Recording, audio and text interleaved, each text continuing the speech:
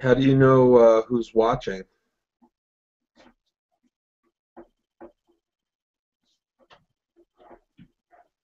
Because like in the chat window, you can't really see who's watching. Oh, yeah. I wish some more people would join.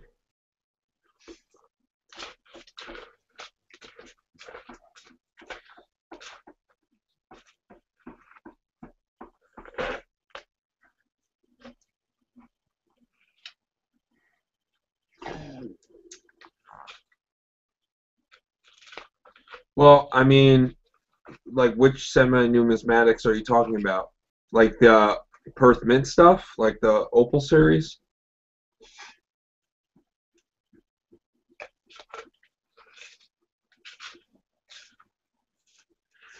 Yeah, I mean, and I kind of got bored with it, and I want to deploy my money in a different direction. Plus, I'm also trying to reach that 25 ounces of gold goal this year, so I kind of need to raise funds.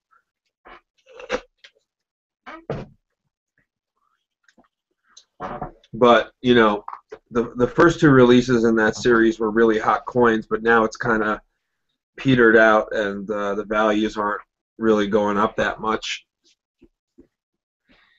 Yeah, I mean, with that one, it's kind of hung around the same value area for a while now, so I got rid of that gold coin to try and raise some money. And that in combination with selling like random crap on eBay that I don't need anymore, I've been able to raise a lot of money. Well, not a lot of money, but enough to, you know, fund some of my recent purchases.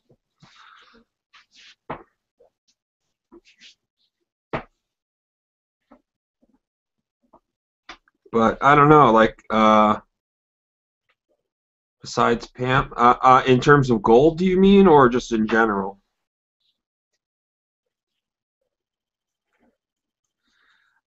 Um,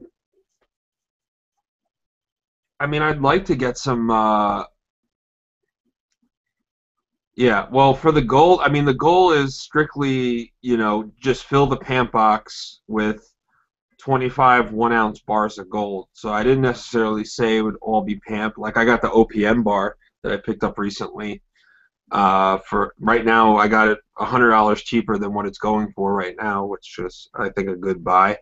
But yeah. So just, hey, what's up? Finally, someone else. Hey, what's up, man? Yeah, Silver Siren's got to get a new camera. I think we should make like a PayPal fund for it. Yeah. Or if I could dig one up, I might have an extra one.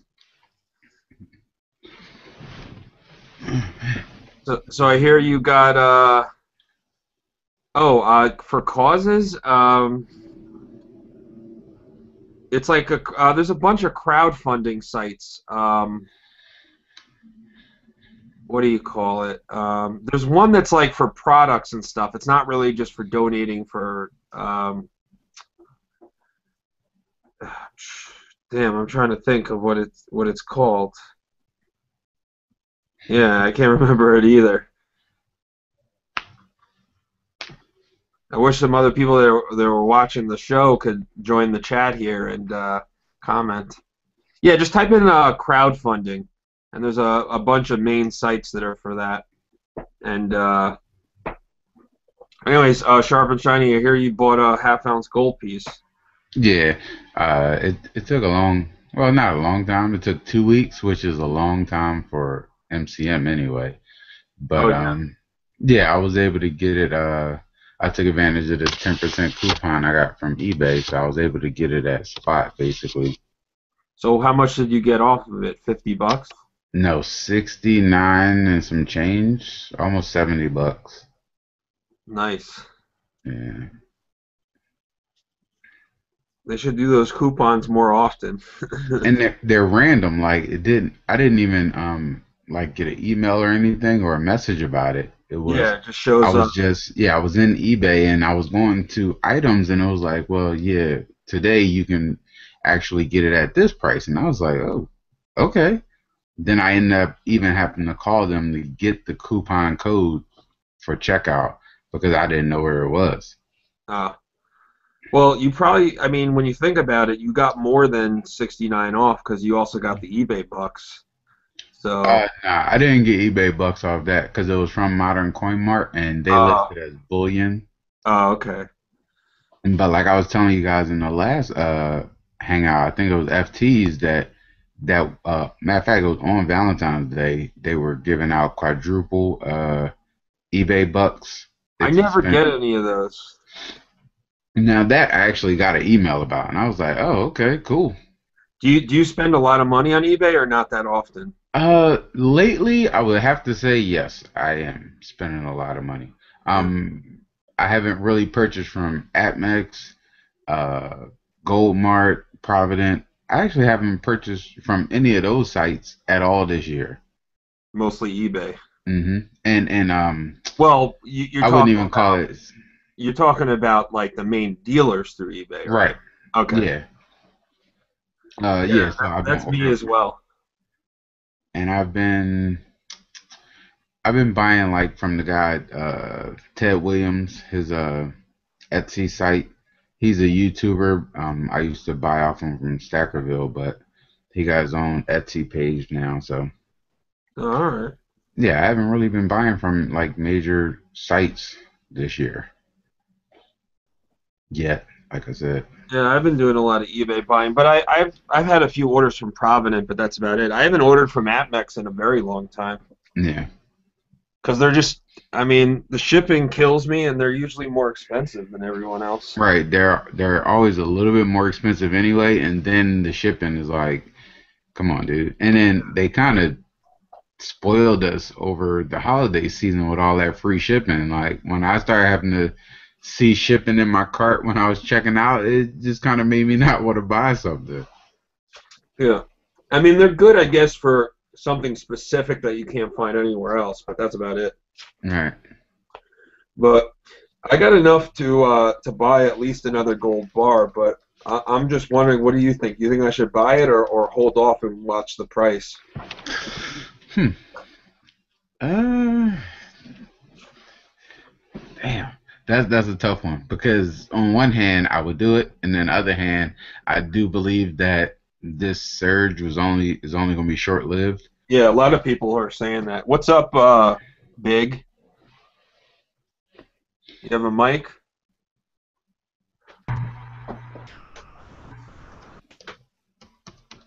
I don't know. Maybe he's getting his camera working. That's a nice hologram on that pamp.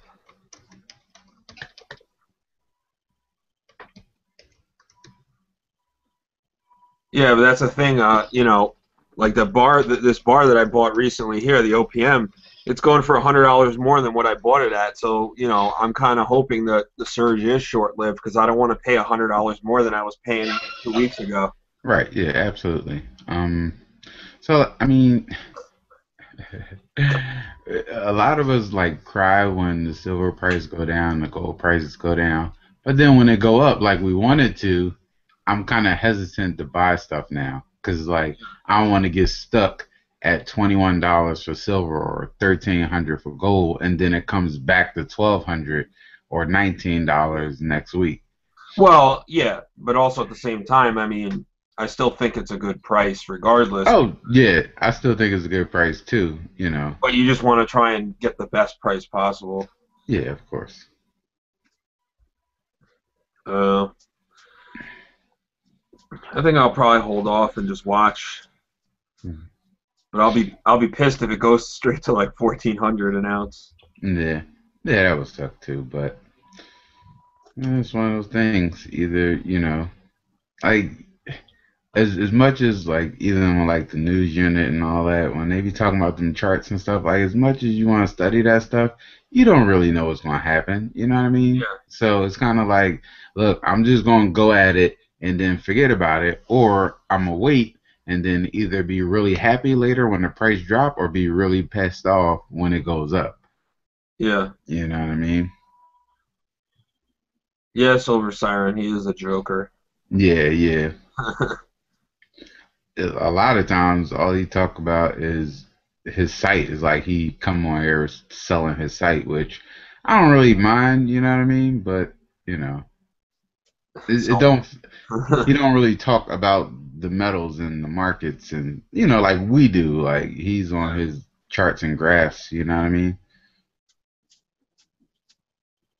yeah, he likes to troll a lot of the YouTubers, but I like that though Yeah. because he likes to troll some of the people I hate on YouTube. Well, not hate, Right. but you know, Don't like. yeah, the people Yeah. who try and steer people the wrong way just so they can make a buck. Right. I hate people like that. Yeah. Yeah, I mean, Silver Siren. It's like I'm trying to think. Like those guys, Greg Manarino, SGT, Bull, and the rest of them. Right. They can go. I don't want to say, I don't want to start getting vulgar with my words here, but they're all about their own self-promotion, and they say the same thing in every video, trying to get people to go to their site and buy something. Right. So I have no respect for those people. Yeah, they're shysters. They're snake oil salesmen. Yeah.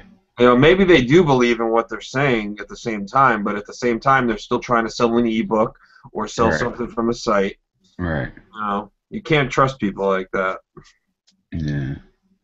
Yeah. I mean, and maybe that's probably one of the reasons I don't watch any of that stuff. It's like they're not. It to me, it doesn't feel like they're doing it just because they like what they're doing. It's like It's a job. yeah, I just came out with this book and visit my site, or I got this new round coming out, or you know what I mean. It's not like you're just like me or you. We're doing it just because this is something we like doing and we like sharing information or something. You know what I mean? Yeah. So that's why I probably don't pay them much mind.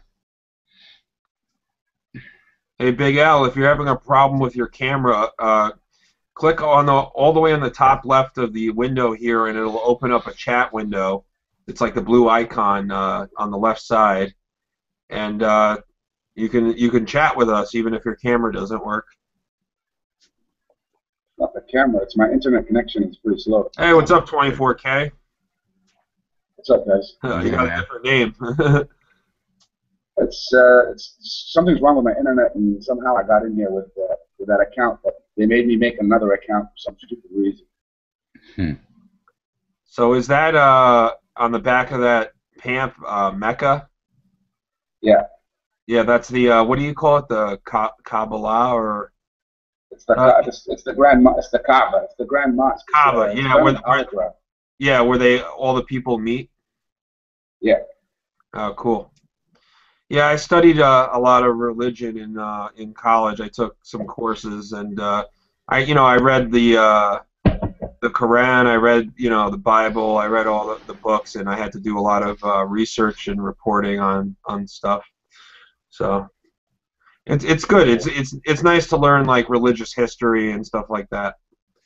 yeah. I mean, at one point, I did almost the same thing. I didn't do it for college, but it was just out of interest because I lived in so many different places that I was always, intrigued to find out Yeah, the religions. And to be honest with you, it's not just the three religions of Islam, Christianity, and Judaism, but all religions really stand for the same thing. yeah. Well, yeah. I mean, I I mean, studied Buddhism even and yeah, exactly. Even Buddhism, Hinduism, even like um, what's his name, Confucius. You know, yeah. A lot he of could have been a a lot of the prophet for all we stories know. are the same, Yeah, but yeah. I mean, here's something that's related to the topic of this room is that there's many times in the Bible, in the Old Testament, that they mention like silver and like so honest weights and measures for getting paid for a day's work. yep. Same thing in the Quran. The only, we are told what is protected by God as money, and that is gold, silver, and a few other commodities that he listed. Yeah. And someone asked, actually, someone, asked the Prophet. He said, is my herd of cows and sheep, is that, can that count as a commodity? He said, no, because, they could die tomorrow of a sickness or anything like that. So So even it back has to, thousands of years ago, they knew about hard assets. yeah. So that, I mean, they're telling you it has to be something that is, first of all, it has to be abundant in the area, and people want it, and it can be kept for years. Yeah. Huh. That's interesting.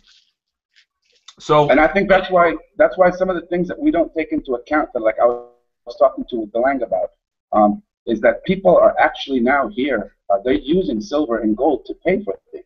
for I product, could pay for buying. Yeah, you can pay for buying. I mean, as small as a hot dog Hmm. to as big as a house or a car. Wow. what they just converted into the currency and that's it? Exactly, exactly.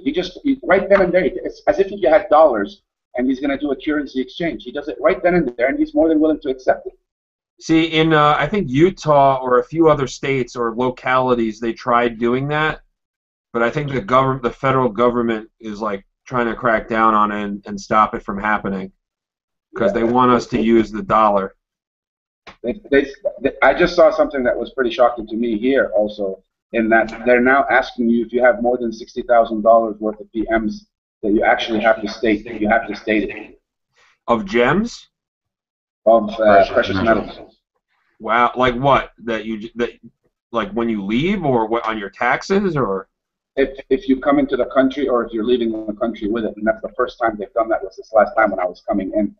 Damn. I think I know what that's about. I think that that's related because I know that a lot of the gold from there makes its way to India, Yeah, and they've been catching a lot. Yeah, like silver side linked to drugs. Yeah, they've been catching like a lot of the smugglers going from there, and from China into India, smuggling a lot of the gold. Um, so yeah, that's probably related to something like that, smugglers. I think in addition to that, it's terrorism security. Mm. Yeah. So that people aren't walking around with that, because people here will walk. I mean, you'll fly around with a large amount of gold sometimes, especially if you're moving. If you're moving from one place to another. And before, people used to give people at the airport, like, here's 10,000. Can you give it to my brother when he'll meet you at the airport? Well, people don't do that anymore because you can get in trouble for it. So now, they're trying to, can you give this piece of gold to this person when you get there? So So it was how, the first time that they had asked. I mean, they actually put an ad in the airplane that stated this. well, And I there's a was just way like, oh, around it wow. though. I mean, like let's say you go to a deal. Let's say you have 100,000 in gold there. You go to a dealer, you Yeah. sell it, you get the cash, and then you put the cash in your bank account and do a wire transfer. You know, Yeah. and then you But could the just. thing is, I mean, for me, I'm bringing it in. I'm usually not taking it out. Oh, Right. so if you bring it in, it doesn't matter. I still, they said, I mean, they don't really care. They're not going to tax me or anything. I just have to declare it and they'll write it down and that's it. Mm. Yeah, but But it's still, the that's a first time little. that they've done that. Yeah, that's a little. I mean, I guess that's okay, but then aren't you like a little scared that like they know how much you really have? No, not really, because like I said, everybody here has gold. From the poorest person to the richest person. It's just the amounts that they have. It's different, but everybody, we all buy gold and silver. I mean, my I have mom a was preaching it for the longest time. I have a question for you. That pant bar that you got as your picture, is that actually made by the Swiss Mint or is that like a custom thing? That was made by PAMP Switzerland. It's in the back. It's got a serial number from PAMP Switzerland and everything. Huh. So do you I think? actually just, I actually just did a trade. It was my first trade ever, and I did it with not a polite Canadian. Mm. And I'm sending him that. It should be getting to him within like a week or 10 days or something like that. It's fairly unique, you know. Yeah, it's something that I had never seen, so I took all of them. If you see the video that I did on it, I actually traded Silver Eagles and paid $10 extra for them. Mm. Well, the thing is, I wonder if they do like other religious sites, you know, or is that just a one-off thing that PAMP did? Well, we have a lot of different religious things here in Saudi and in the Middle East. They've got one that's not hologram.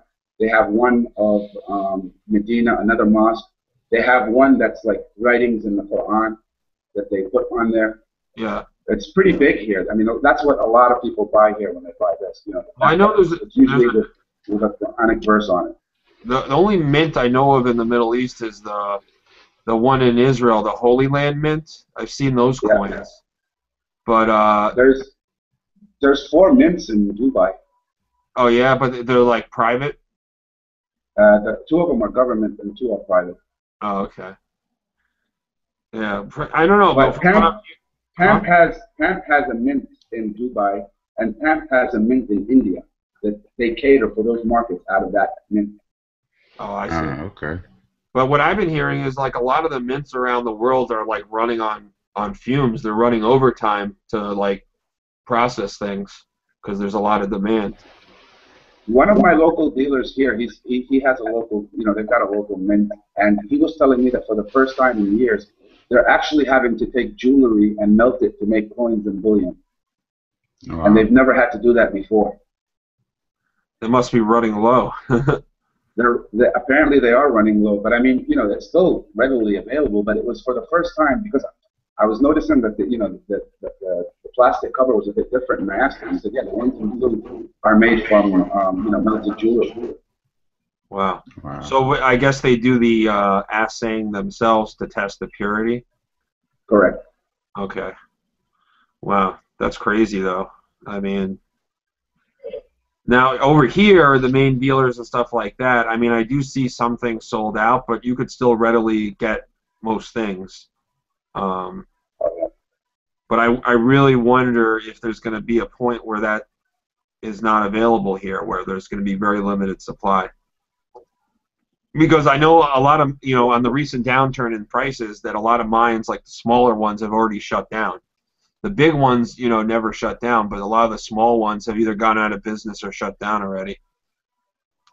So, I'm gonna put up a video tomorrow I was gonna do it for CCT's competition, but I just never got the time to get into it. But I'll still put it up tomorrow, where basically I show you people here in Saudi, like they'll go in and buy a kilo, and out of the kilo, let's say he wants 600 grams, the guy will chop up the kilo right then in half and give him half of it. wow. Well, how does he chop These it? are pan. It's so easy. He takes a crowbar and then clasps it, and then he takes his hand and just flings it back and forth as if it's like a piece of metal, and it just cracks in his hand. Wow. You'll see the video tomorrow. I mean, they call them here lady fingers, but the reason why they do it like that is because it's sold at spot, and these are PAMP certified kilos. So the gold is there. Wow. I wish I owned a kilo. I'd like. Hard to sell. Yeah. Thinking about trying to get a silver kilo. Oh yeah, I got one of those. I got a poured Monarch bar like that. Okay. Yeah, I think I did see that. I've got a koala and a handboard from Dubai. Nice.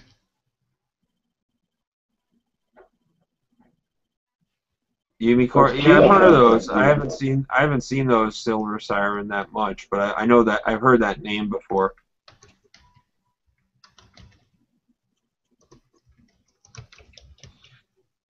Yeah, a kilo is a nice size, It's a nice substantial size, but it's not too big, like 100 ounces.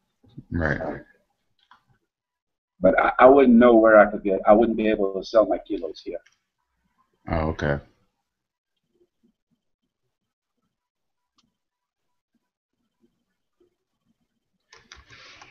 There's a good deal. For some reason, Silvertown hasn't updated their prices yet, and they're selling proof quarter-ounce eagles proof quarter-ounce dragons for $349. Really? Yeah, and they've got a graded PF70 for $399. I just ordered 4 of each. Wow.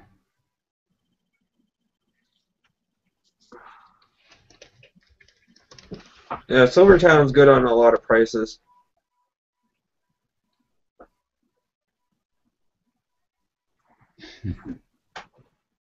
Yeah, I think Silvertown's based in Indiana, something like that. Yeah. Yeah, they are.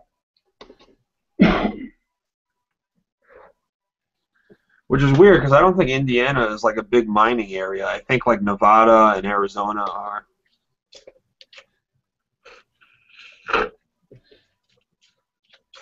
Yeah. What, Silver Siren, why were you going to rant about the payment options? I can tell you one thing, though, that Provident, that electronic check feature is like my favorite thing. Yeah, electronic payment, that's the greatest thing ever now. Yeah, Because I just put in my checking number and they hold it for 4 days, the payment, and then that's it. Yeah, but why would you even want to go with them? Because, you know, their shipping is so expensive.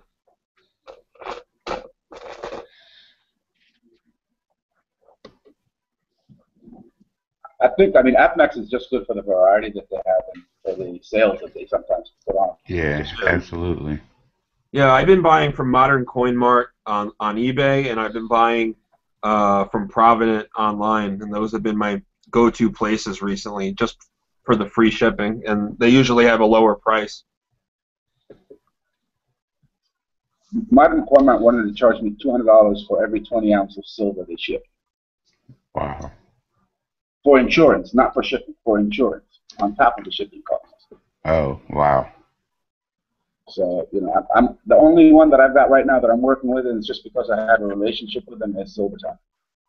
Okay. Yeah, international shipping gets a little complicated when it comes to bullion.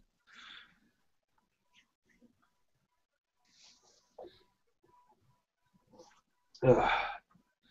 I'm going to take one of these painkillers.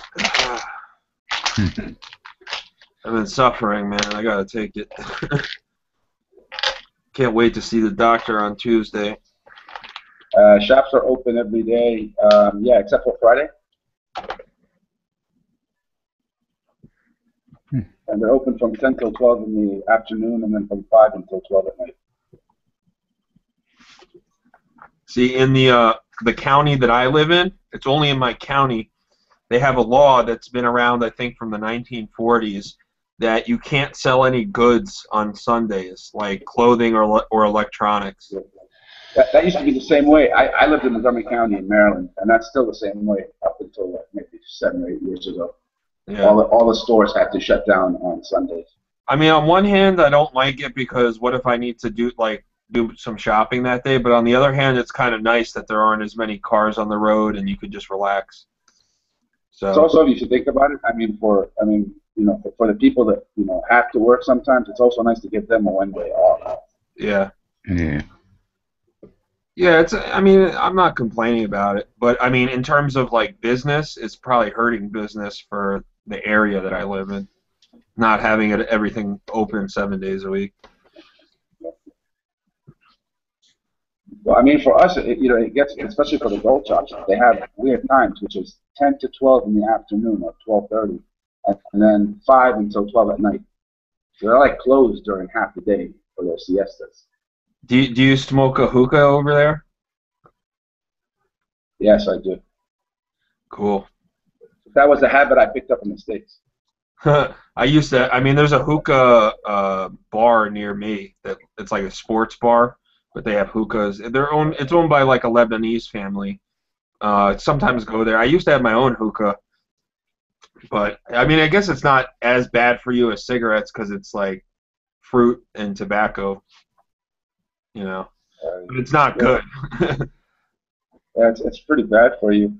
The most extravagant thing here, wow, if you're talking jewelry-wise, I've seen $4 or $5 million necklaces that you can walk in and they'll let you wear them if you want. And that's if you're talking bullion, it's 10 kilo bar was the biggest that I've seen. Damn. But the bullion is in the low-class working neighborhood. And then in the high end is where you get the jewelers, you know, the main jewelers that you would get anywhere in Paris or anywhere else. Wow. So if gold ever goes up to like a crazy number, then the people in the poor neighborhoods will be rich. Like I said, I was shocked at the amount of poor people that were buying gold. I mean, I've stated this more than once. It is really shocking. The poorest of the poor are buying more gold than the middle class. How are they doing it? I don't know. But the middle class, you don't see them going into this, you know, working. The only people that you see there are either people that are very rich or people that are very poor. The middle class are nowhere to be found. What's up, Marcus? I like some of your videos, man. I gotta tell you. Shop in China, if you go to their shipping for free at the bottom, and then hit products that are available from the left, and hit the third page, you should come up with either the $349 for the proof or the $399 for the graded. Okay, thanks, man. Yeah, I'm all No over that, problem. as you can see. Marcus, why don't you turn on your camera and show us some of that gold? I know you got a lot more than I do. Free shipping. Put my stack to shame.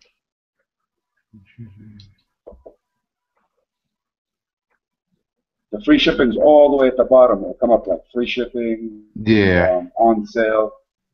yeah, I And saw then that. you need to hit at the left side, you need to hit products that are available. And then it should be on the third page if you're going from lowest to high price. Okay.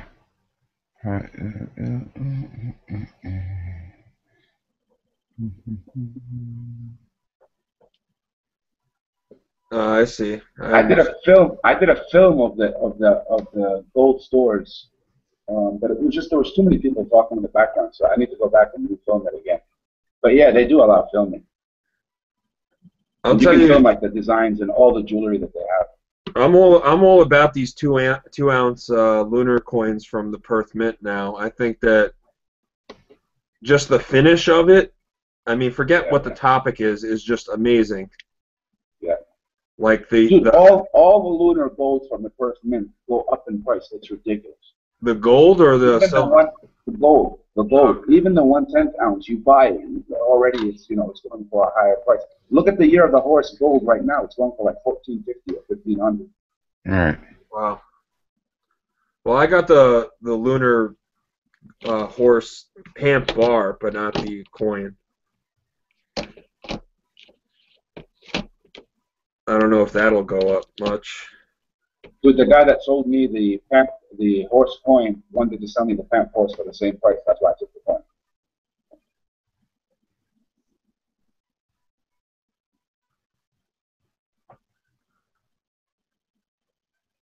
Yeah, I wonder what the mintage is on those, on the lunar gold coins. They say 30,000 if I'm not mistaken. Yeah, the 1 ounce is limited to 30,000, and the other ones are, limited. It's unlimited, but they Yeah. only get minted for that year. Yeah, Marcus, I've been looking for that snake as well. I mean, that's the one I'm missing. I got the dragon and I got the horse. I'm looking for that gold snake. I can't find it anywhere.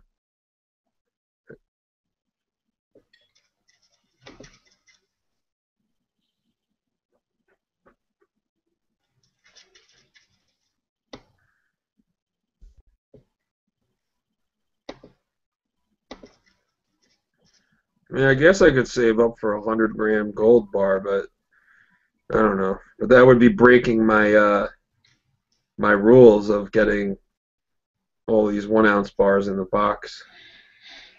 100 grams is what, like $4 grand now, something like that. Yeah, it's about 4,000. But don't do it, because the minute you put that 100 grams in your hand, you're gonna want to convert all your ounces into it, and then you're gonna want to go big. It's just so chunky and it's heavy in your hand. Yeah. Yeah, maybe it's. I'm actually trying to get rid of the two. I'm trying to get rid of the 200 grams that I have and see if I can trade those for coins. I just prefer the coins for some reason more than the bars. Although the bars here get sold more quickly than coins. There's just more people that will buy bars than coins. I don't know. Maybe I'll switch it up. Maybe I'll just reach 25 ounces, or that'll be my goal, and I'll put them in the box so I don't have to always be buying bars. Because I think you guys are right that even if you pay a few dollars more for a coin and it has a lower mintage, you'll probably make out better when you go to sell it than a bar.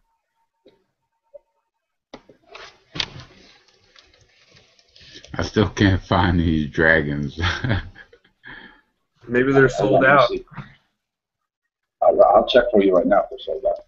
I hope I don't get disconnected though. I hope they wasn't sold actually, out you know too. what? Let me see if I can get you the link.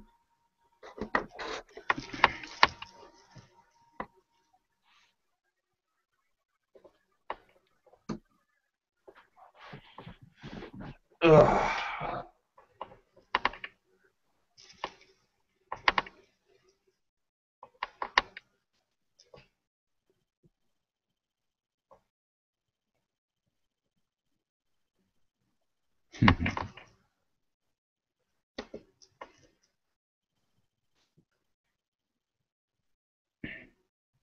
I'm almost at a goal. I don't know how many ounces that's going to end up at, but one of my goals was to fill that little airtight tube with fractional gold pieces.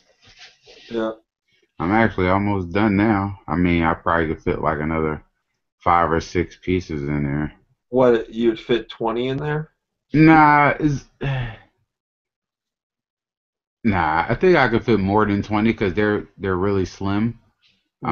They're not as thick, but uh, it's not like I'm just getting all tenth ounces or all quarter ounces. It's just fractionals, whatever I could fit in there. Oh, I see.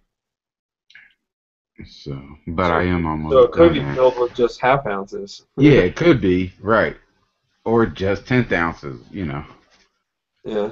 See, that's the thing. I used to buy a lot of fractionals, but not Hmm. anymore because I beat myself up over paying that extra premium on them. Right. Right.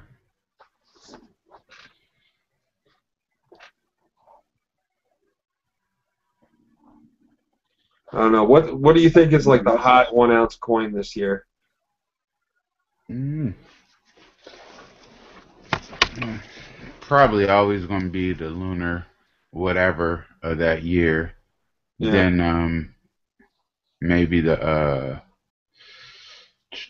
panda maybe. Um One that I don't know why it doesn't get a lot of airplay or publicity, maybe because only one company has it, but the Those sharp and shiny. I think I put it up on the right in the message board. all right, I'll check it out.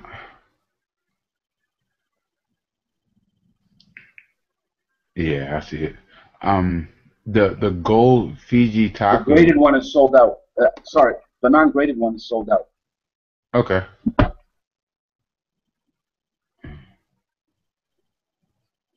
Let's see. So you think like a Proof 70 Panda, MS70, or a Proof would be a good buy, the gold? Mm, yeah, I don't know. I don't know. Yeah, I think what she said at the right price, anything would be a good buy, basically. So yeah, I don't really think it's the coin that matter. I think it's what you get it for. Yeah. But the question is graded or ungraded? No, no.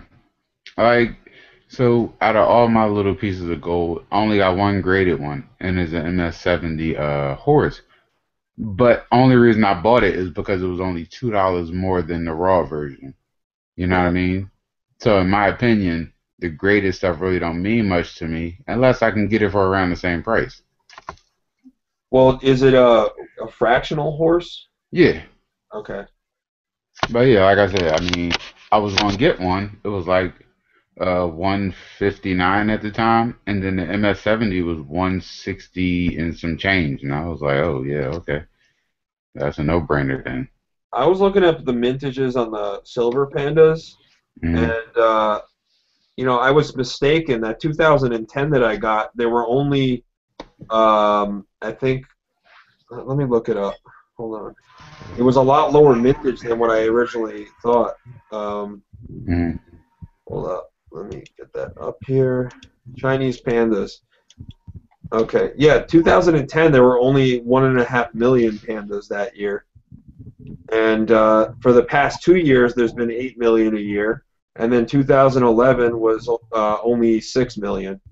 right, So I think I made out pretty good on that 2010 because the previous vintages before that were 600,000, and there were some smaller years, back in the 80s and 90s. So I don't know. I guess that's the thing is you just want to get a good buy on whatever coin you're getting. yeah. Hey, what's up, Cyber Curtain? Hi there. CCT, what's up, man? Oh, you got some graded coins. What are those? These, Yeah, is that Canadian or no, the Tokelau the Tokelau horse?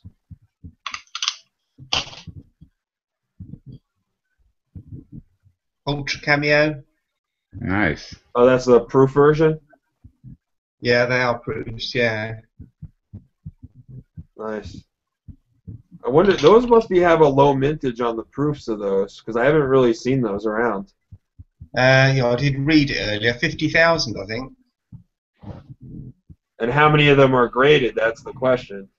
Yeah. You could probably look up the population of how many of those are PCGS graded 70. Yeah, I've got some ungraded ones as well, obviously. That's the thing. It's like it's you have the low mintage on that, but the population is all that matters in terms of the the graded versions.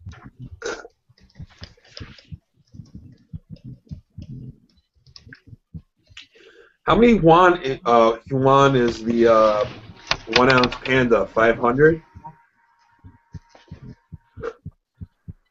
Anybody know? The gold Uh, panda's 500. Yeah.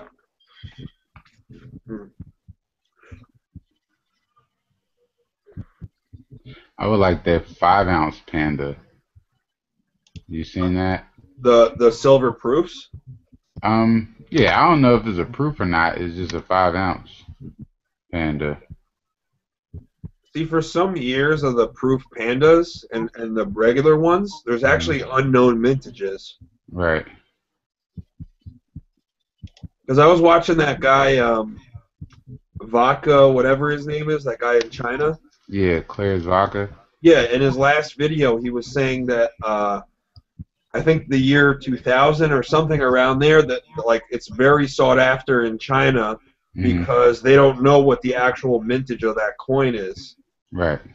So like people in China just like they'll pay crazy money for those pandas because they're assuming that the mintage was like very, very low because they don't even know what it is. Right. I don't think I'll ever be able to complete a panda set. I don't know if I want to. No. You could, if your pockets were deep enough. I just don't think I want to. I think as far as back as I'll go is 2006. I think anything before then, that's when they used to come in the Mylar plastic, and anything after that, they came in the airtights. Yeah.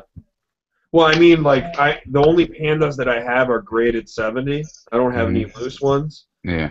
So, but I'm thinking you're kind of right also in that regard in terms of the graded ones, because maybe I'll just pick up as far back as, I can get a good deal on.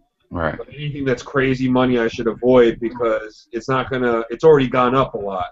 Right. And the ones I do have, I'm going to look to see go up over time. Right. Yeah. And that's the thing. I picked up 10 2014 MS-70 pandas. I got a bunch of 12s and 11s, and then I got one of the 2010s.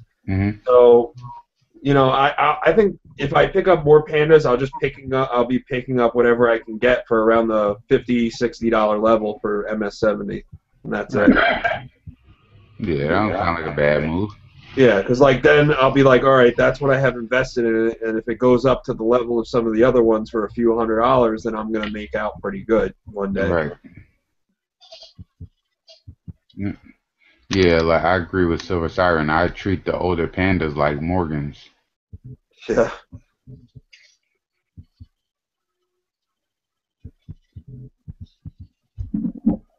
Yeah, and that's the thing I was talking about like a while back. Like, maybe I'm wrong, but if China's middle class keeps growing and growing, then the pandas are going to be, I think, one day more in demand than the silver eagles.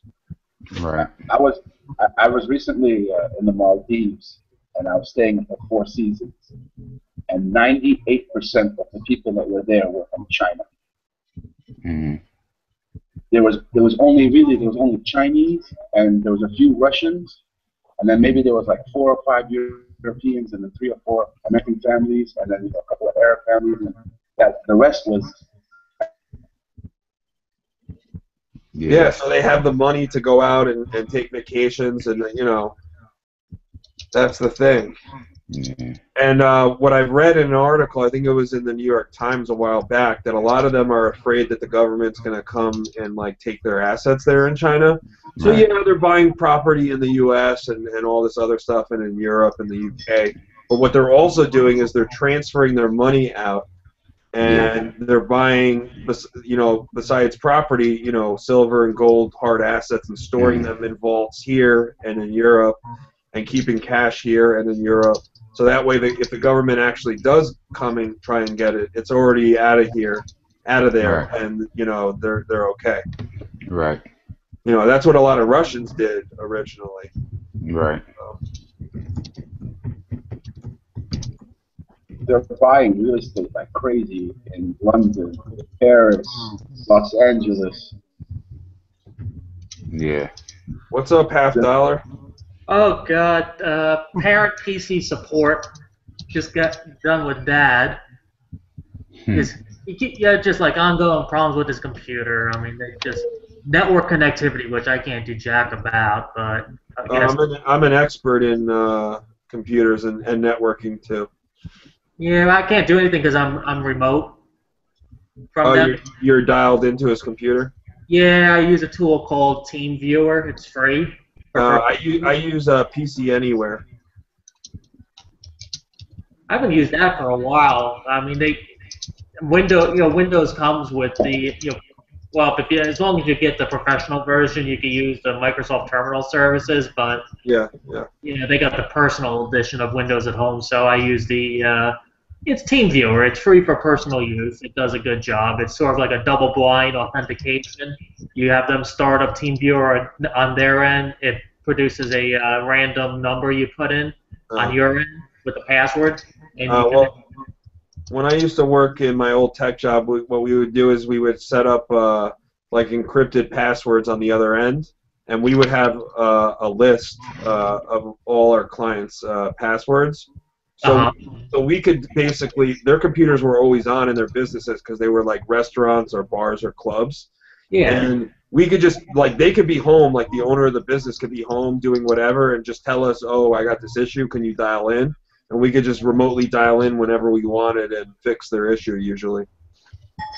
Yeah, it's like the biggest problem with him is his computer's on one side of the house and the wireless router's on the other. With my mom.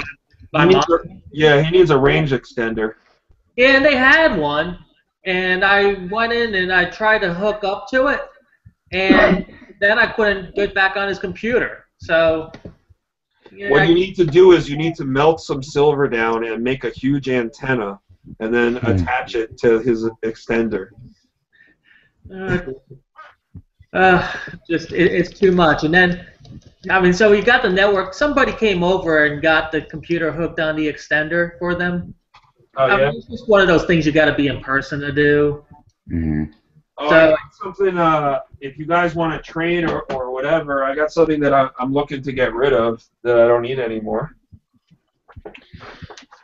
Let me see if I can show it to you guys. It's a Dansko album, and it's got some peace dollars in it.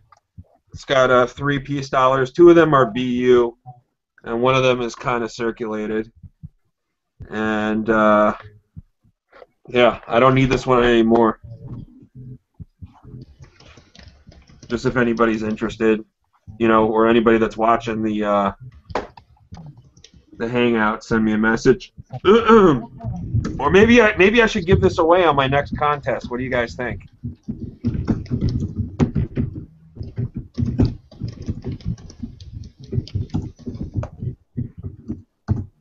Sounds like you're beating something, half dollar. Oh, was I pecking at the keyboard? I was just trying to sidebar with Siren there. We were kind of messaging each other.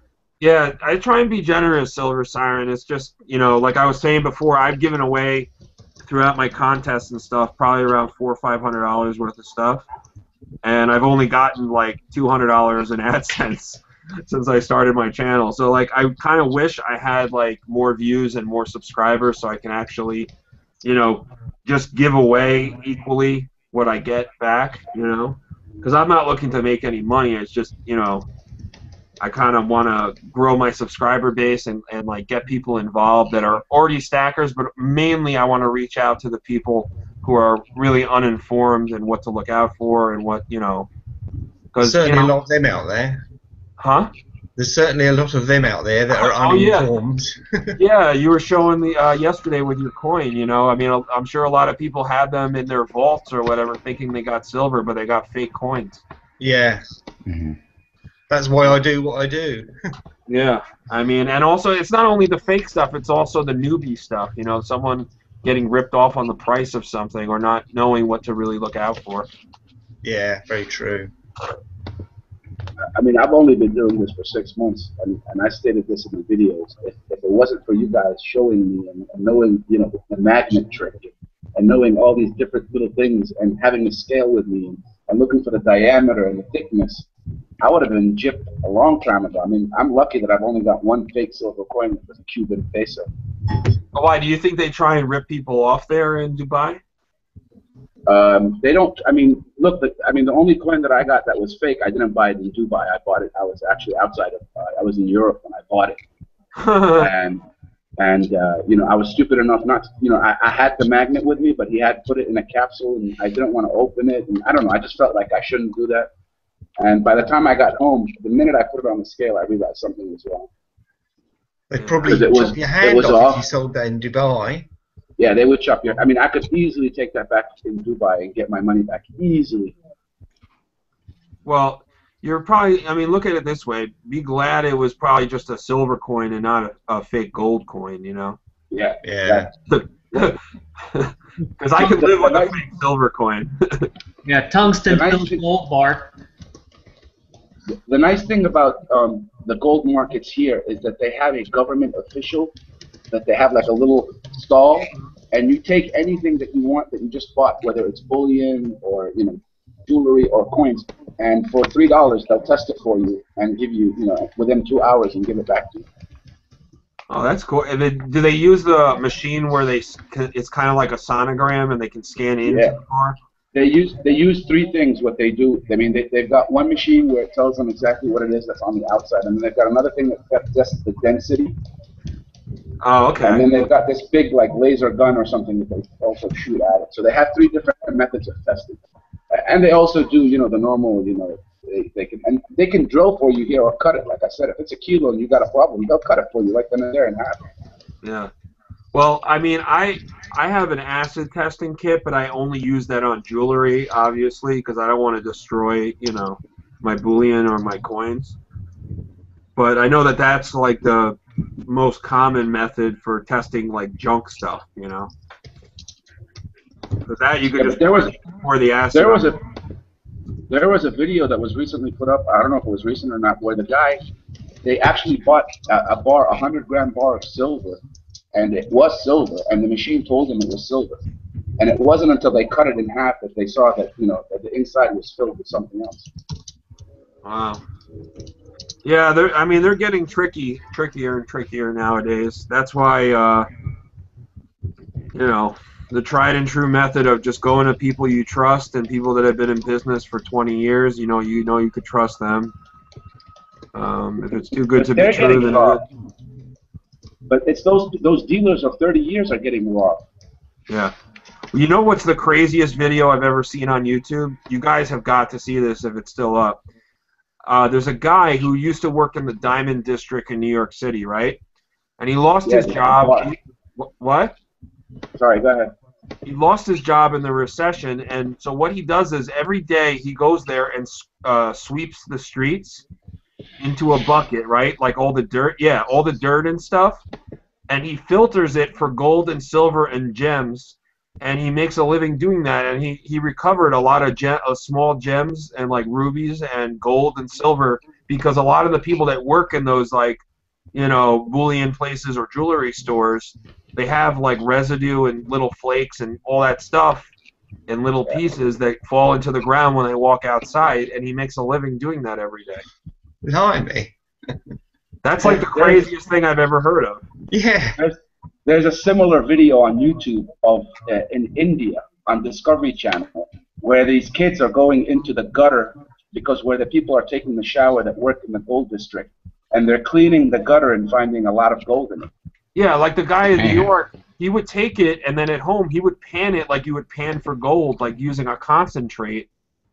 And like it was crazy. It was just like filled with gold and silver and like all kinds of diamonds and gems. Not like huge ones, but he would put them all together, and he would make enough to like pay his rent and pay his bills, and that's what he would do to make a living. And it's totally legal because it's public property, you know, just sweeping the street. I mean, it takes a lot of. I mean, he obviously has no shame. You know, he's not embarrassed to do it. Yeah, if you see the video I put up tomorrow where the guy cuts the kilo bar, if you look at the ground, you'll see sparkles. And basically, at the end of the day, they're cleaning that up, and they're, you know, they know that there's gold on the floor. Wait, your name on YouTube is 24K, right? Yeah, it's 24K. It's weird. Like, I think I'm subscribed to you, but I don't get your like. How long has it been since you've uploaded a video? 4 days. Yeah, I'm not getting like your new videos on my subscription stream.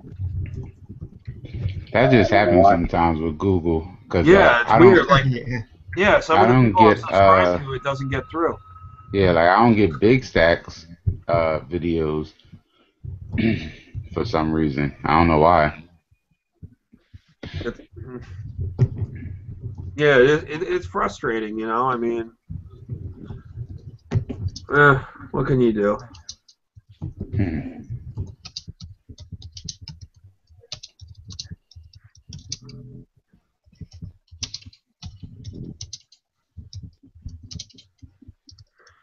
Yeah, $50. You know, if you make over a certain amount, there's rules with the IRS where there's a guy in every casino. There's an IRS guy that works in the casino that has to take the cut. You know, and you have to fill out forms as that it's income. Yeah, I've been going up to this casino in Oklahoma called WinStar, and now it's the world's largest casino supposedly. And I think every year I had to do it, except for this past year because I didn't win anything significant. But I mean, in the past I would hit like 1,000, 2,000, 25. What do you play? Oh, the machines. Oh, like slot machines? Yeah, but I had pretty shitty luck the past year. Actually, I made like small winnings and small losses. I was kind of even. But I try not to gamble because you know eventually they're going to take your money. Yeah, I'm realizing it as I go on. I mean, I went to Biloxi to be with the folks and me. We met in Biloxi, halfway between where each of us live, and I went through about, I'm going to say, 3 weeks of salary, and I feel like a jackass over that. That could have been gold or silver. Yeah, that's the thing. Like, you know, you got to go in there. Like, all right, I think if you're responsible, you could say, hey, this is money I'm willing to lose, and then that's it. So if I go in, I'm like, all right, I'm gonna spend 100 or a couple of hundred playing poker or whatever, and if I lose it, I'm out of here. That's the way you got to do it, and then you can have fun that way. But yeah. I'll just say, in general, I'm a very living under the means kind of person, but when I'm in the casino, I just turn into a derelict. So I'm glad I'm far enough away from a casino. It's about a 75-minute ride. Yeah. So I really don't go too often anymore. I think January was the first time I went in like 3 months. And just stay away from there. Yeah, I'm planning to. I like spending the money on the bullion and on the numismatics. Yeah, it's much more rewarding, trust me. Yeah, but you know that it's legal online here in New Jersey now. And yeah, I saw that. I played a little poker. I think I deposited $50 and I cashed out 150, but I haven't been back since. That's the only gambling I do. Because it's all rigged, you know, even the online stuff. Oh man, Dad! Speaking of cyber, Kurt and Twitcher put up a lotto ticket. Yeah, my dad, on the phone with my dad a few minutes ago, he's like, "I want you to get a Powerball. It's up to $400 million." That's the biggest. You actually have the lowest percentage of winning on those. I wouldn't even. Cyber Curtain, did you win on that ticket? Yeah, they're all winners. Yeah, I think I reckon I'll get my money back on them. Oh, okay. You know, some weeks I don't buy masses. They're only £1 each, which is $1.50. The last Powerball, my uncle, he had, I think, 4 of the numbers or something like that. He won $500. Oh, that's good. Yeah, and he was pissed. He's like, "Oh, just one more, and I would have won $1 million." I said, "Yeah, but you spent $2 on the ticket, and you get 500. I mean, you should be happy about that. Yeah. Most people don't get anything." Can I tell you something funny about that? I did have an uncle that got all the numbers on the scratch off, and it was, I think, 1 million or 1.2 million. Wow. Yeah, it was great because he had a struggling business, so he was able to sell that off and then retire basically. Wow. And somehow, yeah, I mean, not to embarrass my uncle or anything, but somehow he doesn't have really anything left to show, and he had to put his house up for a reverse mortgage. Wow. And then, by the way, like within 10 or 15 years. Wow. By the way, gambling is in the UK is 100 times more addictive than in the States, to the point where I've seen them gamble on virtual horses. Really? Tell them, CCT. They will bet on how long, when the Queen will go to hospital, or when will she die, or yeah, that'd be a good one. Well, yeah, I'll put a wager on that one. Virtual horses. Virtual horses. My dad, there's an investment thing you could do here in the States where you buy, like, it's kind of like you buy shares in a group. There's up to, like, I think 20 or 30 shares, and you buy shares on a lot of horses, thoroughbreds that are grown in Kentucky, and when they become 2-3 years old, they sell them at an auction, and then whatever minus your initial investment you get back as a profit. And my dad does that, and also whenever, like, the big races come around, like, we always go to, like, the Belmont Stakes and stuff like that. And he's like a genius with it because he's really into it, like how some people are into football. He's into horse racing, and I'd say he makes a good 20-30 grand a year just betting on horses. But like that's his passion, Yeah, that was my dad's passion as well. He doesn't he got barred for the money. He got barred from the bookkeepers for winning too often. Yeah. That's the thing, like, he's a doctor, so, like, he has the money even if he lost, but he really enjoys, like, beating the system. It's like a numbers game to him. Yeah. Because he knows, like, all the statistics on the jockeys and all that other stuff, so. Anyways, but the whole thing about that thing with shares, buying, young horses and stuff like that. I mean, there's so many alternative investments that you can do. People, when they think of investments, they always think, I gotta buy bonds, I gotta have a savings account, or I gotta buy something in the stock market, and that's all they can think of in terms of investment. Yeah. But you gotta think outside the box nowadays, I think. They're very blinkered. What? They're very blinkered. What does that mean? Blinkered, the horses wear the blinkers. Yeah. We actually own some, we used to race horses back when I was younger, and it's a very expensive endeavor. Like, some of our horses won some money, but the veterinary bills, the training, all that stuff, unless you have a winning horse that's very good, you can lose a lot of money every year. I think it's more prestige than anything else. You know what the first 2 sports were that were invented that were the first major sports in the U.S.? It was boxing and horse racing. Horse racing became big during the Great Depression because people, they didn't have, a job or much to do, and it's.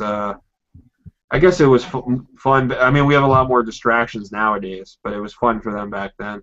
Yeah, now we got gladiator games in the form of. Cage fighting and stuff. Yeah. MMA. Yeah. Like hear about that metaphor? It's like the Roman Empire. It's like when it was falling, they had the gladiator games. Yeah. Yeah, I heard $50 a cage fighter. Huh? I heard Half Dollar is a cage fighter. Nah, I'm a puss. Well, what they should do is all the people that are on death row, they should give them the option to like win their freedom, and they should put them in like a gladiator. Yeah. You know? That's just crazy. Well, they have a movie sort of like that, Death Race, right? Where the Yeah. prisoners get to race But- cars and the winner gets to leave. I mean, I saw like one MMA fight. I mean, I was watching it a couple of times, but I saw one recently where the guy's leg got broken off. I don't understand why I'd want to watch that again.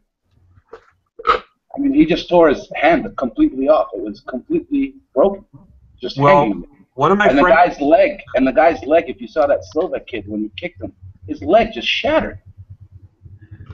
Well, one of my friends, he used to compete in martial arts competitions, like in the professional circuit, and some guy kept in a match was hitting him in the testicles, and the ref wasn't calling the foul, right?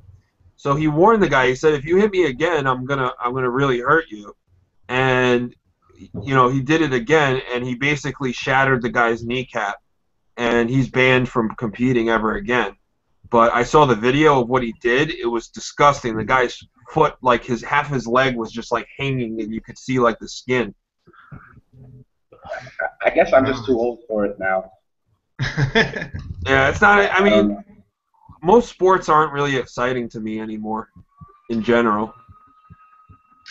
I mean, I still like sport. I mean, I still love football. I love baseball. I love, Yeah, love I watching. like basketball. I like all my teams. I still watch them, but it's not like I'm just saying, like when I was a kid, it was like the world to me to like go to a game. Yeah. Now it's like, I can watch it on TV. I don't need to go. Yeah. Yeah, it's also it's much easier. You get more to see of the game. When you're watching it at home. Yeah, it just sometimes I wish the commentators would shut up.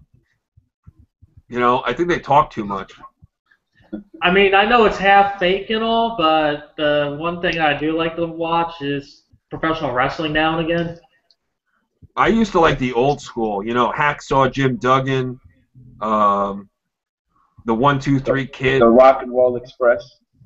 Bam Bam Bigelow, and the old school ones. And I'll tell you what was the coolest era of professional wrestling. I was on Netflix last The night. Arab Sheik. No, the New World Order. I was watching a documentary on that. It was awesome. Nah, man, the Arab Sheik is the man. Oh, and NWO for life, man.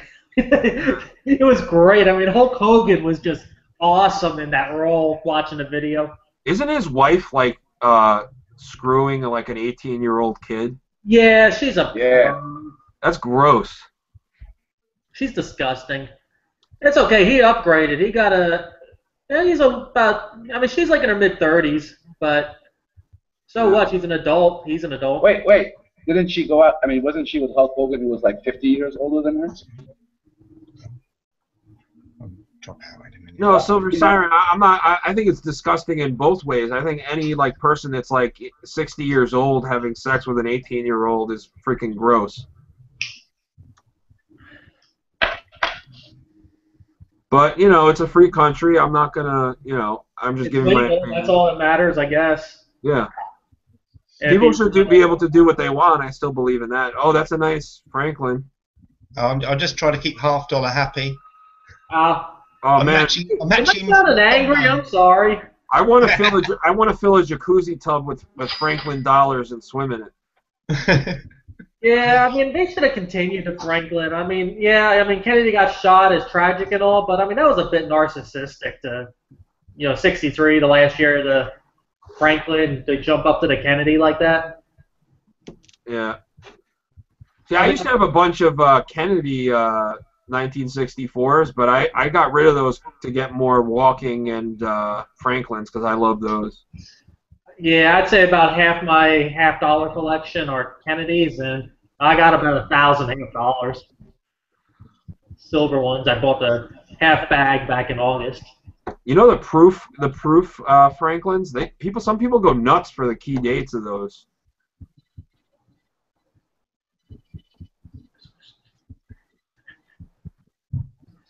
I'm sorry. Can you repeat that? I was multitasking. The proof Franklins. That the key dates of the proof Franklins, I see them go for big money on eBay. There was a video out. I forget who did it, but it was a 1921 walk-in Liberty half dollar, and the guy didn't realize what he had. So somebody pointed it out to him, and he did a YouTube video. It wasn't a good. It was like a good condition, but it was still worth like $70. Oh yeah, man. Makes me want to kind of just sift through my half dollars. I already sorted them, but I didn't really look for key dates at this point. Yeah. I'm not gonna break mine out, but I looked through them. I think I have like some semi key dates. I don't have the key dates, but they're I just keep them all in a roll as junk silver. I don't really do anything with them. Yeah. And then I was supposed to trade FT Ideas some of my half dollars. He had something. Remember he was trying to push his silver for a trade about a month ago. What on the hangout? Yeah. Yeah. Yeah. I don't know whatever happened. He never brought it up again. I know he's been busy though. I think they should start making the Franklin again. I'd buy it.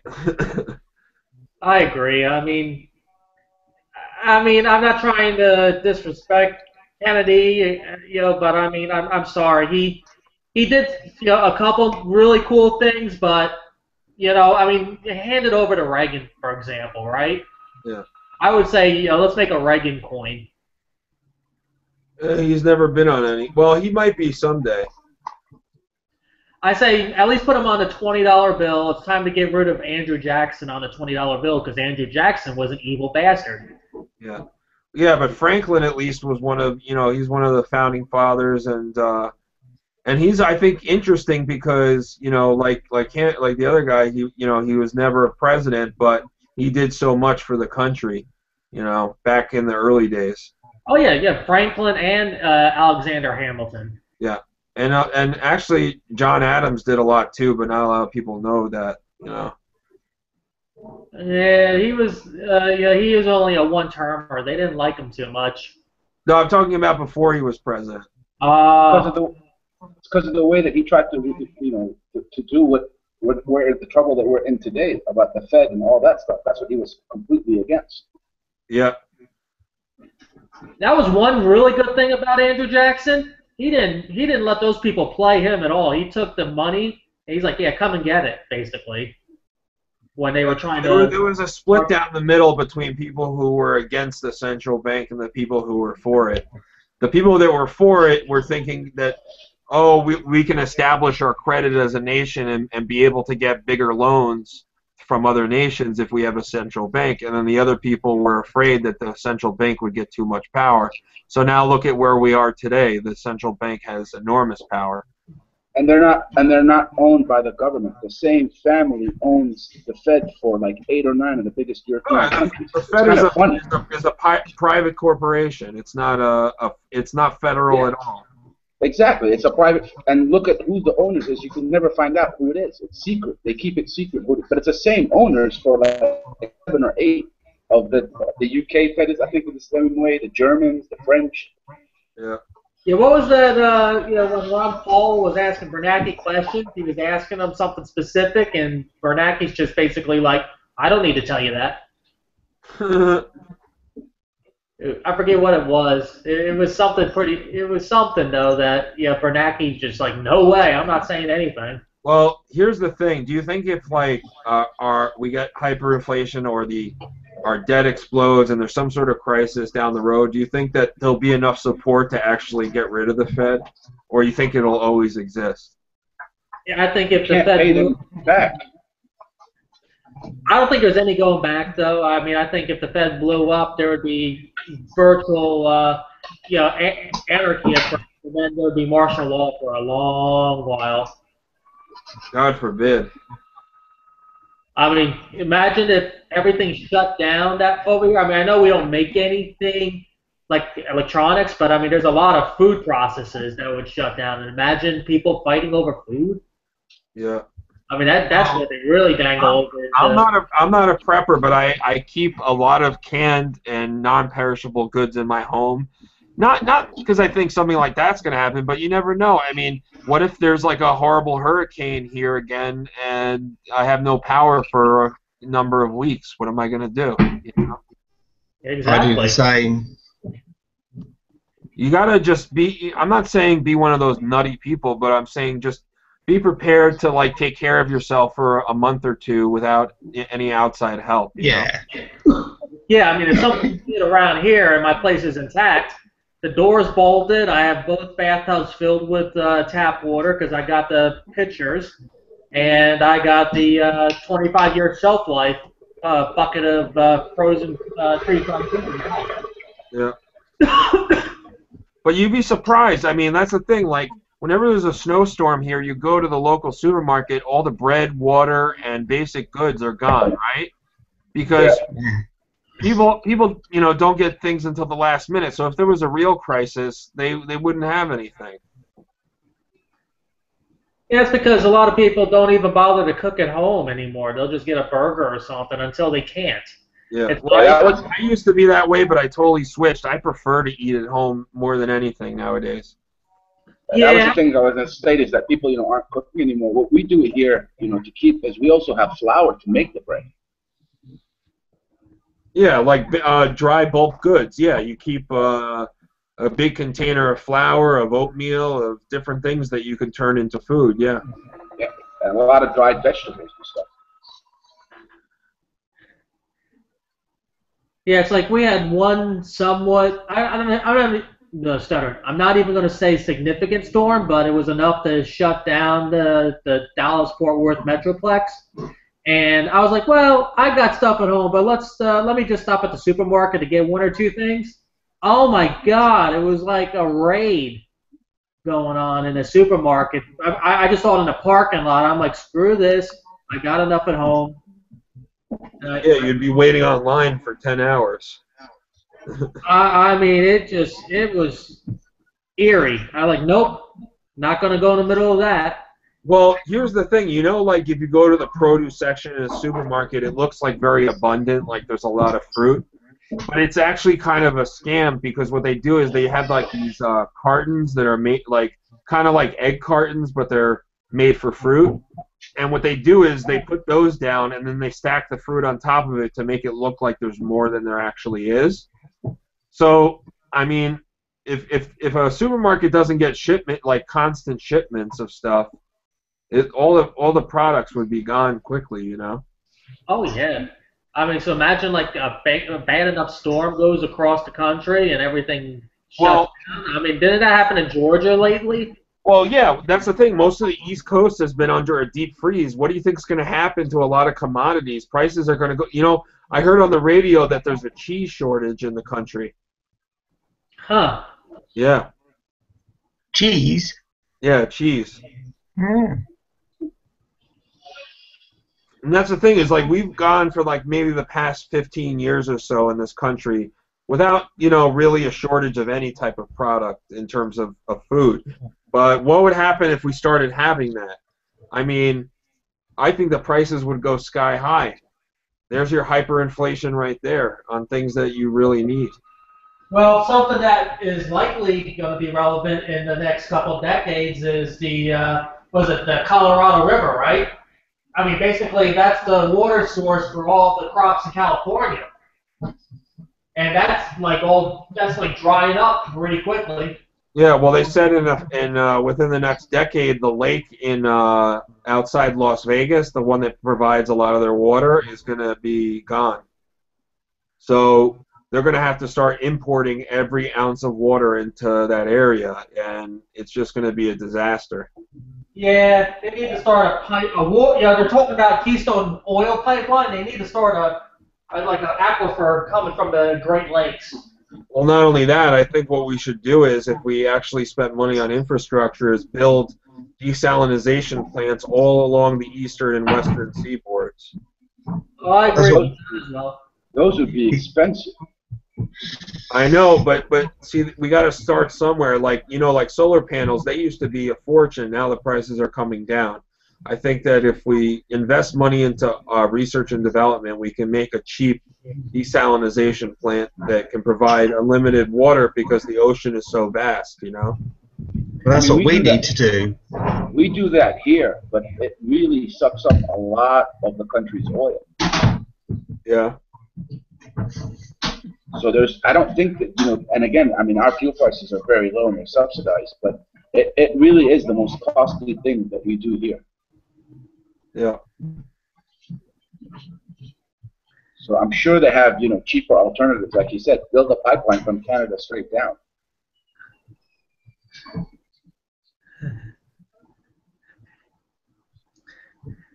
Yeah, I mean, they got a desalination plant in Tampa Bay, Florida, but they only turn it on partially. They never had it on full capacity. I don't know what's behind it. Maybe they think it's too costly, I don't know, or not necessary because Florida does have its own natural water sources, freshwater sources, although I don't care to drink its freshwater sources because it's all, what am I trying to say, hard water, it's nasty.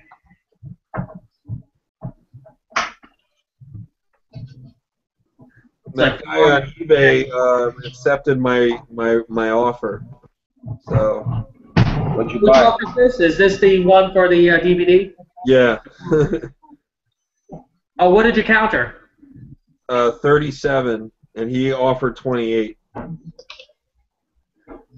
But I had it originally listed for 50, so I still think he got a good deal because the ones that are used are going for like 37. So he took the 37? Yeah. Cool. Yeah, that's like an ounce and a half of silver for me. That's the way I look at it. And I got a bunch of other stuff that's sold recently. I got like 150 listings up right now of stuff. Just clearing out like the rest of my crap. Getting rid of Blu-rays, DVDs, old electronics. I have a cell phone that I sold like before I upgraded my cell phone. I got $50 for it. It's better than it collecting dust. Yeah, I keep one for a backup. Like I got an Apple iPhone 4, but it's just in case my iPhone 5 ever messed up. But now it's been like 15 months, and I guess I could just get rid of it for $30, $40. But no, you get a lot more than that. iPhone 4? Yeah.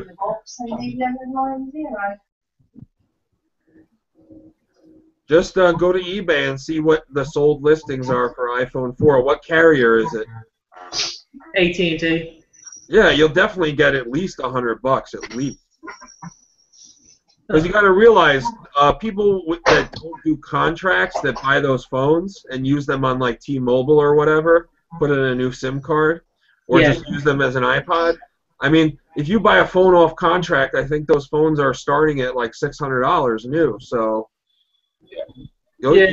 I've never heard of an iPhone or an iPod going for less than like $100. Especially a 4 is fairly recent. It's not that old. Well, it's just the 4 as well. It's not the 4G. So the 3G network is it's waning. Yeah, still. I mean, you might as well try and get a few bucks. I always, like, whenever I buy electronics now, I always keep the box because I've realized on eBay if you keep all the accompanying, like, documentation in the box, you get more money. Yeah, that's the other thing. I lent it to a coworker because she was telling me some story, like she's waiting for a contract to expire, her current phone's broken, blah, blah, blah. So I'm like, okay. So I brought it in with the box and everything. And basically, it took her 9 months to return it to me, and she didn't even give me the box or anything. But what she did, she gave me $70 as like thank you money. It kind of paid for itself already. That should be a new business. You rent out a phone to someone. Yeah. But I mean, heck, I think I could I qualify for a credit towards the newest iPhone, but it's like so what? A thumbprint reader and the Oh camera yeah. a little better. I don't care. I was reading that their new upgrade this year, they're going to upgrade the iPad Air to have a fingerprint reader and upgrade the processor, and that's all they're doing this year. I don't do anything that processor intensive with my phone. I do video, Google Capture, maybe some YouTube stuff, but trading stocks. But I mean, that's not that intensive. Yeah. I mean, if I was a gamer on the phone, hell yeah, I could see that kind of processing power being taken advantage of. But How much silver do you think they use in cell phones? I really don't know. It's probably like a minute amount, maybe like a gram. There's videos of people taking apart cell phones and laptops and seeing what precious metals are inside. I know that they used to use gold. I don't know if they still do that. Yeah, you still get gold in laptops and stuff. Wow. But it's probably like you got to disassemble like hundreds of them to get money. Yeah. I mean, the earth magnet that I have, I got off a hard disk. Oh, like oh, okay. I had a broken hard disk, and I just watched the video, and they were talking about the magnets inside. I just broke it open and got 2 magnets. Better than buying one. Yeah, they're like $20, 10, $20.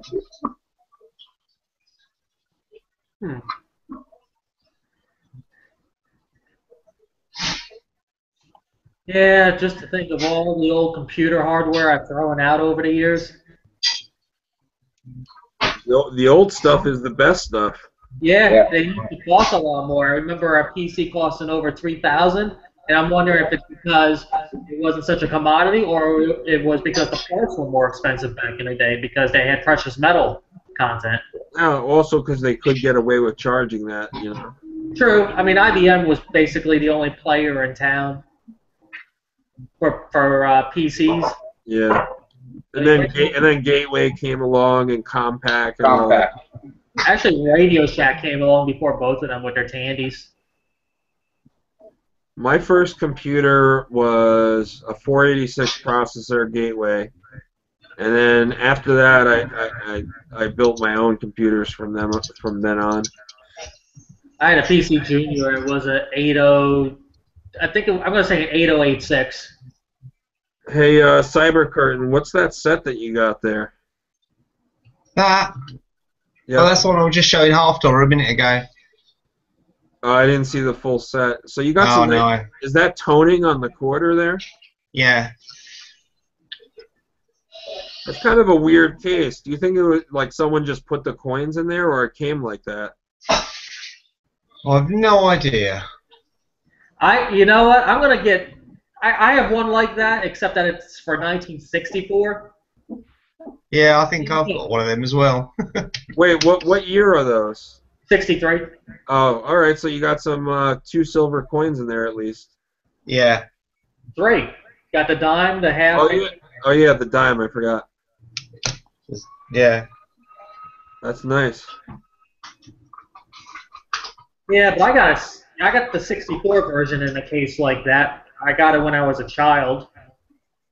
I was telling my mother and my uncle about, just because they don't know anything about coins, and I was like, look, if you get change and if it's 1964 before a quarter or a dime, just put those aside because they're worth, I think at the time I said it was worth like $7 or $8 for the quarter or whatever, and they're like, oh, I didn't even know that, I mean, you'd be surprised, like no one.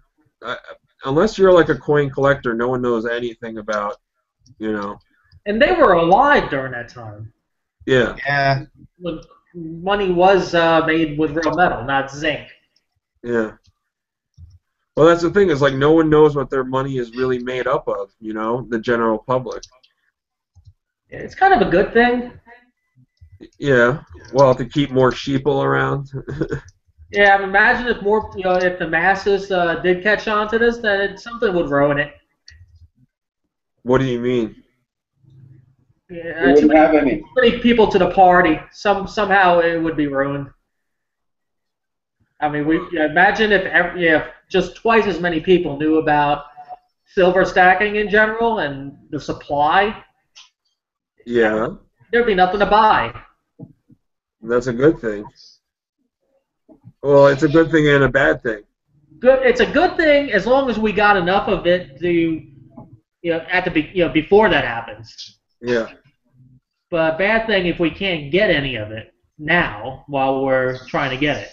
I mean, it's cheap now. I mean, it's pretty, a pretty sweet deal right now.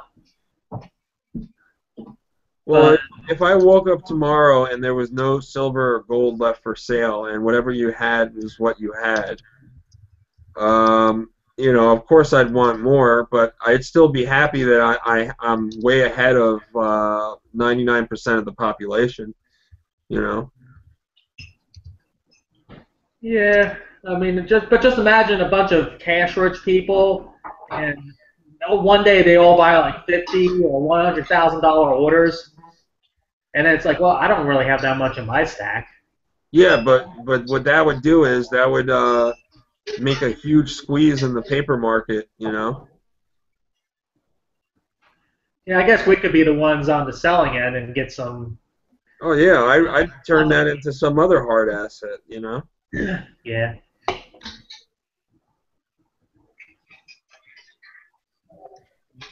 We were trying to move that way to be able to sell more oil.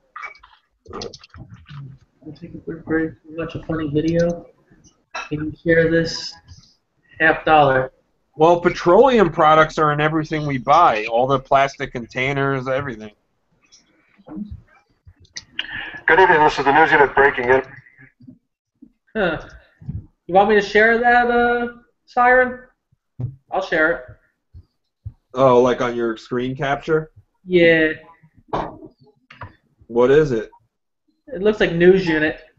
It's like a funny video? Information bulletin here. I never thought I'd be doing this. This comes from moxnews.com. I don't know whoever of you are familiar with this particular YouTube channel. You guys hear it? I never thought I'd have this guy give me a hard time. But let's take a look at something I posted earlier today on the news unit with this Obama African safari thing, where Obama's over in Africa and he's talking to all these African select people at a town hall meeting. Turns out that this video is a video that was posted by moxnews.com, whom I'm subscribed to, and I like to watch his videos. This is the guy, I think he's out in Washington or somewhere, and I'm not sure where he's exactly located. But he likes to put up a lot of news items. And he sent me a little nastygram here. I posted a comment 9 hours ago on here, and I said, more on this African culture expansion and transforming America at thenewsunit.com. So I typed this in 9 hours ago. This guy's channel name is moxnews.com. I already signed my name with thenewsunit.com. And, well, let me get to the letter that he sent me here on private message. He says, this is from Mox News. Hey, how's it? You know, a lot of your comments on my post are probably considered spam.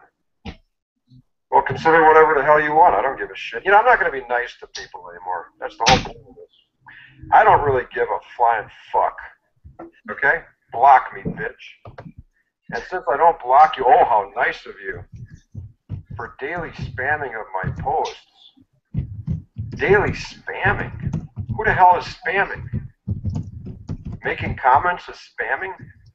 I would like to ask in return that you post Mox News as featured channel. Well, you're not a featured. What the fuck does that mean? Mox News is featured. What, on my comments? Link on your main page because you get plenty of traffic from Mox News. I don't get any traffic from Mox News. How the hell do you know I get traffic from Mox News? I don't even know where my traffic comes from. I get about 800 hits a day on the news unit. I don't make any money, if that's what you're worried about. What do I get, about 11 cents once in a while on AdSense per day? And then,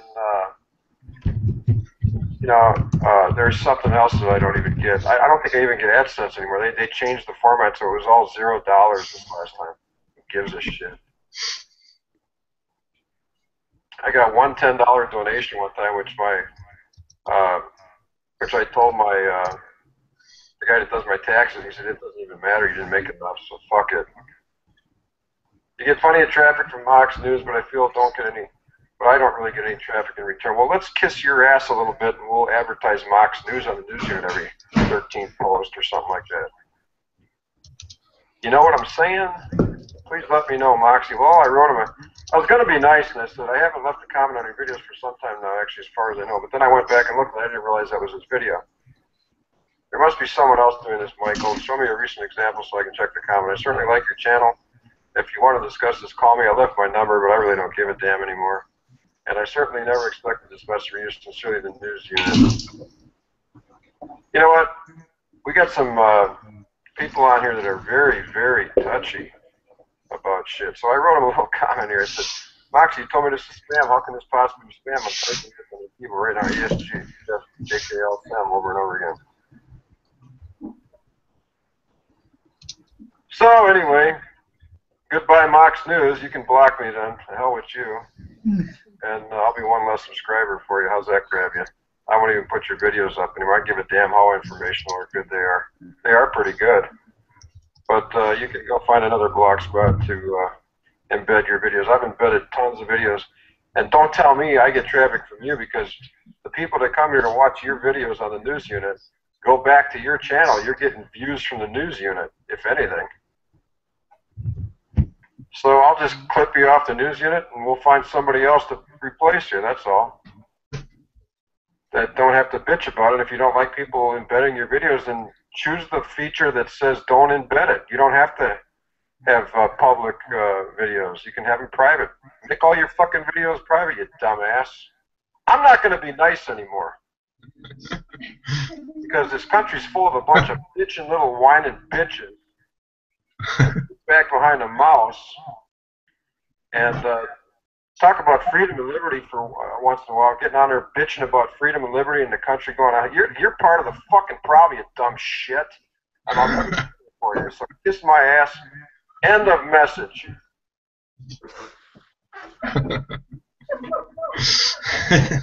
Pretty intense.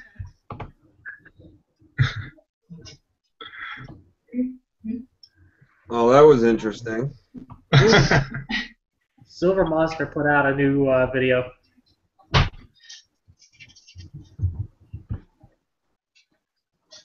Yeah, I know that Silver Siren. I don't mind his trolling because, like I said before, he trolls the people I don't like, so I'm all down with it.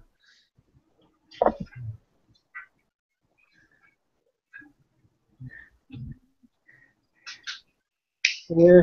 Oh, look at that on your screen, Silver Hunter's video. He's looking at that OPM bar.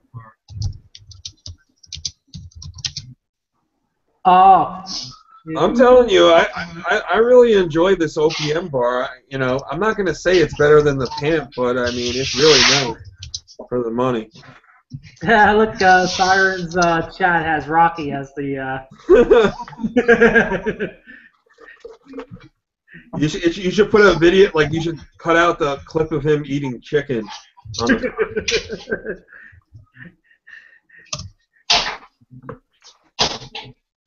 yeah, Rocky's a good guy. Yeah.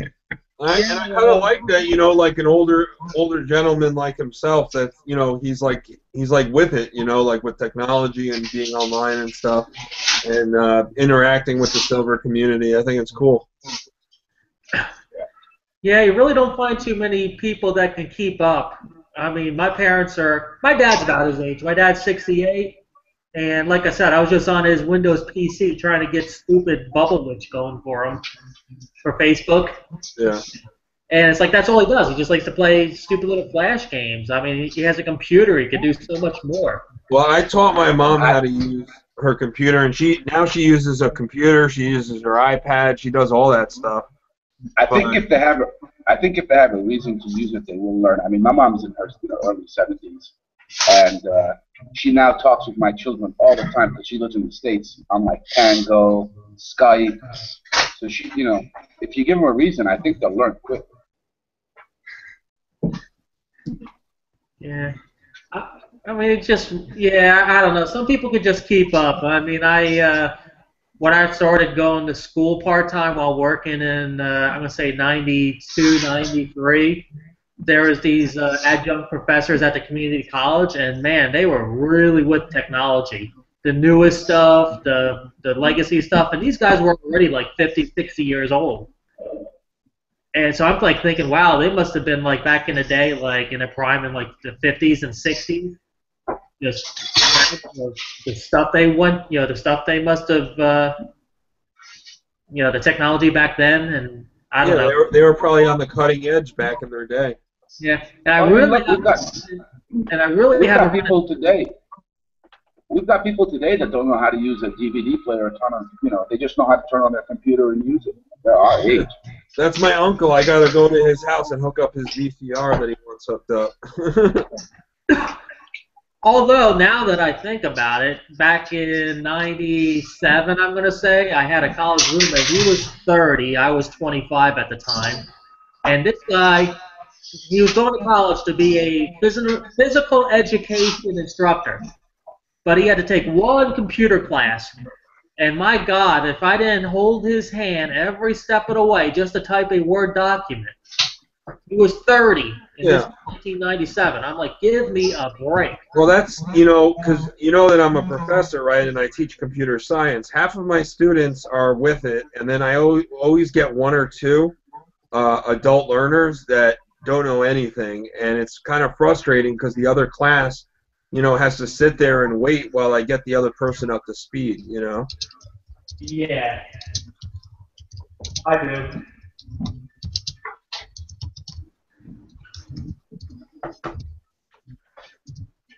One of my classes, it was with an old mainframe technology called CICS. Well, anyway, it was very fickle that if you didn't develop something the exact specific way, not only would that guy's program crash, but the whole entire CICS program that everyone was sharing would crash as well.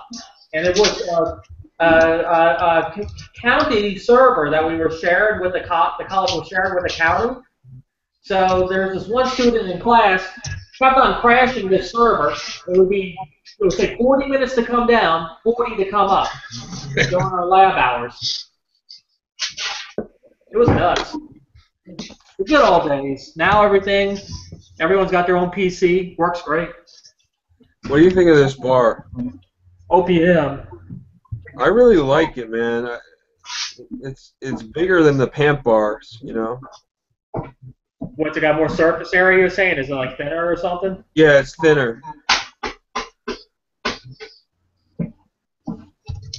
Just feels more substantial, and I really like, like the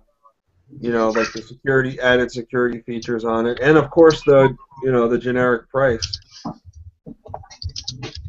don't know. Kind of like these a lot now. I think gold is a good metal to get with a generic variety of. Yeah. But silver, I would try to. I try to stay with the minted silver.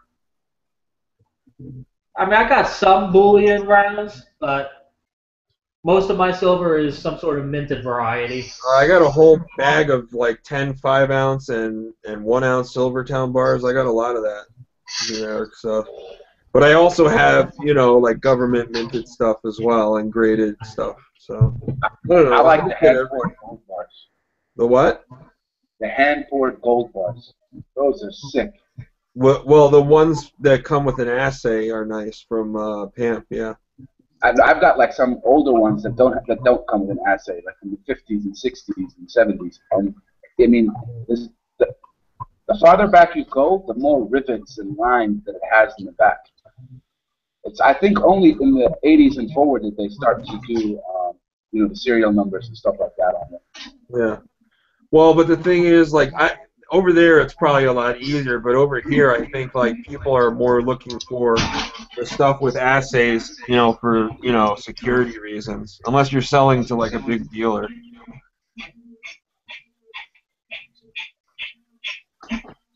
Like I know if I buy something, especially a gold bar, I want an assay with it as like a guarantee that it's legit, Yeah. I definitely feel more comfortable that way. Yeah. But like you said, I know the dealer that I'm buying it from, and they are more than happy to cut it. I don't want that. They'll ruin the beauty of it.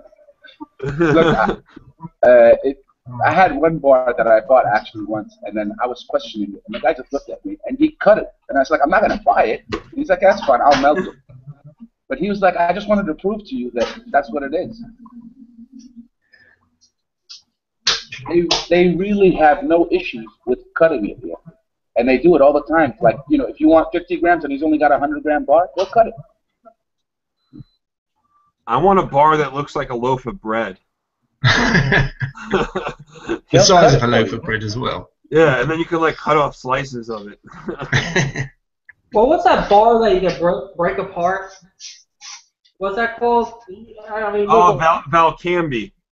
Yeah. Yeah. Those are rip-offs though, because the price. If they had those close to spot, I'd buy one. Yeah. Yeah, but if you look at how much they're selling the 1 grams for, you can actually make a little profit if you buy the 50 and sell it in ones. Oh yeah, people do that on eBay all the time. They break it off and, you know. Hey, Cyber Curtain, do you drink coffee or tea? Is that coffee? Black coffee, yeah. Yeah. I like both, but when I drink tea nowadays, I actually get something called English breakfast, which I don't know. I guess the leaves are from India, but do you guys probably, is that like the main tea in England? Is English breakfast tea? I don't know. Is it, darling? It is, yeah. Yeah, she said it is, yeah. I don't drink tea, so I had to ask my wife. What kind of coffee do you drink? Well, this is just instant coffee, but yeah, we do have a coffee machine as well. Americano earlier, like a bucket. Oh yeah, we had an Americano. We went out for lunch earlier. We had an Americano. It was like a soup bowl. Oh yeah, that's a huge one. Silver Siren says to say hi. Hi. I think there's more caffeine in coffee, but English breakfast can wake you up in the morning, though. That's good tea. But I've been drinking, there's a brand called Tully's coffee here in the States, and I get the K-cups of those, and it's good stuff. I like house-blended coffee. I always drink mine black as well because I'm allergic to dairy products, so I just put some sugar in, and that's it. But yeah, I just stopped having milk in mine years ago, and I can't drink it with milk in anymore. It just turns my stomach if someone makes me one with milk in. Well, actually, human beings aren't meant to digest milk. You know, that's why so many people have issues. Right. We have Wife says you're right. It's designed to make little calves into big cows. Yeah. There you go. And we're the only species of animal on Earth that drinks the breast milk of another animal. I see cats drinking milk quite a bit. No, but I'm saying we drink milk of another species. We're the only animal that does that. But, you know, some of the oldest living people on Earth live in Okinawa, and they have no dairy in their diet, and it's mostly fish, a little bit of chicken, a little bit of red meat, and a lot of vegetables, and that's how they live so long. But yeah, man, I can't live without at least a cup of coffee or tea in the morning. That was good, Balang. Coffee's a big business, right? I mean, Starbucks. I mean, it's pretty outrageous where just coffee just being so popular. I shouldn't say outrageous. I'm just it's really out there. I mean, you got Starbucks, McDonald's is trying to get into the game, Dunkin' Donuts. Dunkin' Donuts coffee is good, but you know what's funny though? Like, I have the Keurig in my house, and I get the K-cups and all that stuff, but I get like a reusable K-cup that you can put your own stuff in it. So what it costs me to make a cup of Starbucks coffee is probably around 2 to 5 cents a cup. You know, when I grind it myself and then put a little bit in the K-cup. Right. And if I went to Starbucks, it's like what, $4 or $5 for a cup? Yeah. That's what I do. I just make it at home and put it in like a metal cup and I take it with me, and I have the same Starbucks that some guy who's paying $5 for it has. Yeah, speaking of coffee, isn't it like actually illegal to grow a coffee plant on your own in the States? Oh, there's all kinds of laws. You know, Monsanto? Don't even get me started on them. They have contracts with a lot of farmers that they can't grow anything other than their own GMO seeds. They can't grow non-GMO stuff. They have to grow and buy their seeds, or else they'll sue them and put them out of business. Yeah, man, they're evil. That's why I like Europe. A lot of countries they're banning GMO stuff. Yeah, we're not allowed. We just set back like Brazil blend, boatload of American rice because it had GMO, and they were telling us that it didn't. Yeah, you know that yogurt Chobani or whatever. Whole Foods is pulling it off the shelves because they're using GMO milk in there, and that the cows have like hormones and stuff. Yeah, that coffee looks nice. I've never seen that before. They argue that it's these modifications that has created all these allergies in the West. Oh yeah, we don't even fully understand what it's doing to our bodies,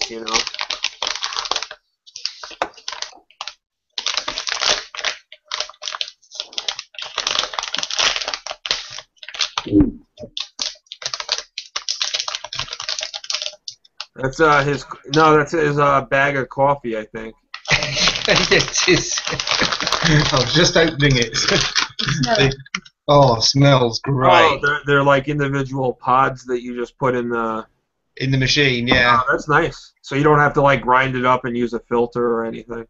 No, that's it. No, you just put it in the machine and switch it on. Yeah.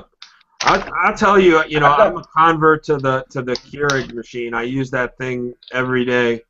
And it's made my life so much easier because I just leave it on. It brews my coffee in 10 seconds. I've got a machine that you just put coffee beans in, and then it grinds, it throws it away, and it makes you your cup of coffee. Really? That sounds good.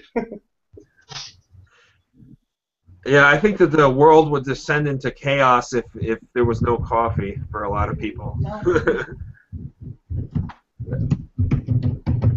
You need a good cup in the morning. Or two. Yeah. Do you remember when I switched it to decaf and didn't tell you? Yeah. For a week you couldn't understand why you couldn't get going. Yeah. Stitch me up. You're like falling asleep on your desk and you wouldn't, why don't I have any energy? I heard that. Yeah. Yes, they did hear that. We need a thick coffee in the morning just to get going. Oh yeah, Turkish coffee is very thick. Yeah, that's what I have. I mean, I have that every morning before I go off. But you know what's the strongest though? If you go to, I've been to Italy, and in Italy you get like a cappuccino there or a little espresso shot. Oh my God, that you'll be wired for the whole day. They drink some strong coffee there.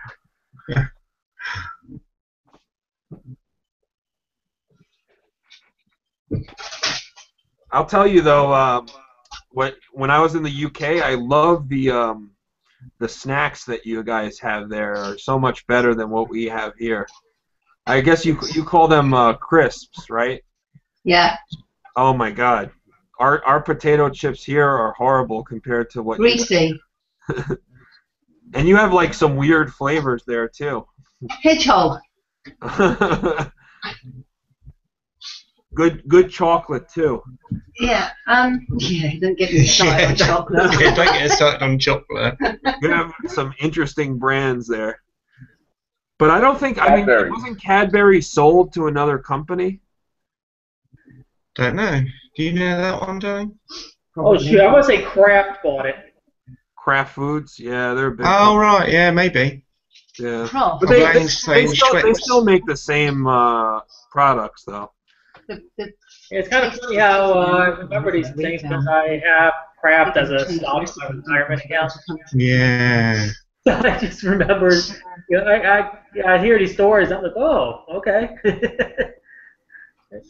Yeah, my wife's just pointed out an interesting point that when we were in the States, the same chocolate we have here tasted different in the States, and we reckon they changed the ingredients for some reason. I think they put more corn syrup. Like corn syrup is only used in the States. You will not see corn syrup used anywhere else in the world as a sweetener, and I think that's probably what it is. Ah. I mean, there was remember Ozzy Osbourne had a reality show a decade ago. Yeah, the Osbournes. Yeah, so there was an episode where they just basically raided the chocolate shop over there in Great Britain because they oh no, wait a minute, it was a shop in Beverly Hills somewhere, but they were selling British chocolate. And they were just like, we got to get this because the American variety was crap. Yeah. Well, that's the thing. Like for me, there's so many different products that are better in other all right. Take beer for example. I think that Belgian beer is the best in the world. And then people look at me strange if I'm drinking a Belgian beer and I'm not drinking an American beer, and an American beer tastes like piss. Oh, what's that? Chocolate? Yeah. It's like a variety. Wow, that's a lot of chocolate. Yeah, let's go to Central Market has a large variety of chocolate imported from all around the world. I think the best chocolate is probably Swiss chocolate or Godiva. I like German chocolate. Like they make those Ritter bars or something. I forget the name of it exactly. Yeah. Wait, you got oh my French God. chocolate is a What French are those, chocolate like gifts, or you eat those? Those look like She gifts. sells it. What? She sells it. Oh, it's like a business? Yeah. Oh, those look like really nice, like gifts to give someone. Well, yeah. How much are they? About $13. So it's, what do you say, 6 pounds? No, 8. She said, yeah. Pounds. Was the shell chocolate as well? You know what I like about those is they're not like the traditional one that comes in a box and then you open the box and see the different kinds. I like the packaging. That's really nice. I think his camera mic got knocked off. Yeah, the mic isn't working, but I see the video. I don't see the video anymore either. Oh yeah, I don't see it anymore. Yeah, I think his wife picked up the camera with the mic on there, and it probably unplugged. But yeah, I like going to Central Market. They got chocolate from South America, Europe. Oh yeah. Oh yeah, I get this stuff from South America that's actually like pure cacao, like the pure beans. It's 90% pure. It's like very bitter. Yeah. But it's like, if you like chocolate, like it's good to eat and it's good for you. Yes. Oh, there we go. But the mic isn't working. Yeah, it is now, I think, isn't it? Oh, there we go. Is it working now? Yep. We hear you. Oh, you have 2 of those sets, those mint sets. Yeah, it's a 63 and a 64. Oh, that's nice. The Silver Siren kicked me out, she did. I wonder if in a bunch of years that the toning on that quarter will get really crazy.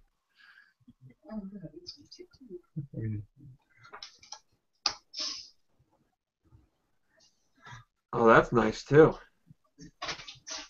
Oh, I'm sure you guys probably can't see anything. Some good sales for Valentine's Day over the weekend. Yeah, we've done it. Yeah, done all that. Are you mainly sell those online?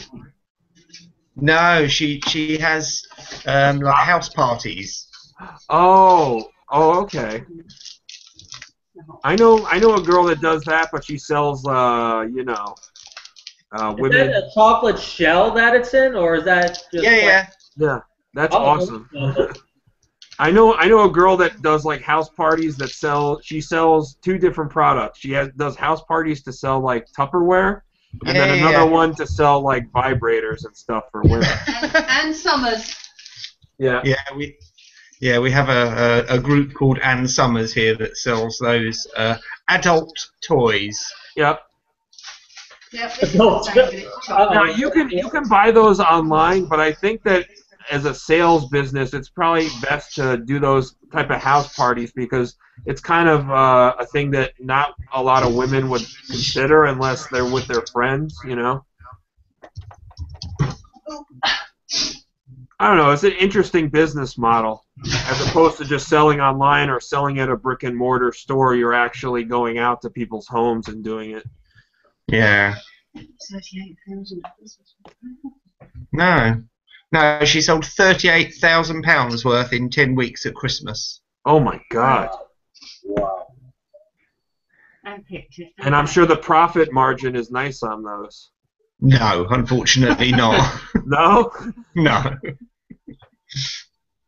No, there's too many other companies selling it here, you know. So the market is saturated with people.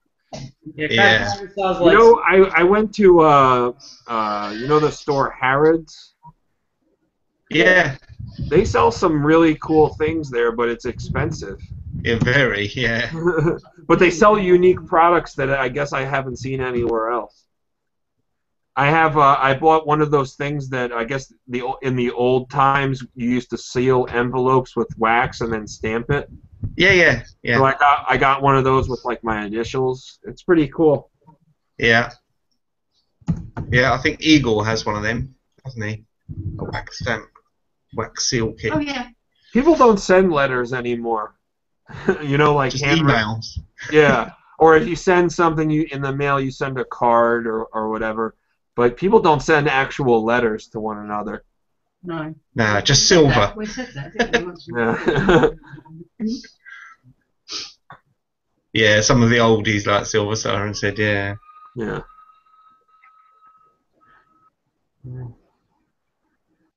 Yeah, one of my clients writes a letter to me every year, don't they? Like a Christmas card or Oh, you something. got one? Yeah. Yes, the family update, isn't it? Yeah. That's why our postal service here is in a lot of trouble because not a lot of people send letters anymore, only packages. Bills. I really don't think it's U.S. residents that give them the business, though. I think it's a lot of the junk, company, the big businesses sending the junk mail. Oh yeah, yeah. I always get those. We don't have. Actually, I think half the trouble is that Do you know how many credit card offers I get in the mail every week? At least 5. Yeah, I get them too. And I'll never go with them because they're always like horrible. Like I have enough credit cards anyways. I have like 4 of them. And they're trying to give me cards for like ridiculous interest rates. I'm not going to use that. They're all trying to draw me in with their promotions. It's like, no, thank you. Like, don't need more cards. It hurts your credit record the more cards you get anyway. Yeah, and also here's the other thing. And also it's a good indicator that a lot of these companies are flush with money, because of all the money printing and stuff like that. And they're desperate to get people to sign up and go on credit and collect interest. And well, if they would have made it easier, they could have lent out the money instead. But I tell you, with the ridiculously low mortgage rates, and not so much this past year, but when I got into it, I tell you, the banks didn't want to lend me money, even though I have pristine credit.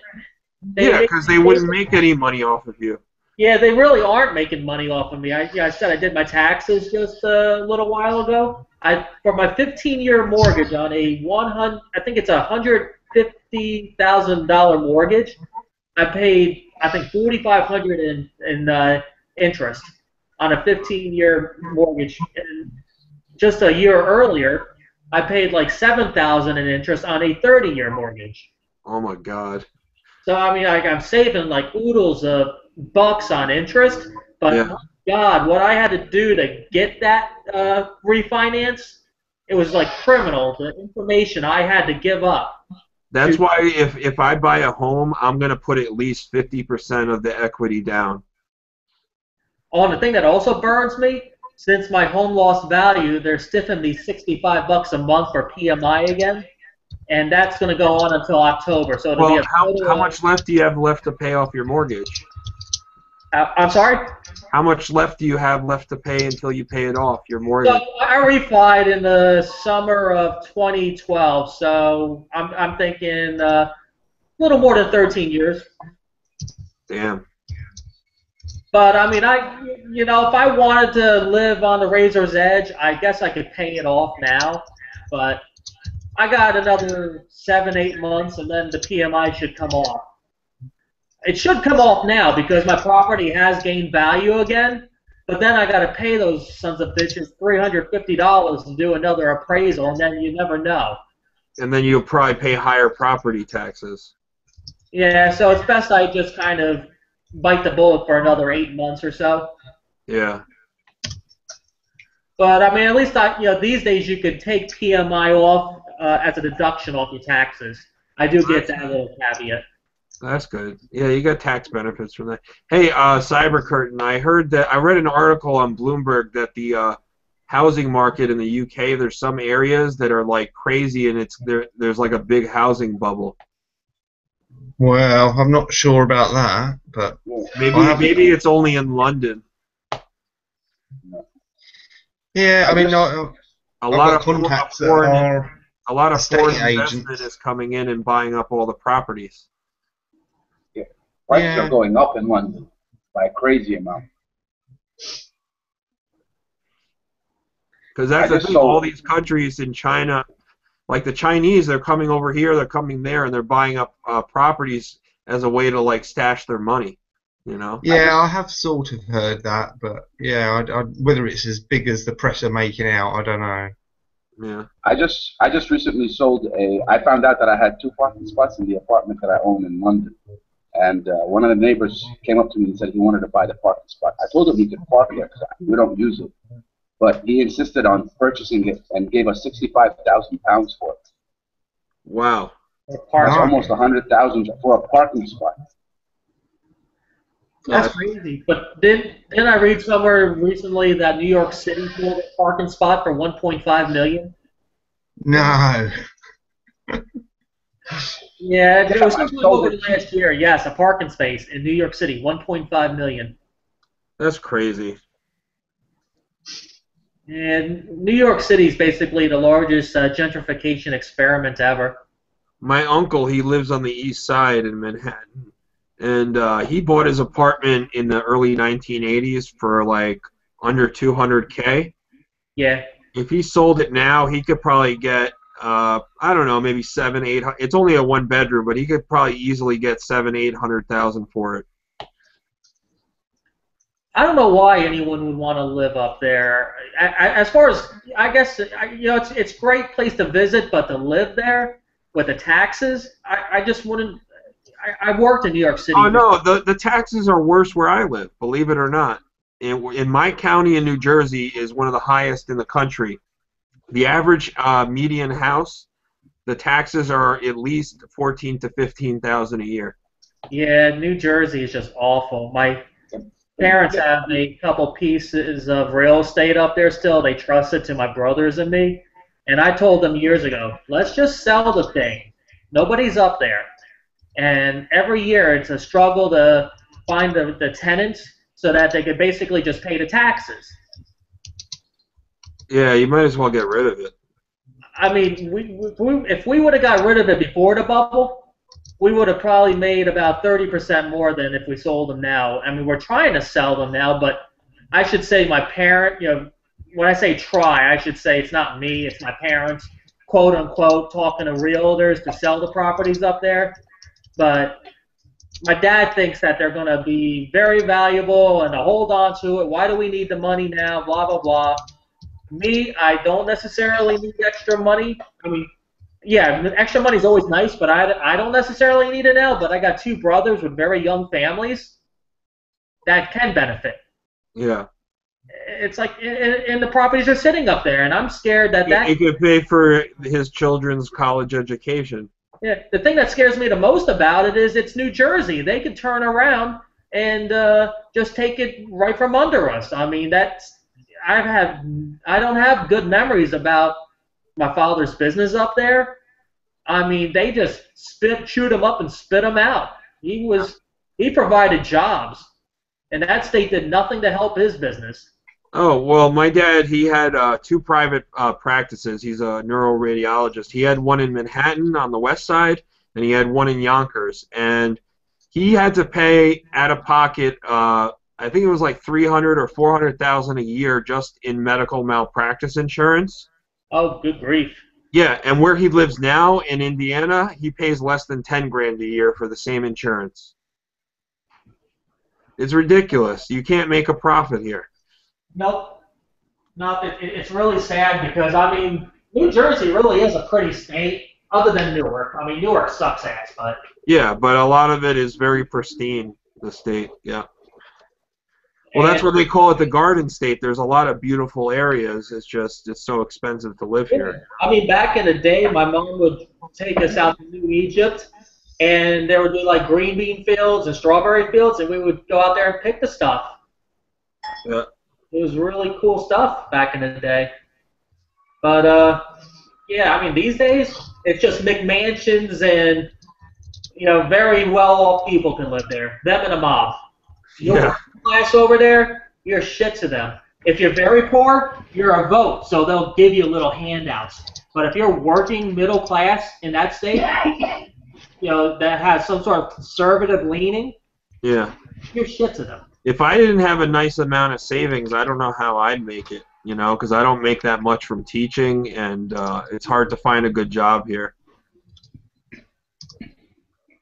Really, I see a lot of IT jobs in New Jersey. Yeah, but I don't know if I want to go back into the field. I might want to, because that's the thing, my old job, I was working like 18 hours a day. I was burnt out. That's why I went back to school and got my master's, because I didn't want to do that anymore. Yeah, I mean, you just got to find the right place to work. I mean, you know, J.P. Morgan, for example. I mean, I'll never work for them. Yeah, I hated working for them. I mean, typically it was a 40-hour work week, but every fifth or sixth Saturday was ruined. I'd be up, you know, all night long waiting for them to deploy something, and it was just a big old conference call, and I would just sit there. It was horrible. You know, they gave top salary, and they gave 4 weeks of vacation to start with, but it was so lame. But then, don't work for Verizon either, because then you will work 80 hours a week. Yeah, I keep looking at your screen. You got Rocky up there. Oh, I could. You scared he's gonna pop out like the boogeyman? He's gonna come and attack us with his chicken legs. He's kind of like a jacked up looking Mr. Clean, ready to beat everyone's ass. He's the original Mr. Clean. The white shirt, the shaved head. He should have watched my link yesterday, shouldn't he? That would have put him off his chicken legs. Why? It's like something gross? Oh, yeah. Chicken in a can. Ugh. Mm. Have you not seen it? No. The grossest thing I've ever seen in a can was one of my Australian friends had a, what do you call it, kangaroo tail in a can. Oh, no. That was gross. Ugh.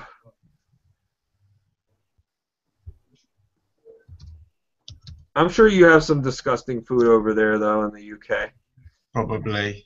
Something jellied. Celery. Celery, yeah, that's disgusting. Tripe. Tripe, oh yeah, that's disgusting. What Have you about? heard of tripe? Well, it's probably it's Scottish, but what like haggis or something.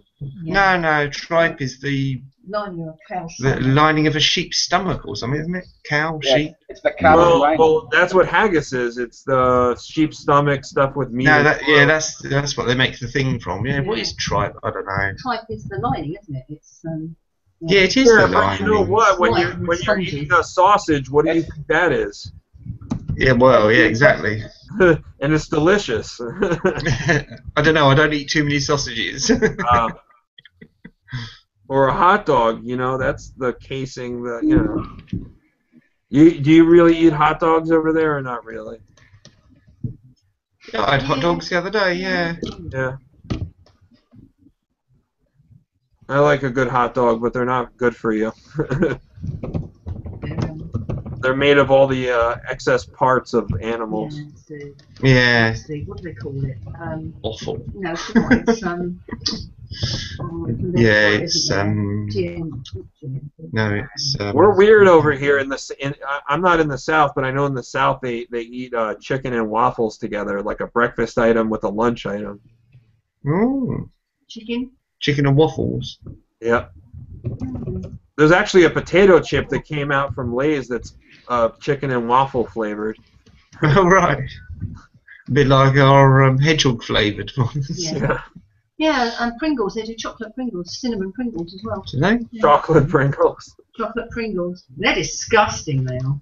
The best Pringle I had, I think I was in Poland. They had a flavor paprika Pringles. I really like those. You try burning them. Yeah, they burn very well. They burn for ages. That's the thing. If you're traveling in a foreign country, like, and you don't like the food, just get like yourself some snacks that are like international that you can live with, or go into a McDonald's. You'll be okay. You'll get something you can eat. Yeah. I'm the opposite. When I go somewhere, I don't want anything that remind me of home. No, I try the local food, but I mean, if it's gross and you can't stand it, I mean, Right. you gotta have something. I don't know. I've never been anywhere that had like absolutely gross stuff.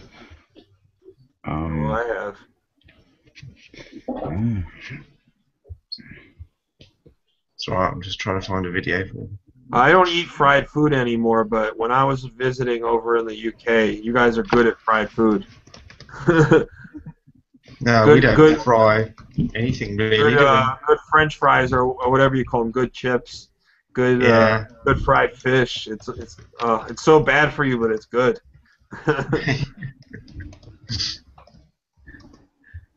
Yeah, a lot of food, Silver Siren. A lot of the food in the UK is mixed with curry for some reason. Yeah. You can always find a curry shop there. You know what is the national dish in the UK? Is the chicken Chicken Tikka. vindaloo, tandoori chicken. yeah, Chicken tikka masala. tikka masala, yeah, that's what I was trying to say. Chicken, some chicken. Love a good Yeah. spinach masala with chicken. No, but Cyber Curtain likes the spotted dick dishes. They should change the name of that dish. They shouldn't call it spotted dick anymore. It's like them with their fanny packs. You should change it. Yeah. Did you hear that? No. No. Well, I said you need to change the name of your fanny packs. Oh yeah. Yeah. Why don't we just change them to ass packs? Exactly. We call them bum bags, don't we? We call them bum bags, yeah. I don't think anybody wears fanny packs anymore, except for like elderly people in a casino. Some people, hikers wear them. Yeah. They were kind of big in the 90s. Yeah. Sometimes when you're traveling, I want to wear a fanny pack with a headband, and then I'll be styling. Yeah. What if are you, you've got hot 3 vegan? kids and you're traveling, sometimes you're carrying more than a fanny pack. And then I want to bring back like the parachute pants and spandex. Tiger short.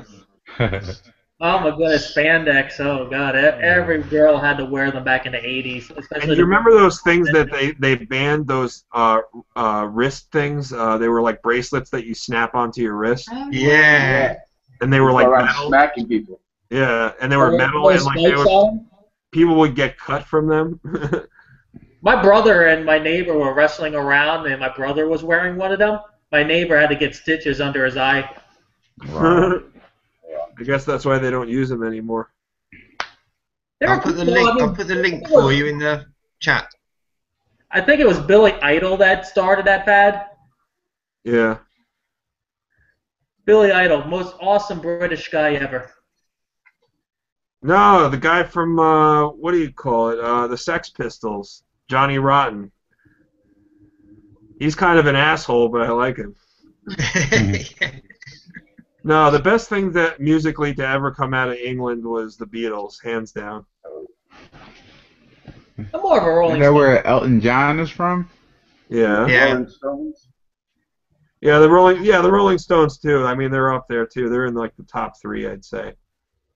The top three musical acts probably ever are probably Led Zeppelin, the Rolling Stones, and the Beatles. Definitely that's it. But even Bob Marley started it out in the UK at one point. I mean, that's how you got it to America. Yeah, Bob Marley. But that Bob Marley owns the whole genre of reggae, I'd say.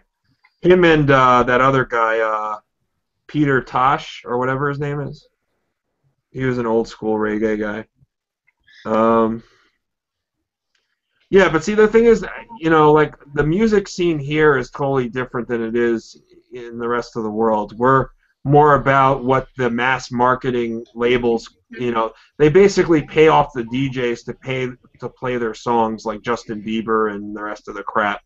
And the good music, the indie labels and stuff, they only release digitally now a lot on iTunes or whatever. Like Radiohead, they release albums and you don't even need to pay for it. You can donate what you want, It's like good luck finding a health club that plays anything but the same dance shit. Oh God, it's horrible, and it's stuff that goes back 20 years ago. Some of it that they played even then. It's like, come on. They're playing that song "What Is Love, Baby Don't Hurt Me" by the SNL episode where the guys are like moving their head to the side, A Night at the Roxbury. That's what they play.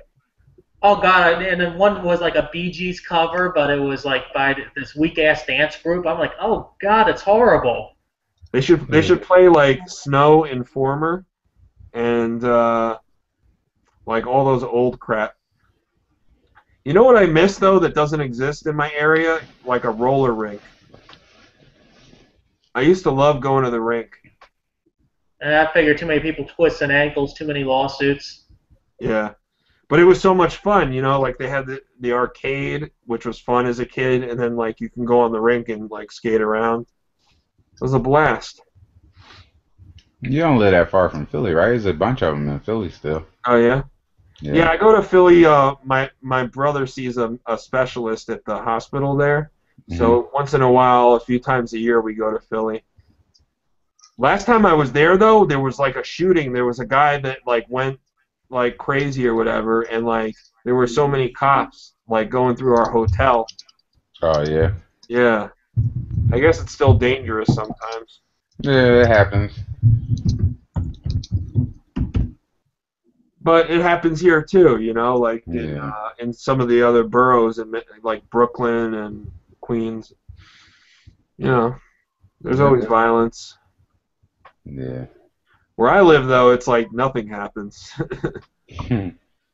Like there's drunk drivers and stuff like that, and like a lot of the illegal aliens like bother some of the girls on the street or when they're drunk and they get arrested, and that's about it. Right. But there was one thing. It was like a love triangle between three gay men, and one of them chopped up the other one into pieces and threw the body parts in a bag and like threw them behind a gas station like near me. And there were like all these helicopters like around my area like for an hour just floating in the same position. I was wondering what it was, and then I heard on the news what happened. But that was, that wasn't like a crime. That was just like an act of madness by some guy. No, I was just Silver Siren. I was just like watching the helicopters from my window and like just wondering what it was.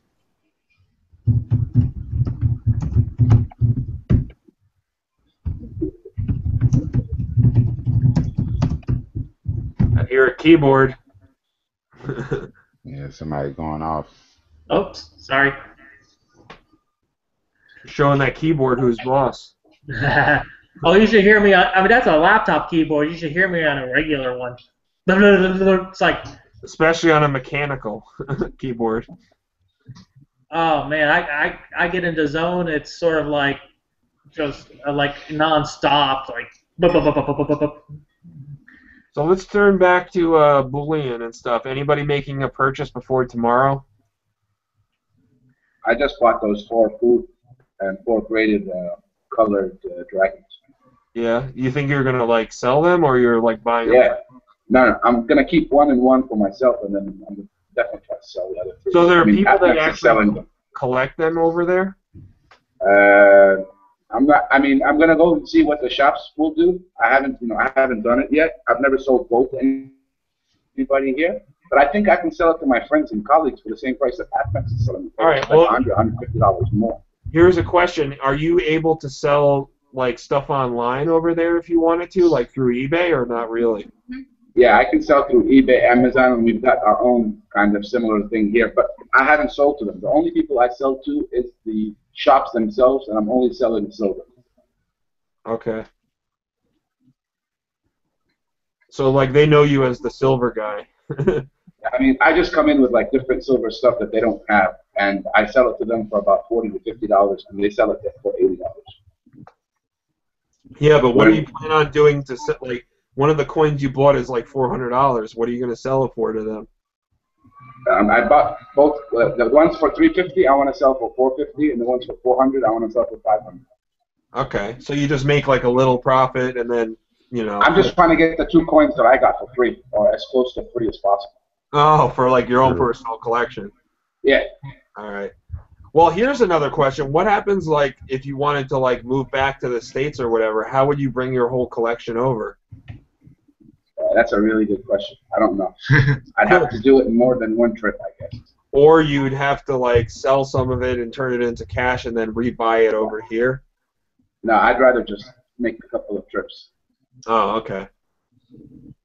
I mean, I'm definitely going to be going back and forth, so I can take, every once in a while when I'm going there. Or you could just bring it all over and not declare it.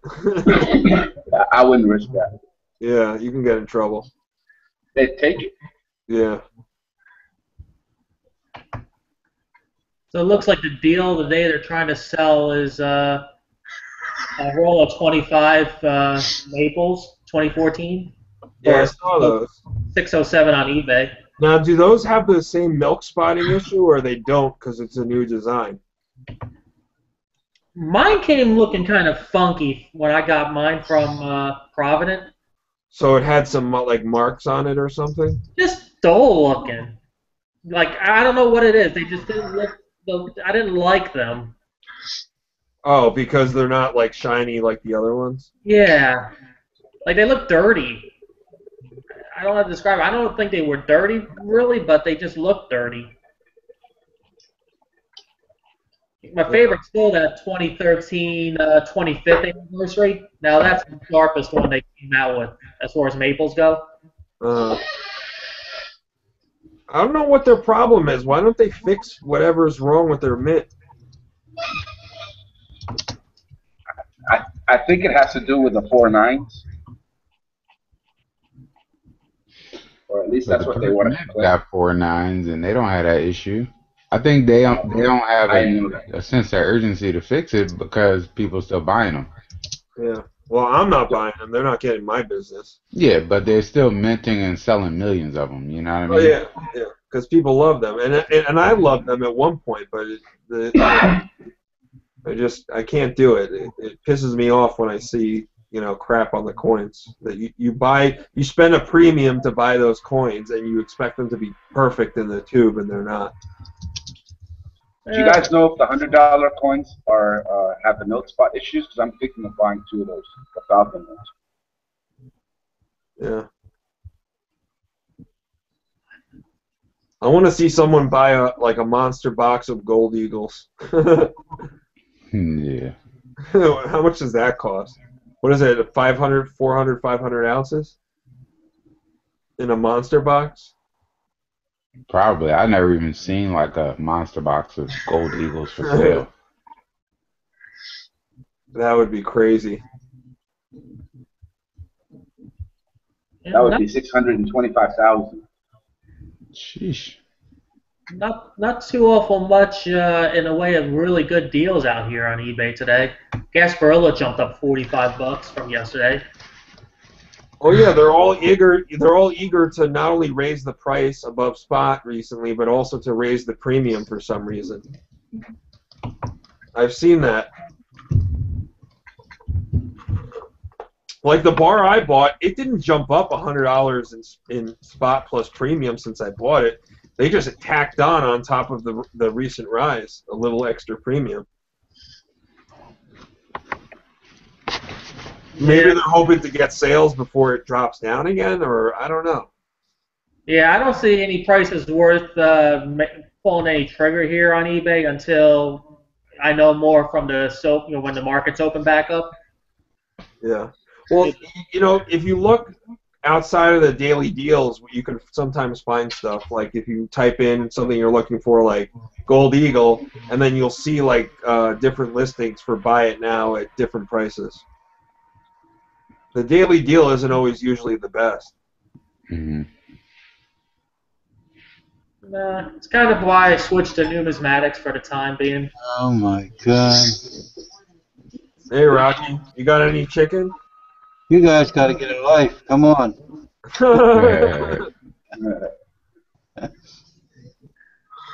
Hey, it's a relaxing Sunday, you know. No, my friend took my chicken for a Christmas present. Yeah. Hey, folks, just curious, have any of you run into problems buying meat at the grocery store? What do you mean problems? Well, Like prices not have been having going up here pretty steadily over the past year or so. We noticed that, but Prices back on to the store food? and indicates that she can't even buy it. Wow. You mean prices on food? Well, on beef, but she just got back from the store and said that she couldn't even buy what she wanted today. Wow. Why? Because it was too expensive? No, there was no delivery. Probably, I don't know, There was maybe no because of the snow. That could be because of the weather. No, we always have bad weather here, and this year hasn't been as bad as many. Wait, so there was no beef in the store at all? Nope. Wow. And what was it? Was this a big supermarket or just a small butcher? It's pretty big. Holy cow! I mean, we got plenty here, but I mean that's kind of crazy.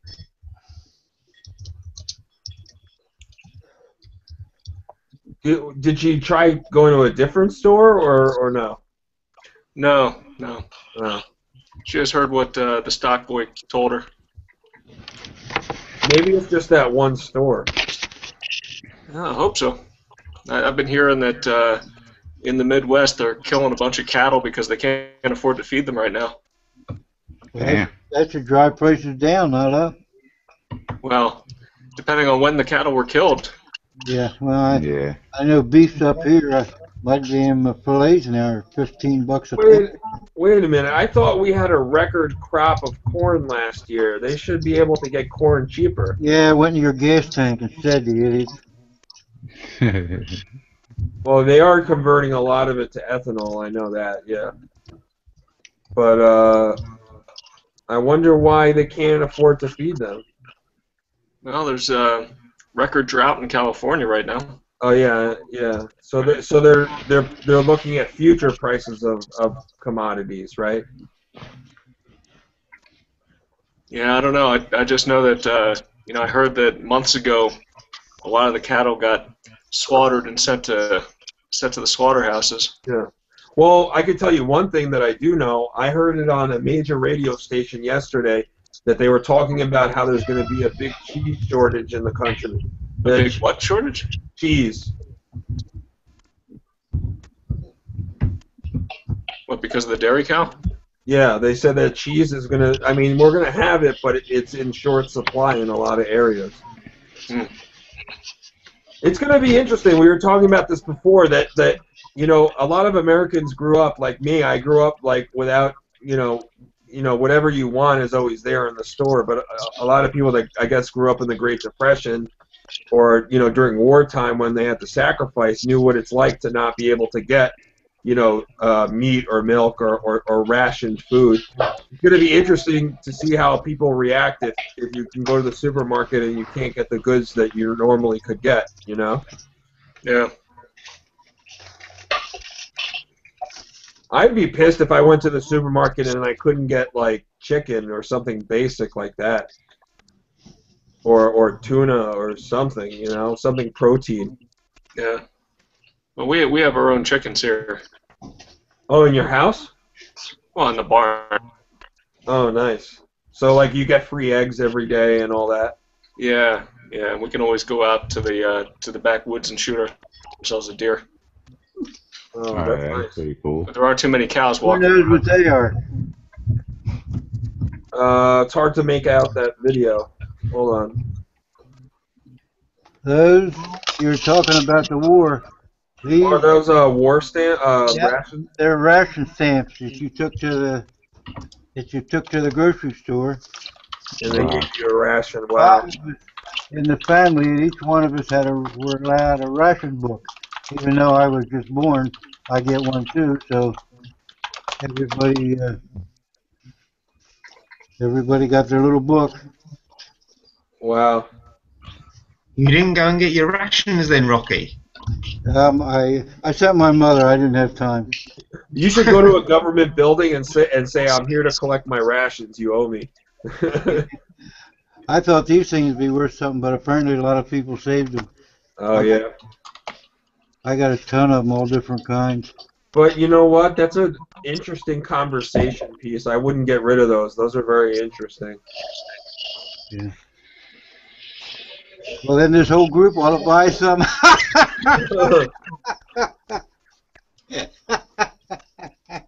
Sorry about that. If they're still valid and I can get my rations.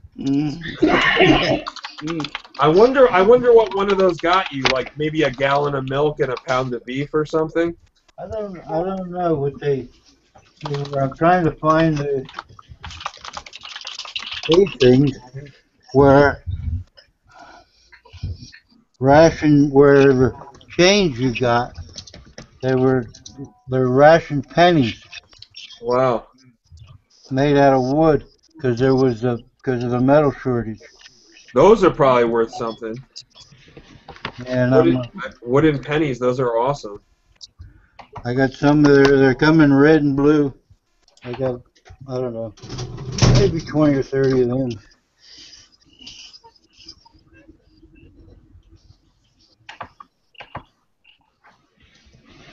You guys must have a ton, unbelievable amounts of silver if you can keep this up for 4 hours a day and never run out of showing stuff.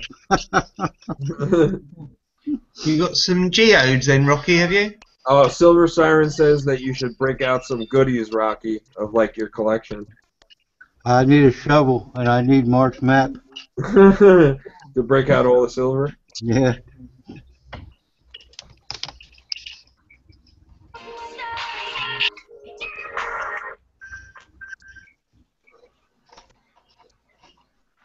Got a phone call.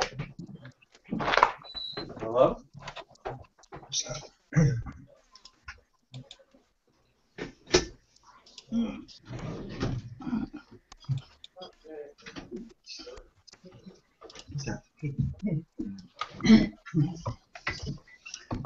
Don't look like Modern Coin War has anything this year today. How about these? Do they perk up your interest?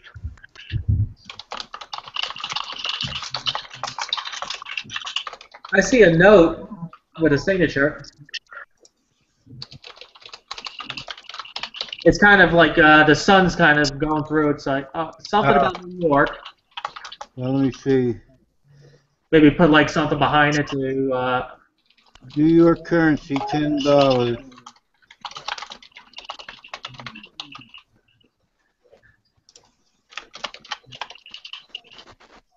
$17.76.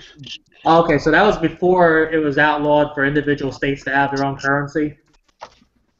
Yeah.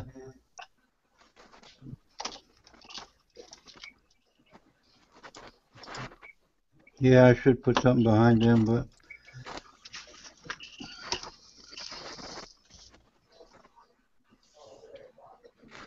They're 5 shilling.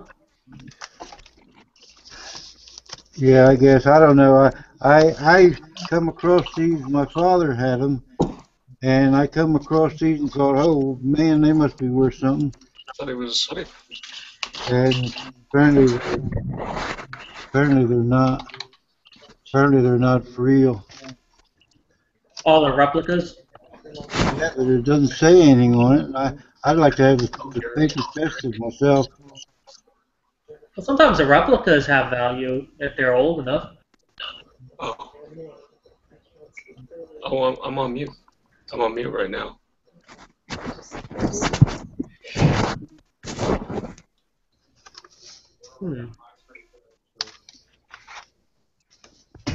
Yeah, just make sure you're logged into your account.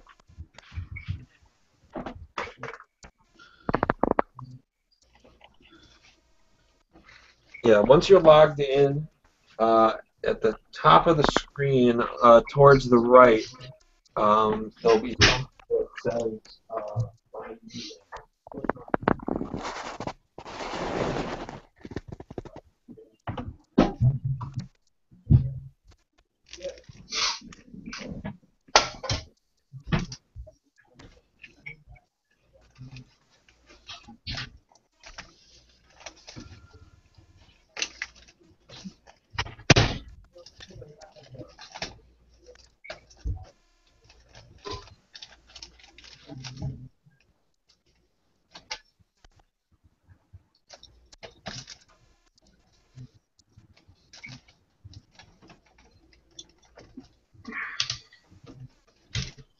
I was just digging out a bit of US history for Rocky, but he's disappeared now. Oh, I'm here. I'm just looking for crap. I never know what I can find here. Oh, somebody said just as I was going off last night and I couldn't find a way of getting back on, they had a question for me. Who was that and what was it?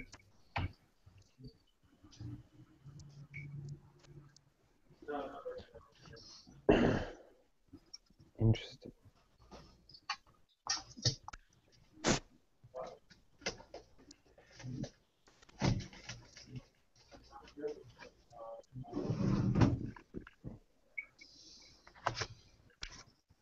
What do you reckon to that then, Rocky? What's that? What do you reckon to that then? Officer of the Commonwealth Police of Calcutta.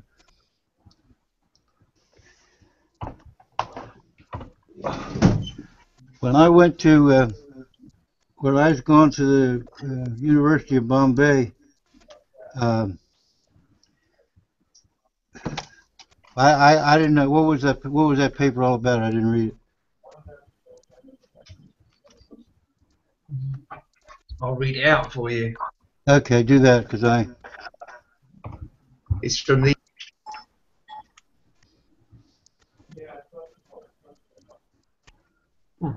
Don't tell me it's a warrant for when I was there.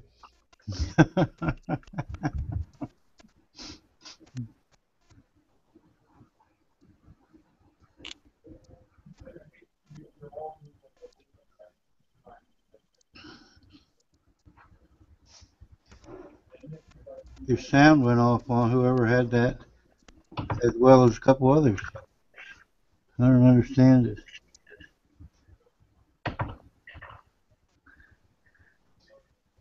This was the Commissioner of Police Calcutta. But it is.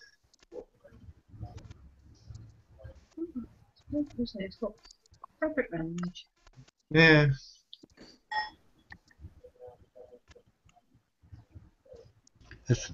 Nobody has bureaucracy like the English left in India. Oh, cheers. God.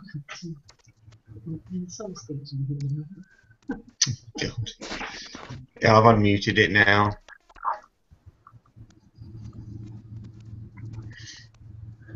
Do you want me to read it out again? Well, your mic went off. Yeah, I know. Someone muted me. Did you do that, Sawyer? You gave that guy the boot. Yeah.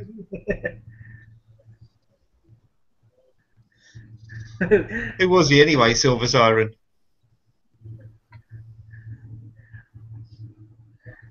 He didn't seem like a regular in our chats.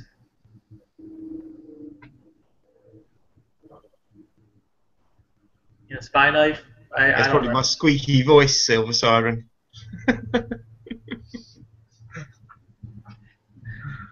Didn't like my English accent.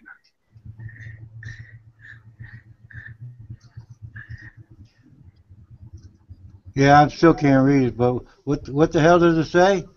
It's the Office of Commissioner of Police in Calcutta. Yeah, that much I The can read. certificate granted under Section Act blah blah blah has been appointed a constable in the Calcutta Police Force and is vested with the powers, functions and privileges of a police officer.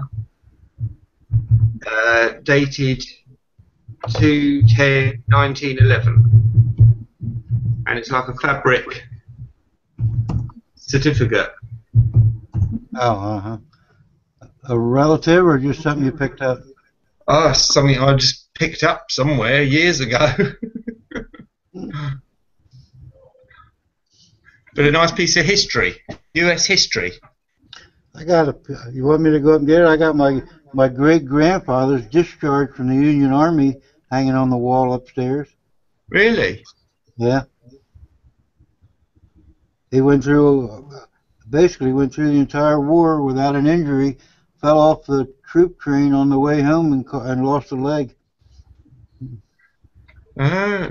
Did the train go over it, or?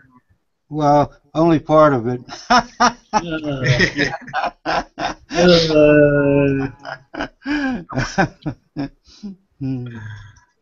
Silver Siren says she wants to see your geodes.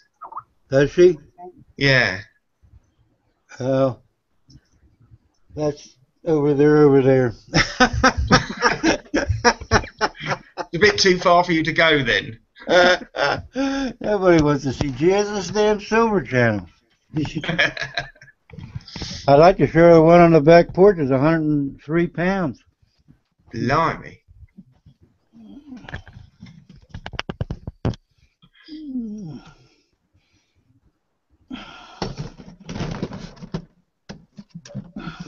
Here's those beautiful crystals I picked up the other day in the mail.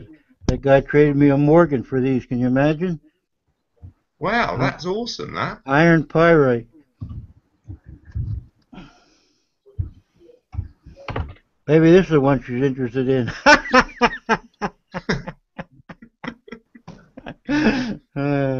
I think it was the one to right of the crystal you were just handling. To the Yeah, right? that's the one. This To the right. one here? Yeah, that's the one. One to the left. This is interesting. So I can't even see what I got on screen, so I don't know. But anyway. You have to click on your screen. Just click on your screen, and it'll show you. Oh no, I'm saying it's too. Yeah, it's too small for my vision from where I'm at. Oh, All right. All right, she's satisfied. Next.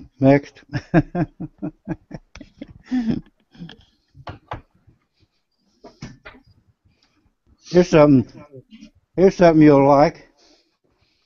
And this took me a lot of risk to get this thing. I had to climb a pole in downtown New York with a screwdriver. World's Fair, 1964-65. Of course, I don't know how many people never got there because I did, but can't worry about that now. Hello. Hello. Silver Siren said thank you for showing your geodes. That got to go back, way back, and somewhere in my video there's that 103 pounder from Brazil. It's a amethyst geode, which I'm happy to report has increased in value since I got it. She likes her rocks. Yeah. There you go. Wow, that's amazing.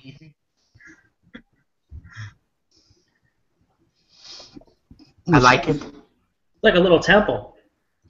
It is. I don't know what it is. Can you remember what that one is? Do you know what that one is, Rocky? No idea. It looks like some kind of quartz, but I don't know rocks from rocks. I just, as I told that kid that I traded this with, I just buy them because I like the way they look. I don't buy them to turn them over or to know the science of them. Oh, there we go.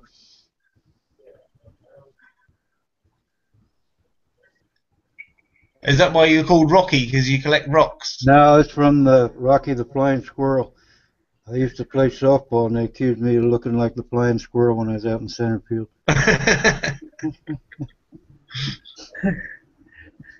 You got some amazing rocks. Yeah. You never stop Bullwinkle from pulling a rabbit out of his hat? Boy, you guys probably don't even remember. Did you see? Now they're coming out with a movie about Sherman and Mr. Peabody? Peabody. Yeah. Yeah, but it's CGI. I hate CGI cartoons. Like it's cheap compared to old school animation. But yeah, I saw that preview. Yeah, that'll take They me probably back. don't have a clue what that is. They probably think that's a totally new character. Yeah. You better get stoned for that one. Now, any of you see Yellow Submarine when it first came out? Were any of you born when it first came out? Little before my time. Hmm. Little bit. Well, I went with my friend, the guy I'm trying to go visit him and his wife in Hawaii, and their parents. We took two different cars, obviously, and we got stoned on the way there. And that movie was so incredibly funny. That's citron, I guess. There. That's not a natural color. That's an agate. Those are both from Brazil. Uh, but we just laughed the whole movie, and we got back to his house later, and the parents couldn't figure out what the movie was even about. Oh, it looks wonderful. Yeah, is that citron? I don't know what that one is, Rocky. I just dug it out for you. Yeah, I think it's pretty sure it's citron, and it's probably Brazilian, and so is that agate, that slice of agate. But that's not the natural color to that agate. That's been infused there, that blue one. All right.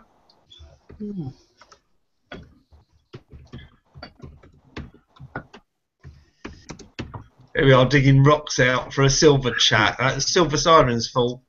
Ah, yeah. It's the same, isn't it? Yeah, Brazilian. Close enough to treasure, Silver Siren. Yeah. But it's not silver. It's very Ah, nice. yeah. Mine doesn't say made in Brazil. Oh, because the tag fell off. Lovely.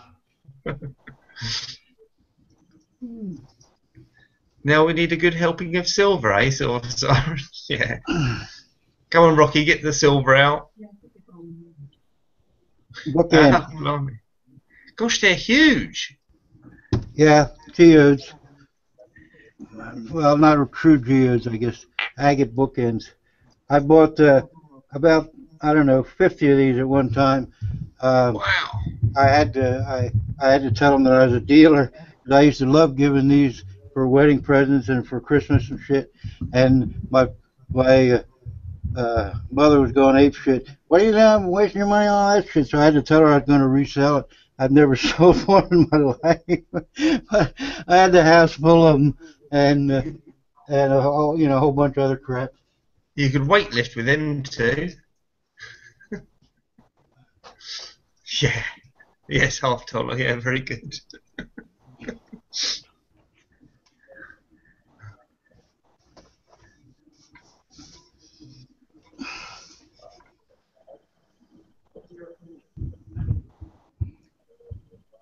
How's that? Blimey. That's Mexican. What sort of rock is that made from?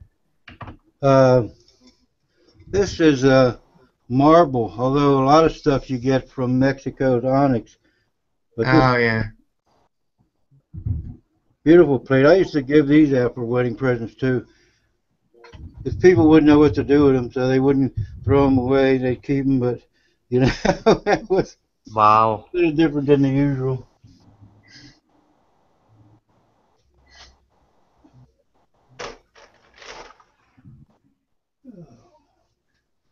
Neat. Prophet's got Chinese pandas for $56, $57. Graded ones. Very nice. Yeah, I wish Wow. Ian was on the That is nice. call right now. Brazilian. This was a geode, and this is amethyst. Wow. Very That's nice. huge, huge pieces. That baby was $75. It's probably worth twice that now. Of course, you'd think so. About 5 times that in London.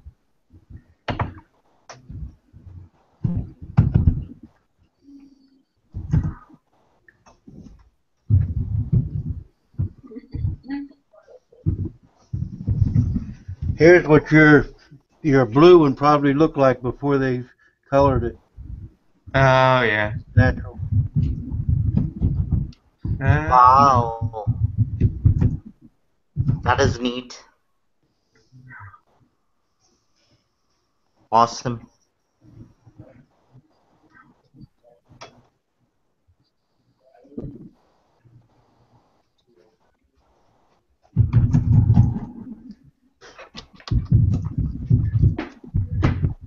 Hello? Hello?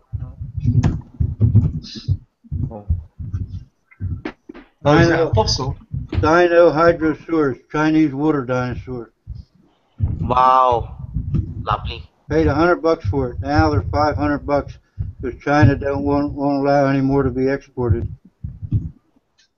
And now they're counterfeiting these. Are they? They're taking actual dinosaur bone, the same age, and they're grinding it up, and then using an adhesive that that doesn't interfere with the bone, and making these in that shape. They're starting to counterfeit these. I bought this back in 1990, but so you got to even be careful of the fossils. That might be one reason why they're not exporting them, but they'll pop up some phony ones sometimes on eBay. But if you Yeah. test the age date, the bone itself, it's the same age as the fossil would be.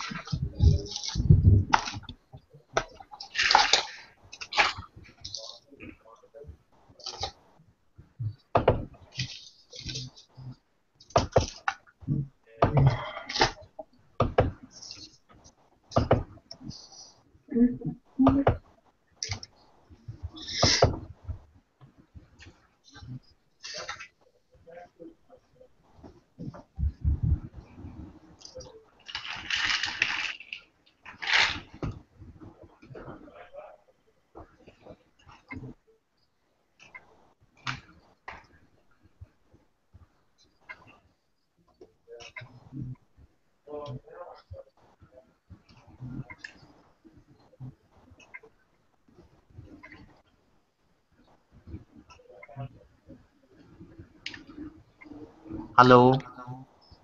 Hello. Hi.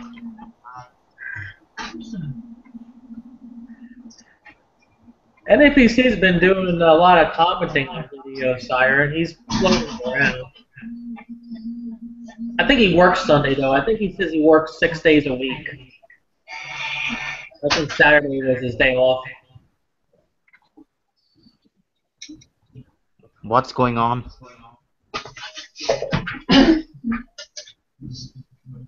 Just wait for the next silver discussion to start.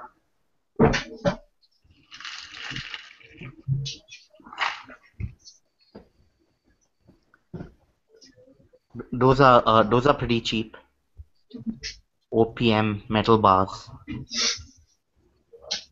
What about? I'm sorry, I didn't hear you. I said those are pretty cheap. The OPM metal bars. Yeah, very cheap. Yeah. Yeah. I wish we had them in Canada. Kind of got like a nice like matted finish on it. I don't think you can buy them in Canada. Probably can't. This is a U.S. dealer. I use these guys. They gave me a really sweet deal on Eagles a month ago. Gosh, you guys pay much less for silver than we do. The best place to buy silver is Silver Gold Bull. For us, at least. Yeah, I know Providence trying to break into Canada. They have a 1995 shipping policy on their Canadian site now. But I think their variety of silver is limited up in Canada. Wow, nice. Oh, you got a big coin there. Let me try to get this in the damn picture. 5 ounce kook. The 5, is it? It's what? The 5 ounce? Yeah. Yeah. No, it said 10. Yeah, it looks like a 10 ounce. Oh, it is a 10 ounce. That's how much attention I pay to this shit. Yeah. How much did you pay for that 10 ounce? Must be expensive. I have no idea, but I'm sure it was just a couple of bucks over spot. Tom must have needed money. We paid something like 340 for a 10 ounce. Oh, I don't know. I've had this laying around for a long time. Oh, you rotten swine, Rocky. You've got an MS-70 koala, is it? A what? Is that an MS-70 koala? It's a MS-69. Oh, it's near enough. 2007 Panda. Yeah, that's the really hard to find one, that is. No, I guess the 70s. These are only 69s. I got 2 of them. Yeah, but that year is the hardest, whether it's graded or not. Oh, I got 3 of them. How about wow. The koala looks fantastic. I like the ones that are like 2007, 2008, and 2009. Those koalas are really neat. I'll give you $50 for it, Rocky. Your generosity is overwhelming. I wouldn't know what to. I'd have to change my lifestyle if I had that much money at one time. Amazing. Here's for you historic people. Most of you have seen this before, and maybe a couple of you haven't.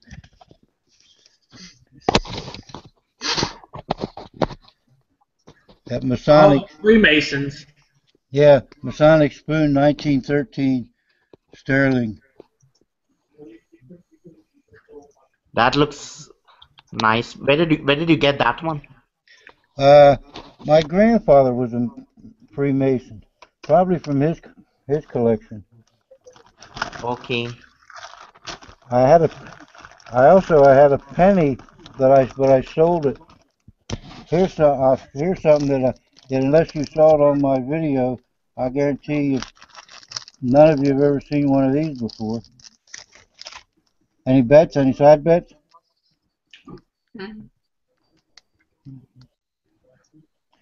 Yeah, I can't get it. I see a plastic bag. Nice plastic bag. And that's let's see, the graded coin slab and looks like a prescription bottle. Sorry about that, guys. Here. I had a lady friend calling me. I needed to take the call. Lady friend, eh? Yeah, you know. Wow. I'm a single guy. I have I have to keep up with Ooh. my conversation. E-bomb? A-bomb, man, you ever seen that one of them? No, No. I definitely. That I've was never given seen. to, Is that for an atom bomb? yeah, that was given to everybody that worked on the Manhattan Project. If you worked Wow. for 1 year, you got this in copper. If you worked for 2 or more years, you got one in sterling. Wow. Where do you get all of these? Well, my Like, father this worked is. at DuPont, so he was given one of these. Wow. That's probably worth something. Yeah. $159, as far as I can tell. Yeah. But they ain't making any more of them. And they only You made them. know, that's what ended the war was the atom bomb. Mm-hmm. Once we dropped that on Hiroshima and Nagasaki, yeah, once we dropped those, it was over. 7th and 9th of August, 44. If we didn't do that, the Japanese would have never surrendered. They would have all died for their. No, I mean we had enough conventional weapons on them.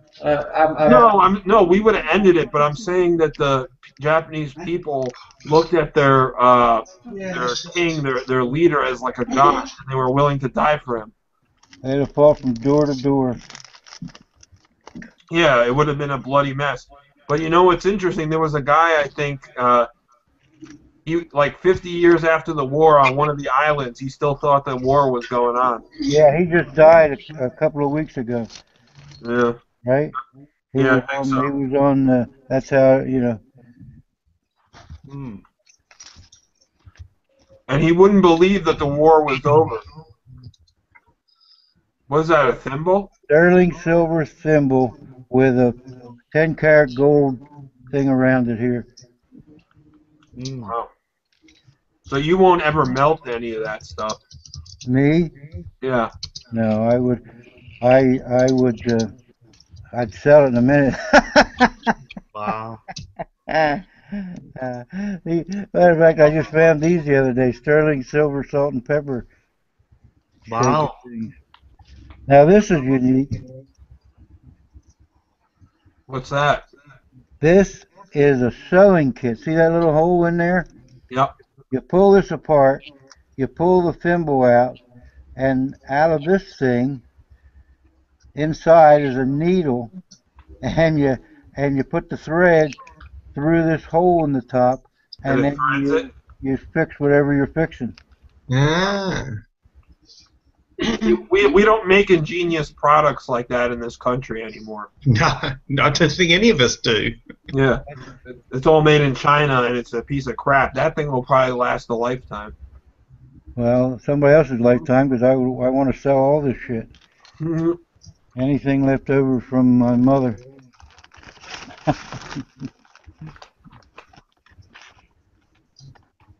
Why don't you try and sell it to like an auction Me? house or eBay? Well, I've had people come around here. I've sold diamonds and stuff out of the house and stuff like that. I've had people come, but nobody wanted the symbols. I don't have too much junk left from. Silver Siren says she sees Bitcoin in the background. A Oh, headline. yeah. A Bitcoin? A headline, maybe on your computer. Now on that basket. Oh yeah. On the piece of paper in that basket to the left of you. Me? Yeah, right above you to the left. There's a basket and there's a paper that says Bitcoin on it. Oh, boy, she's got a good. Well, yeah, I'm very anti-Bitcoin. Jared was mining Bitcoins. He had, yeah, I guess in Canada you couldn't get the computer jack, the extra thing you needed to mine Bitcoins with. So he'd buy them in this country, send them to me, and then I'd repackage them and send them to Jared. So he was mining Bitcoins, but He must have lost a lot of money. Bitcoin lost a lot. I told him to get the hell out because the government, I think, is ruining Bitcoins because of the too much drug money changing hands and they can't keep track of it. Yep. It's a Ponzi scheme, anyways. Half of the Bitcoins in existence are owned by the people that started it. Mm-hmm. It's just so they can pump up the price and sell out and make money.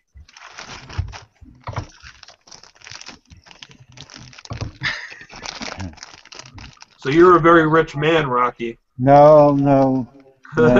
I'm trying to figure out how to afford to buy myself another pound of steak.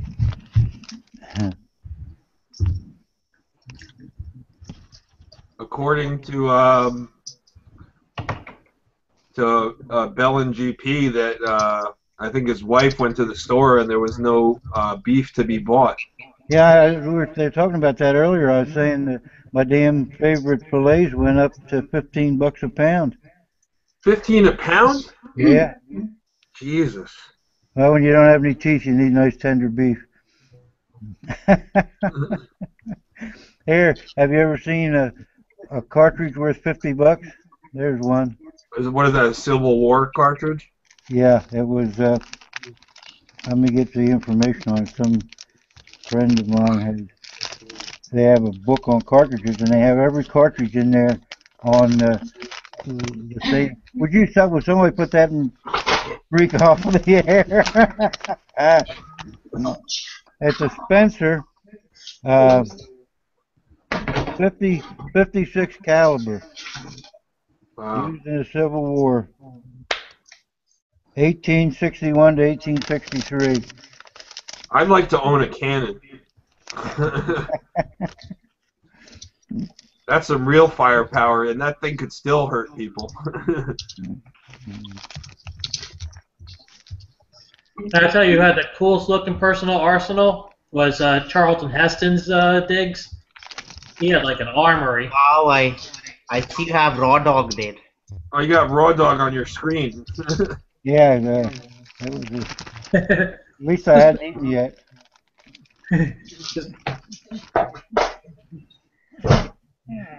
Just seeing if he had anything lately. He's probably going to delete his channel again.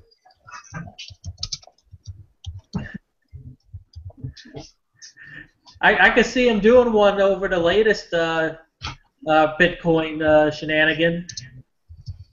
What was it like? Oh God, tens of millions of dollars of Bitcoin robbed. Oh, they were. I thought that the price just fell or something. No, well, the big thing was China said they wouldn't allow any exchanges in Bitcoin, so that knocked them down like $300 in about 5 minutes. Wow.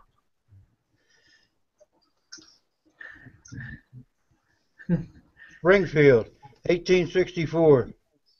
That's a powder gun, right? Yeah. Now point it at the camera and say, "Get off my lawn!" Yeah. I like that gun from World War II, the rifle where it's like a cartridge that holds the rounds. I'm trying to think of what it's called.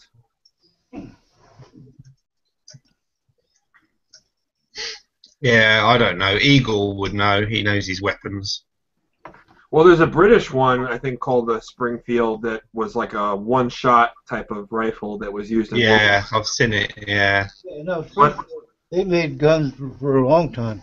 Yeah, but there's one that the U.S. used, which it was like 5 or 6 bullets in like a clip, and you put it into the top of the gun, and it was a rifle that most riflemen used. I just can't think of the name right off the top of my head.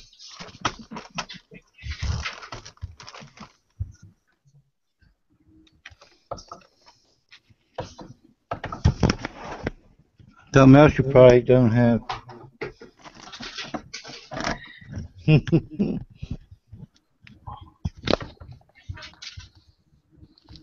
Making me dizzy, Rocky. Yeah, well, that makes me dizzy. Sometime I'll learn how to do this.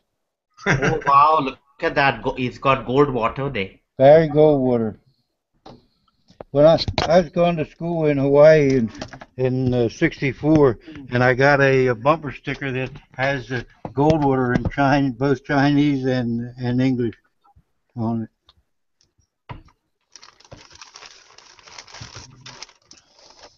Got a Do you collect? bunch of Ross Perot buttons. Do you collect old campaign posters of these candidates? No, I don't collect anything. uh, when I had a bunch of kids working for me, I drove them all over to Perot headquarters one day, and I said, "We're all going to go in. We're going to get as many pins as they'll give us, and then you guys can keep half, and I'll take the other half." So I got a whole bunch of Ross Perot buttons upstairs because I figured he wasn't going to be around long. He turned the country in a totally different direction. Good grief, my first election, and I voted for that guy. Let's see. 64 was my first election. You guys, knowing my history, won't believe this. I voted for Barry Goldwater. I didn't trust Johnson. Yeah, you had horse sense. That guy was probably one of the worst politicians for the country, dividing folks. Well, he went along with the Goppatonkin resolution, or he implemented it, and of course the Goppatonkin incident never took place. So he got us into Vietnam. Now you guys don't remember, but uh, I wrote a lot of stories about Vietnam. I never went, of course, but they you'd see 400 or 500 Americans a week getting killed over there. It was nothing. Every night was your mashed potatoes on the evening news. There was death and destruction on the television, and they didn't filter it in those days. You can't find out shit now. I mean, when the planes would come in with hundreds and hundreds of bodies on them, unloading them at Dover, you'd see all that. But you don't see any of that. Now they don't even show the coffins. No, the witch-cults wouldn't even, Bush wouldn't even allow the parents to retrieve their bodies in Delaware. They had to wait till they were sent to them. Can you imagine? I mean, what a bunch of jerks, what a bunch of war criminals Rumsfeld, Gonzalez, Cheney, and Bush are? So can I ask you a question, sir? This Afghanistan and Iraq, were a lot of people, American soldiers killed? No. Like Vietnam, or was it? No. Vietnam, we lost 56,000. I think we lost about 1,400 in Iraq. I'm not sure about all those numbers. But two Americans for Afghanistan is too much. The country will never be settled. Well, the biggest body count in terms of war for the U.S. was the Civil War. Oh yeah. Oh no. Yeah. More people died then than any other war. You know Matthew Brady, the Civil War photographer? Yeah. Almost every picture you see from the Civil War is one of his. Well, in 1911, they found in an attic, these pictures were all lost for 50 years. They found in an attic all these Brady pictures, and they put them in a 10-volume set of 5,000 photographs, all original. Almost all the pictures you see, a lot of them of Lincoln, were taken by Brady during the war. And my grandfather had enough sense to buy them, and then he left them to me. And they come out in 1912. This 10-volume set, the photographic history of the Civil War. Unbelievable. Do they? Did the Confederate States make any coins? Yeah. Oh yeah. There's a lot of Confederate money around. You guys have all seen it at different shops, I'm sure, right? We don't. We get American coins. I'm in Canada. So we get American coins, or we don't see the special, like coins like Confederate coins, or old American banknotes. We don't see them. They are like specialty items. All right. I've got well, if you want to see that discharge, in the same frame of the discharge is a 15-cent piece of paper money. Have you ever seen those, guys? You've seen them. Do you have any? I've never seen any. I guess nobody else is interested. Everybody else is mute. I don't know why. How I was come? gonna say Salivate Metal had a video of a friend one time, and it was all these paper currencies, and quite a bit of it was Confederate bills. Mm-hmm. He's got some great friends of friends. But yeah. How come everybody is mute? There's 4 mutes. They went off the air or what? No. I don't know. I think they're trying to figure out how to get the YouTube, so they can listen to you, Rocky. I don't think PD, Ballerina, or Siren ever unmute. They like to type. Oh yeah. But they can still hear. I don't know who this Charles is on the far left. Belling, he unmutes now and again. But yeah, the 2 on the far right, that's our that's our girl crew. Girls rock bullion.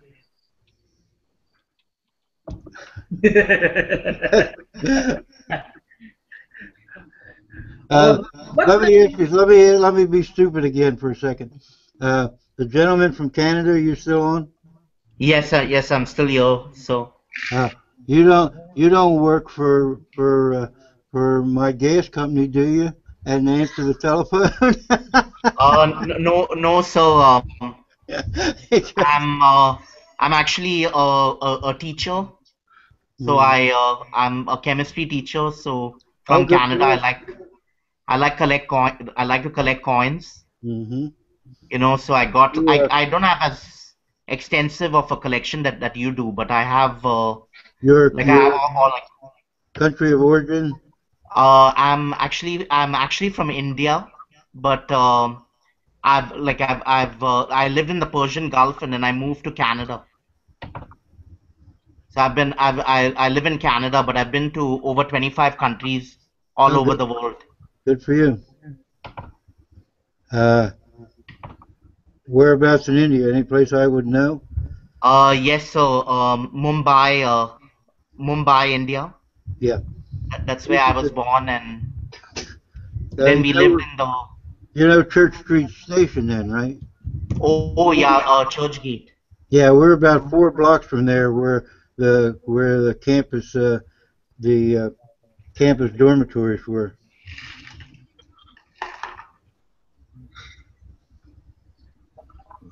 Oh yeah. So lived in Dubai and lived in, I don't know if you know Bahrain. Have you heard of Bahrain? Bahrain, yeah. Yeah. Never been. Oh yeah. I lived there 6 years of my life, and then I lived in Dubai. So I love Dubai. You can get gold really cheap. How in the world did you end up in Canada after those hot climates? Oh well, 1991 we came to Canada because the time there was Iraq invaded Kuwait, and Bahrain is very close to Kuwait, so we decided to move. So we decided either Canada or Australia, and Australia was very hot. My mom, we already live in a very hot climate, so she didn't want to go to Australia. So we ended up coming to Canada. So now we are citizens of Canada. Oh, we got a new addition. Oh. Ballerina bounced out for a minute. Rocky, if you take your cursor up to the top left-hand column, you'll be able to see the group chats. You'll be able to see the comments. Oh, where am I going? Top left. There's like a blue square that says chat. If you put your mouse over it, you click the blue square. It's the second icon from the top left. And then a window will pop up on the right-hand side that shows the group chat. Oh. Yeah, I see. Yeah. And then, like, there are people that are in there that aren't really on their cameras that are just talking in the chat to us. Oh, There you go. Silver Siren. Yeah, no, I'm looking at them now. Yeah. Huh.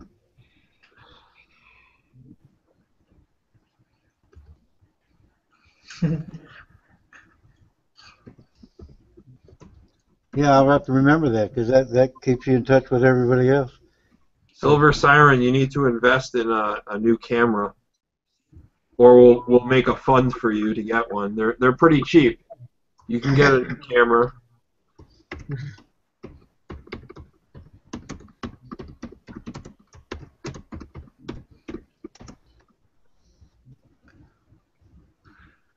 Ooh, that is cold. -39. Yeah, yeah, it is very, very cold. That's where I live. Like I live in northern Manitoba. So I'm working. I live in Halifax, but rest of the year I'm in the PA because my job is in the PA in northern Manitoba, and then I fly down to Halifax every summer. So my parents live in Halifax, and I'm not. I live in the PA. I don't know if you know where the PA is.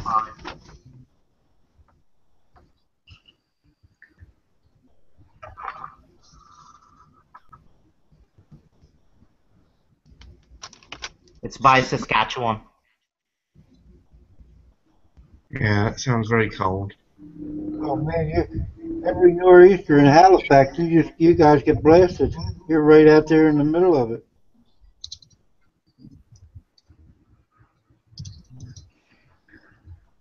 Yeah, so that's where I'm calling you from. So from the PA, Manitoba. So way up north. It's amazing how many uh, percentage-wise, how many of subs are Canadian, huh? Yeah, I get a lot of views on my channel from Canadians. Yeah.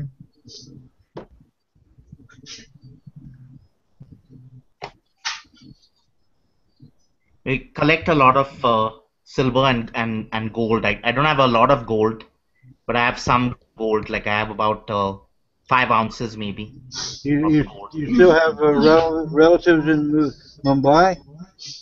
Yeah, I still have relatives in Mumbai. Well, what do they But think of the added charge now for importing gold? oh well, I think well they're not really into gold. Like I'm into gold. So my relatives like they don't care so much about gold compared to there were only two people in my family that collect coins, my uncle and I. And my uncle he died, he passed away. He left me a very old Indian coin collection. Like I've got coins from before the British, the British took over India. So very, very old coins. Yeah, Now, Silver Siren saying she'd like to see that collection. Do you have a camera? I have a camera. The only problem is all my collection is in Halifax. Oh. Like I keep it in the bank, like with my parents bank.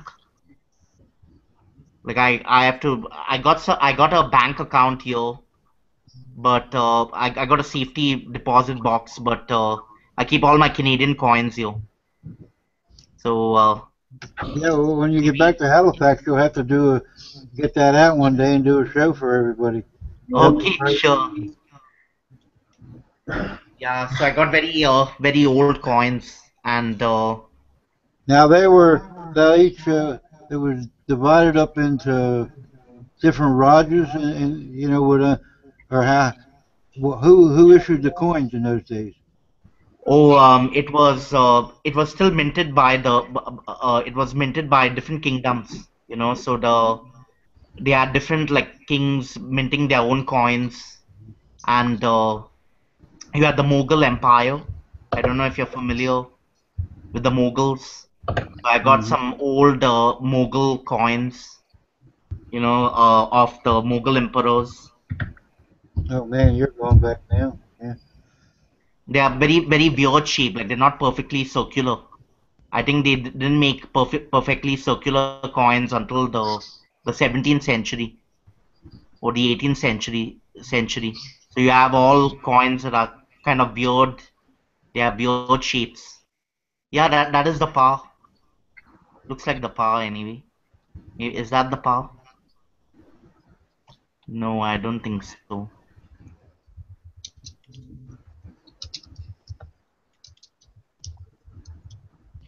Who's the guy showing us the parking lot? Somebody driving around town? $50. My backyard. Get his tripod out. Figure put something on. A little scenic.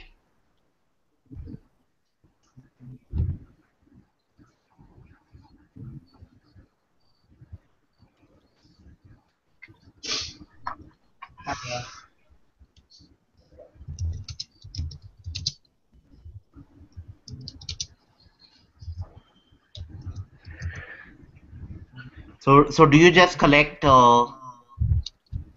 bullion coins or American coins, or are you interested in other countries as well, like Russia, China, Africa? I get coins from Australia and China, like bullion, like Chinese pandas. I see. Because there are some countries that also made really beautiful coins, Yeah,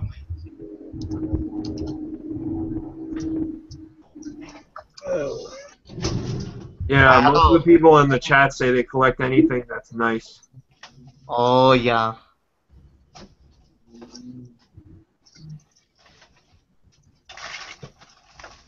Wow, that's a nice. I wonder what place that is.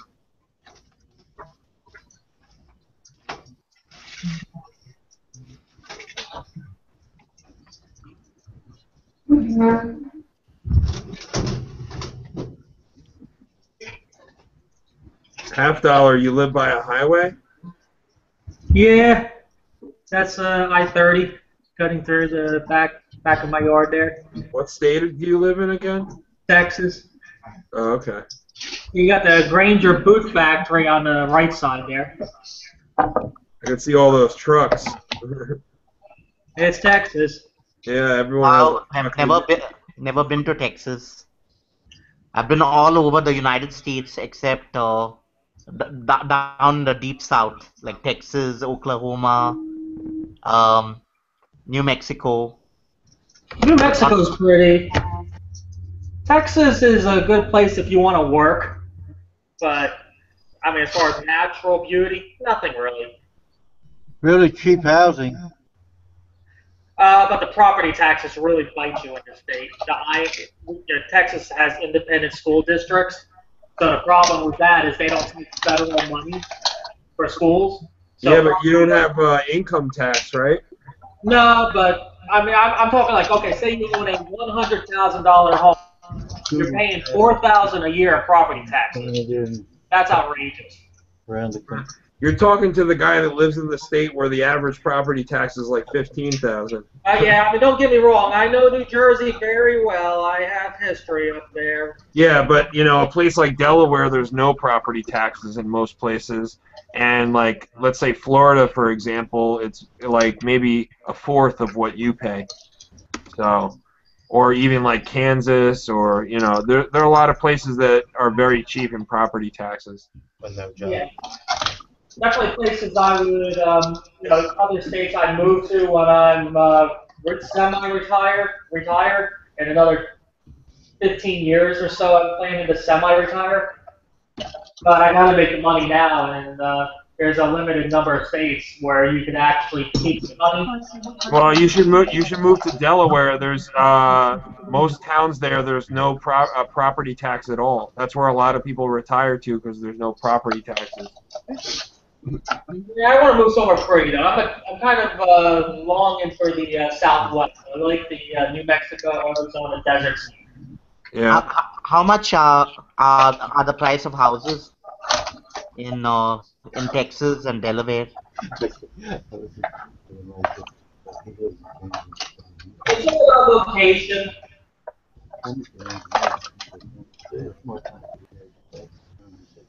I mean, you're not going to find a stable price. I mean, it depends where you want to move to. I mean, I live in it's kind of a niche market. I mean, I live in a condo complex. It's not your typical housing unit because they can't keep on building all over here. There's no like open land to build in my area. So the property values are a little bit more. But if you go to a more suburban area, my wife needs them. Oh, I get 4 or 5 every time I go. yeah. But if you go to like a suburban area, you can My favorite's the buy houses really cheap. Why click on the big You ever see any accidents on the highway in front of your house? Oh, this is awesome! Like when the snowstorms are out, I only drink I see cars sliding all over. It's awesome. people like John come over and they drink. People, these residents, they don't know what it's like to drive in winter weather most of the time. They drive like maniacs. That's not. So I'll see cars sliding on that bridge. I mean, it is frozen when the few times we get snow on it a year. You ever see a car like fly off of it or anything? Same shit. No, nothing that dramatic. Yeah. Wow, it's not so bad in Texas. Coldest beer in town. I wish I could come to Texas. You got good weather there. So you don't have any problems lately? No, the thing, if I leave it for a couple of minutes, then it's like freezing. Weather's so bad. It takes a while for the motor to start, and then I can't really put it back. So I just shut it down and start it up. Oh, the flea market open back up? Okay. Wow. Did the flea market open back up? His mic is muted. He's trying to work out how to unmute it. No, it opens up next week if the weather's nice, and it's supposed to be nice next weekend. But Tom called yesterday. I was talking to him, and he's got a sterling silver set he wants to show me. He's driving down tomorrow, so maybe tomorrow night I'll have something to show. Everybody's asking where the flea market is, and I'm afraid somebody's going to find out, and somebody's going to be close enough locally. They're going to come rolling in here and start buying up my. So you live in New Jersey? Don't give away your secrets. Yeah. Yeah. Don't give your where you get your coins from.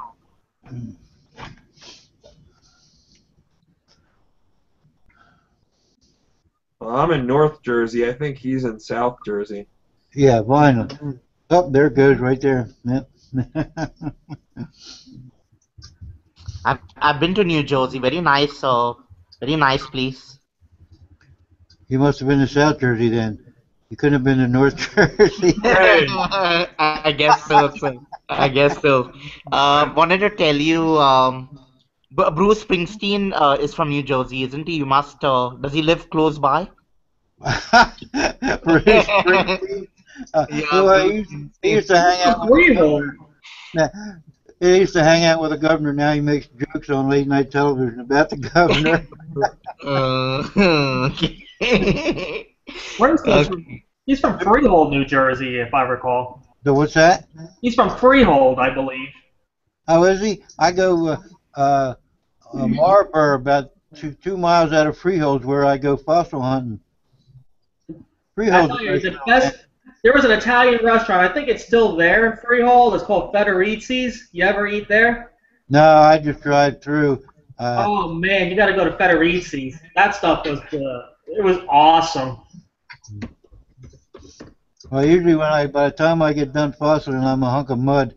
So we stop at a pizza joint and then hit the road and come back to Vineland. I mean, now this isn't like just get a pizza and go. I mean, this is like really delicious Italian food. I never had such good Italian food anywhere else in the whole state. Yeah, we have good. That's the thing about New Jersey. We have good diners and good restaurants. That's all we have. And good malls. That's about it. Hey, best strawberries and tomatoes and peaches in the world. My mom raves about Jersey tomatoes. She loves Jersey tomatoes. Yeah, that's the thing a lot of people don't know is New Jersey is actually a big agricultural state. We grow a lot of different produce. Would you believe that we grow 2% of the grain that's grown in this country? That's crazy for being the fourth or fifth smallest state, third largest. Yeah, and like most of that stuff is grown, like I guess in Indiana and you know, most of the farms, places where no one lives. Most of the farms around here are like 10 acres, and they turn over 3 or 4 crops a year. It's all and then sell them in Philly, New York, and Baltimore. And Mom used to drive us to this old Jewish couple's farm, and we would get corn and tomatoes and all sorts of produce. Jersey corn was another one of my mom's. Oh yeah. Jersey corn's the best too. Yeah. Well, that's the thing. Is like a lot of our soil is not like messed up by chemicals that a lot of the industrial farms out west use. Like like you were saying, a lot of the farms are small, so a lot of them can afford to grow organically. No, not really. Well, I go to like a farmer's market by me, and there are a lot of organic farmers now. And they all claim to be organic because they can charge twice as much. Now they got corn now that is genetically modified, and the biggest problem with corn is the cornworm. It's genetically modified, so when the cornworm hatches out, he eats a little bit and drops dead. That's Jersey corn.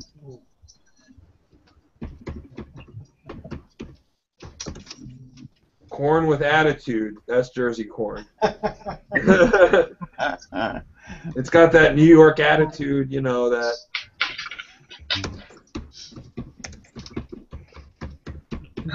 That's the thing is, there's no such thing as, like how in the South they have Southern hospitality. Over here, we're blunt and we'll tell you to your face, we don't like you or something like that.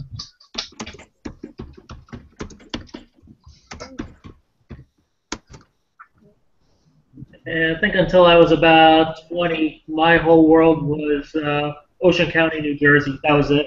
And Atlantic City. AC is alright, except if you leave the casinos, it's kind of messed up. It's very poor. Kind of dangerous. Yeah. Yeah. Yeah, they had like the performers on the boardwalk. I mean, it was that one lady, I think she was on Howard Stern. She played the piano with her tongue or something. The keyboard. The boardwalk is alright, except for a lot of drunk people. But I'm talking about you leave the casinos and you're actually walking around the city. I mean, it's dangerous. You're not walking. Who does that? I don't, but I'm just saying that it's dangerous outside of the casinos at night. It's dangerous, so you better believe it's dangerous. It's dangerous, standing in line waiting for the jitney to come along and pick you up. They'll rob you in 2 seconds. You're familiar with Atlantic City, right? I am, yeah. Well, you know where the bus terminal is, and then the hospital, and then Bally's? Yeah.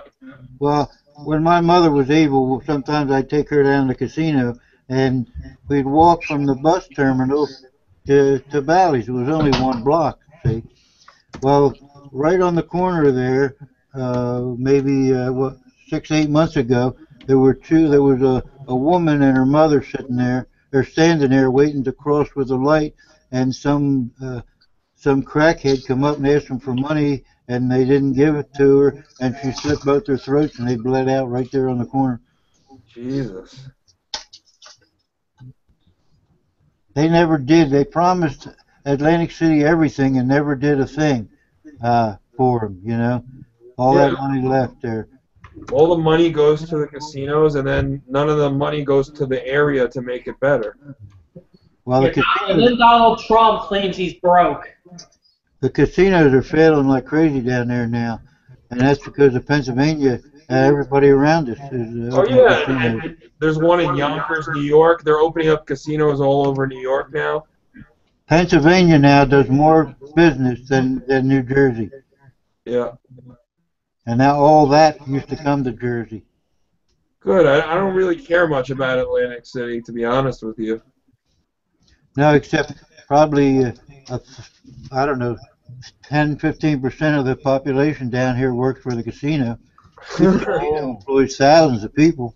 Yeah. Well, yeah, I care about that, but I've been to Atlantic City. Very expensive food on the boardwalk. We Oh, went and we bought. I like shish kebab. You know, my favorite food, and very expensive. yeah. Well, you have to go to the buffets, or if you go to the casino often enough, then they comp you dinner. you know what I would do? I would go to the penny or the nickel slots with like $20, and I would just sit there and get all the free drinks and play the slot machine. Yeah.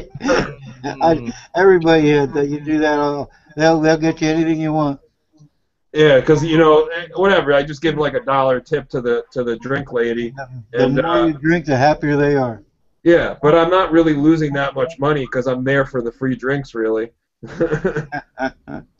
Now they water them down anyways. all the new penny machines, the cheapest bet is 50 cents. Oh yeah. Yeah. I haven't been there in a little while, like 2 years. Yeah, it's changed a lot because they got the Borgata and all these really super expensive ones now. They're the only ones that are making money now. I used to go to Bally's and the Borgata. I used to go to the Trump a lot, and what's the other one? The Tropicana or whatever. Yeah, the Tropicana, Showboat, Trump, and Nugget. Caesars. Yeah, Caesars. Caesars part of Bally's. Yeah. I've never been to Las Vegas though. I always wanted to check that out. I hear that Las Vegas is like totally different. It's very safe and clean. Yeah.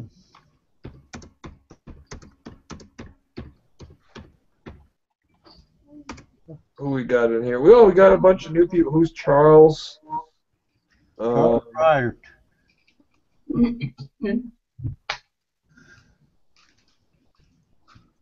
Well, Charles, where are you from? I hope that's a picture out of your window. Charles, you got to turn your mic on.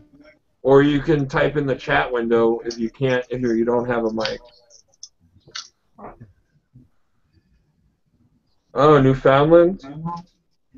Oh. Nice. I've been to Finland. What part of Newfoundland? You just got whacked by that last storm, didn't you? Or maybe you're still getting whacked by it.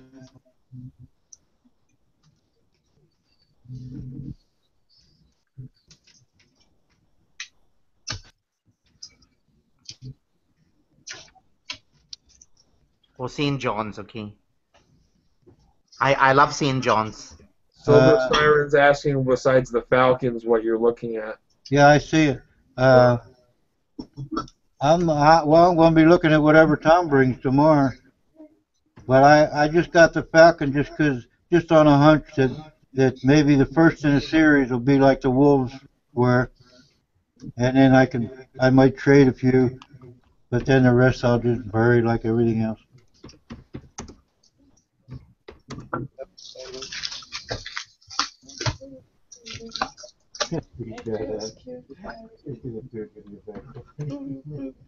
I like the pandas. Okay. How's it be? Good. You been busy? What the hell you been doing? Oh my goodness. Yeah, Rocky, you have like the old pandas, the earlier dates?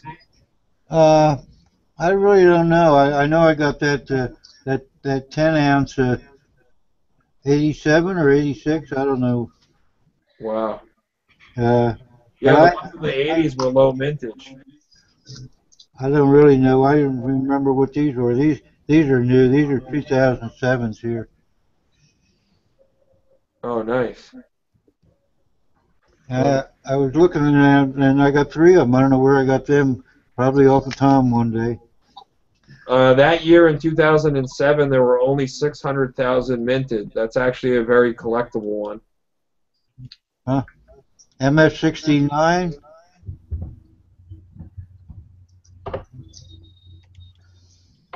If you look on eBay, anything I think before 2010 that's a Panda is going for big money nowadays. Huh. I saw some of those MS70s earlier Pandas going for 2-3 grand a coin. Yeah, well these aren't. These are 69s. These aren't 70s. You could they're still probably worth a lot. I like that Franklin. The Franklin $half, those are my favorite junk silver coins, besides peace dollars. I like Mercury dimes. Oh yeah, those are good. Now you're talking. I need 300 more for 10,000. Wow. Those are really good. 10,000. Well, yeah, between Mercs and Roosevelt's, I got 9,700. Mostly Mercs. So. Put them in a big bank bag and stick it somewhere. That's a lot. I put them in a bucket. I soak my feet in them at night. It's good. It's good for your feet. It's good to relax.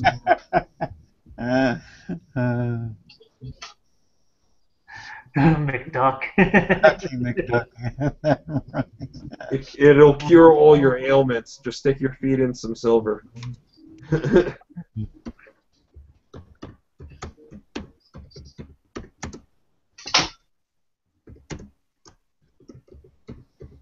Oh, you guys are talking about Scrooge McDuck?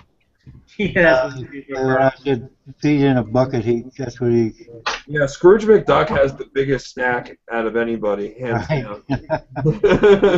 I used to get his comics when I was a kid, when I was back in the early '50s, and if I'd have held on to them, they'd be worth more than any coin from the '50s. Well, yeah, some of the old, I think like the monster comics from the '50s, like Frankenstein and stuff like that, those are worth a lot of money. But that's back when comics used to cost a nickel. No, not now. I never. Well, maybe, but they were a dime then, I think.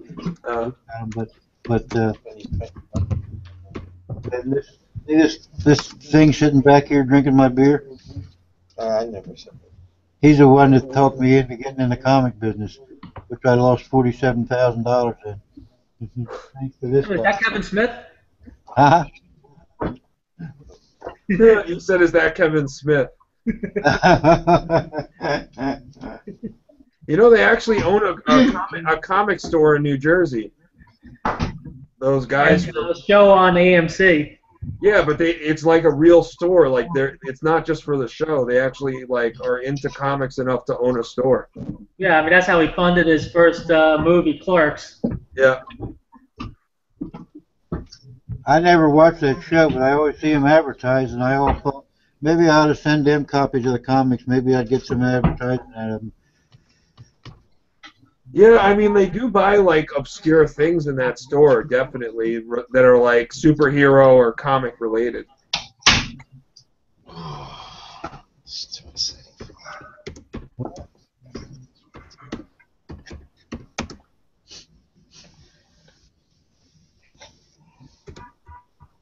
Let me see them. Let me see your name. Cyber Curtain, you still with us? Yeah. All right.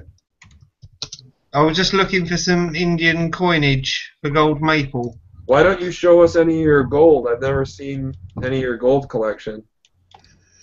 Yeah, I got to show you my gold. I got some coins in the safe. I'll bring them here, and maybe I'll make a video on my coins. You know, I'm less technologically inclined, you know, so yeah, so I got a digital camera, so I'll have to make a video and then upload it to Google.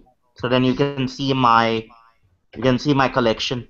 I'm gonna have to go to Halifax and get the rest of my coins, make a video and post it on my channel. You should, if you could find someone who's like an expert in those early dated coins, you should find what the value is of them. You know, get them appraised. Yeah, I should, you know, I have no idea what the value of my coins are. Yeah. I've just been collecting and collecting and collecting, you know. Because you never know. I mean, you could have a coin. I mean, there's a penny that sold at auction for I think $5 million a while back. So there's some coins out there that are worth a lot of money. You might even have one. Who knows? I've done that. I have very few American coins. I do have a lot of Canadian, lots of Canadian coins, you know. Mm. So there's I've got dollars, silver dollars. Yeah, he was here yesterday. And I got. Fred, how am I? Why can't I put this up? I just wrote a message. Oh, you don't know anything about this? Yeah. Okay, guys, I just wrote a message. How do I get it up? Write your message and then hit enter. Enter. Oh, on my keyboard. Okay. Yeah, no go. Huh.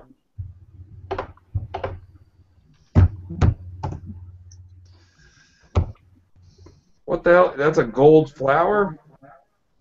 A gold rose? Is that real gold? Yeah. Obviously not solid. Like the gold. Me. I'm hoping to get more gold, you know. I've said enough of silver. I have over 100 ounces now. So now I want to focus more on gold. And I don't know about platinum and palladium, but gold definitely. 100 ounces. 100 ounces is a good start. Yeah, I have about 100 ounces.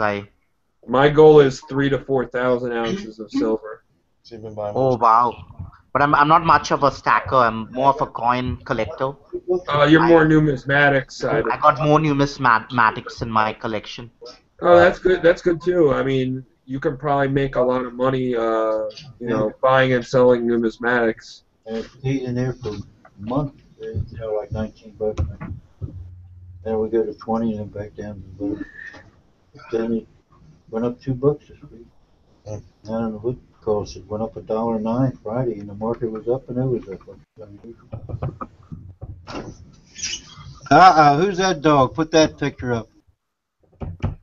Oh, that's Howard Stern. Howard Stern. Yeah, Howard Stern. Yeah, because I just stopped the camera instead of holding it. It would be wobbling. I just thought I'd take a still. Yeah, I carried that around since it came out in '94, I guess it was, and just framed it about 3 years ago. What is it, a poster? Yeah. Now, who are we talking to? Oh, that's $50. Oh, did you send me your address to get a copy of the Howard Stern lampoons I wrote? No, it must have been somebody else. Well, PM me your address and I'll send you a copy. I made 3 lampoons on Howard Stern, and I was threatened by every Jewish lawyer on Long Island to chew my balls off if I didn't destroy them. I still got them on the other side of this wall behind me. I still got thousands of them. So if you want some copies, get me your address and I'll send them on. The email address you saying? No. You send me your home address, PM me, and I'll put them in an envelope and I'll send them to you. Oh, okay. Cyber Curtain, what are those coins you got there, that stack of them? Oh, that's the Canadian Voyager. Voyager, what's that? Oh, okay, I've seen those before. Yeah, in the canoe. Yeah. Right. There's another one that has like a totem pole. Do you have those? Oh, that is a commemorative one. Yeah, I like those. That is to celebrate the 100th anniversary of British Columbia. Yeah, those are. I love those. This one guy says he's going to Spain. How much are those worth? Are they worth a lot in collectible terms? No, I think I paid about £10, which is about $15. 40. Okay. I really like the design of that though. Yeah, If I you do as collect, well. Everybody must have made money. if you collect Canadian silver dollars, you must get 1948. It's not. That is the rarest. That's the lowest mintage Canadian silver dollar. See that? How is it? I like those new ones, the 25th anniversary of the Maple Leaf, those coins.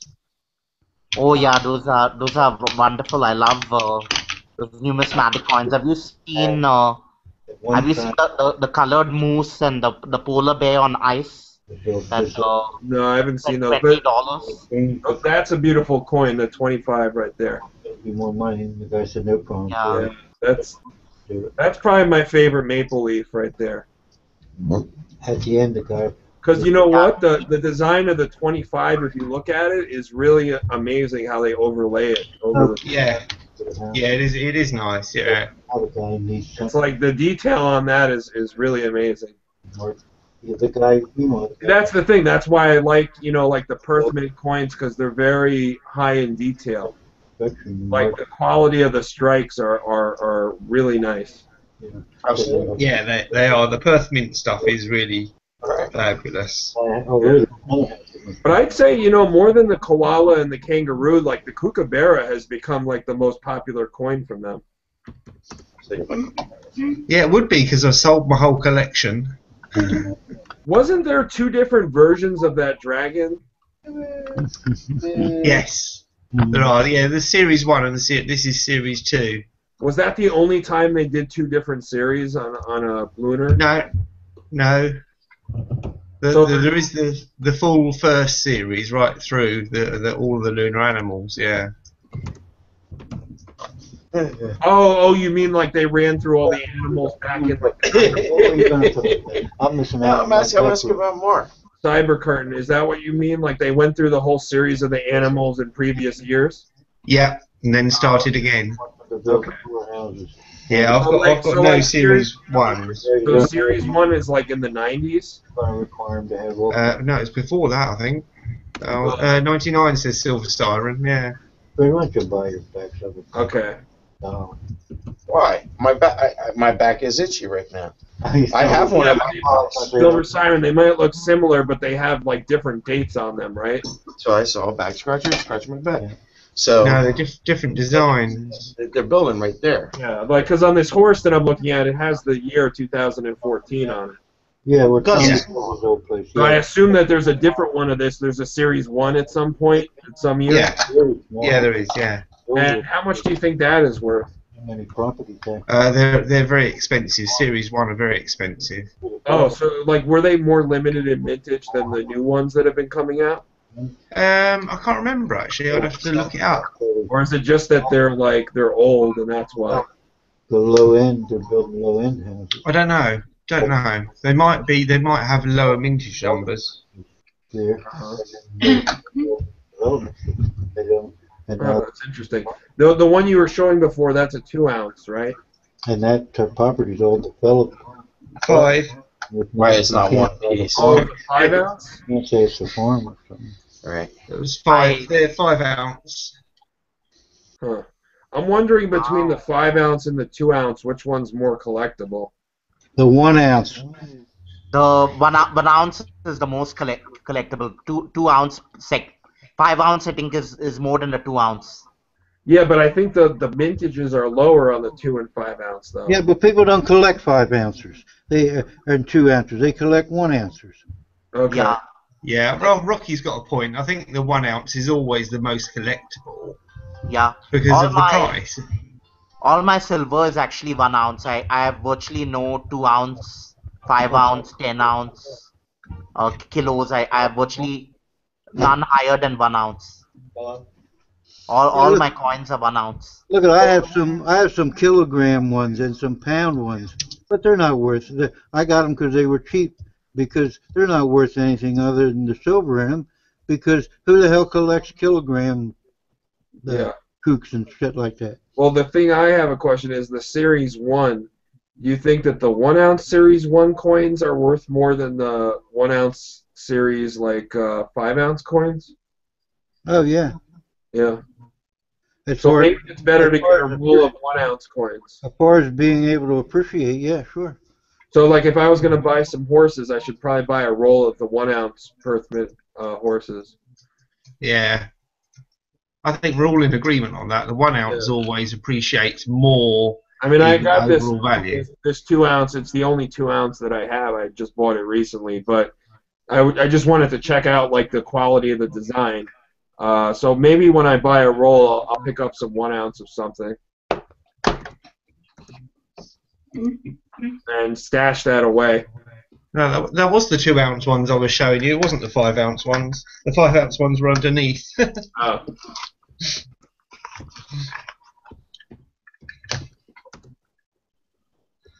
That's the difference between the 5 and the 2 there. They look kind of similar. Except, yeah, on the side you could tell.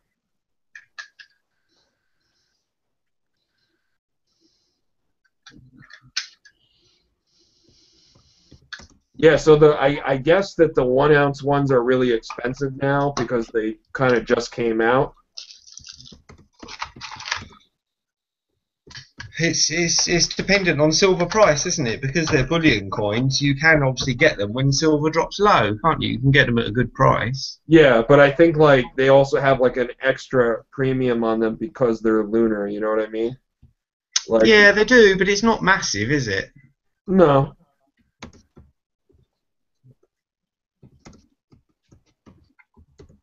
But like, as opposed to buying a roll of silver eagles, you know, they do command a premium for the lunar coins. Yeah. It's going to be what? How many last year? 44 million eagles. There. A lot of your bullion people don't put out that much shit. Yeah, that's why I pick up like pandas and kookaburras because they're much lower in mintage. 8 million pandas. Yeah. That's not I have a panda that one of the years it was $1.5 million that they came out with, and some of the older ones are only in the hundreds of thousands. Yeah, that's the thing, Silver Siren, is that there's 350 million middle-class Chinese people. Within the next decade or so, who knows how big that'll be, and they all want to buy, you know, like a lot of them that like to invest like to buy pandas, you know. There's a lot of counterfeiting with pandas. That's why I only buy graded ones. And I only buy them from big reputable dealers. And some designs are really good. I go more for the designs. I like the 2013 Chinese panda. I didn't like the 2014. The design was not as good. So for me, it's all about the design. You know, I like the silver, but I go more for the design. Mm-hmm.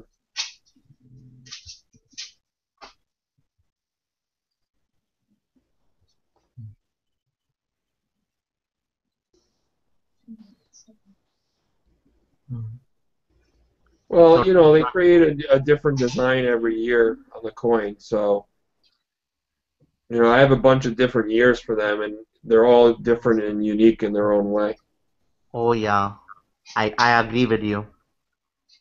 Like even the kookaburras, you know, say we take the Australian kookaburra, the 2000. I like the 2008, the 2009, the 2010 design was okay. 2011 is okay. It seems that the kookaburras just keep getting dull, you know.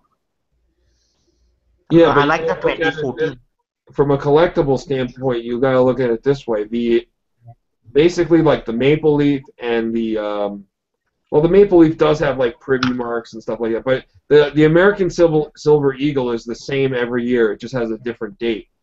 And yeah, and like Rocky was saying, they pump out 44 million of them a year. At least with the pandas, they change the design every year, and they're much more limited. So they're probably a better bet of picking those up.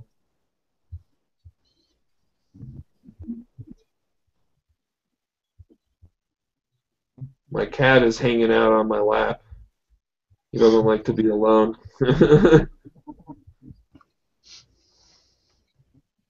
He's like really a people person.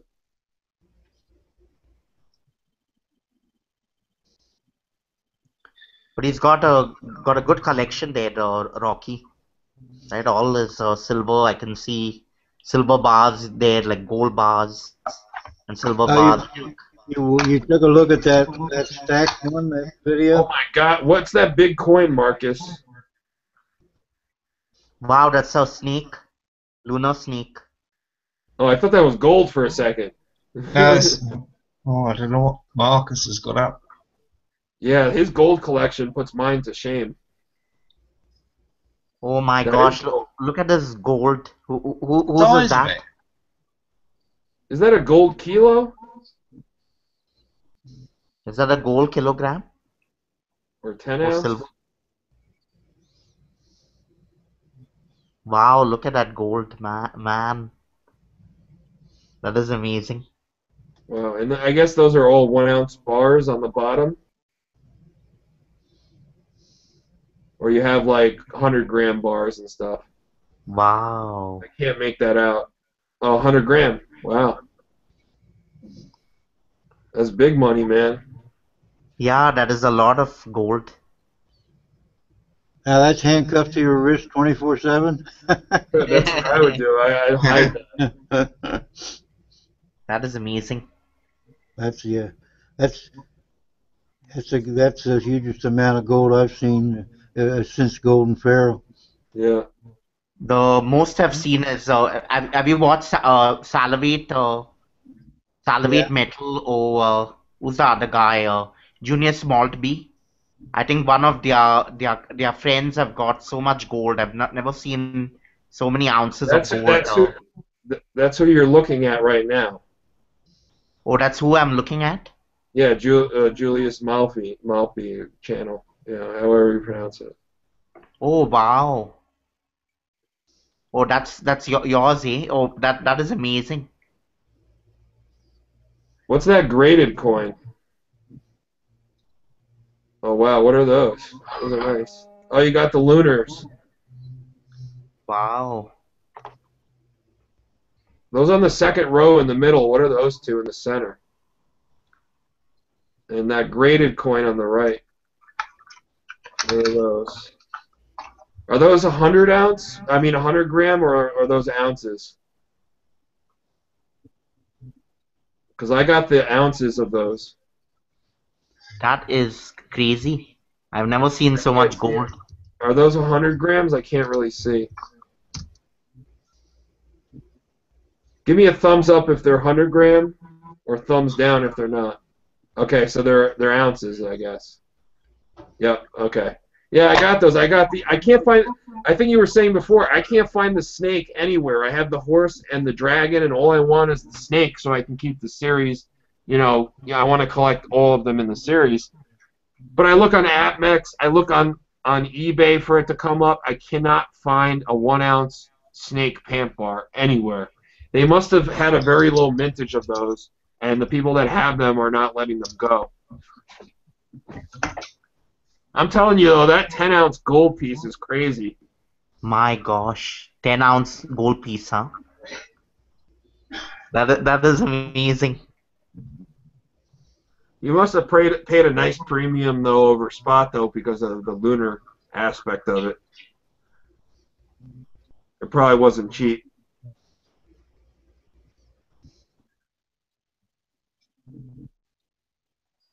So here's the thing. You have all that gold, but I'm assuming you also have silver as well.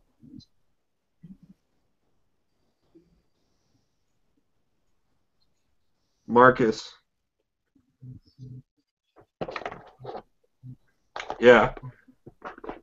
But definitely, like, the core amount of your holdings is more in gold, though, right? Yeah, 500. Yeah, but according to what I just saw in terms of your gold, you definitely have a lot more gold, in value. Way more.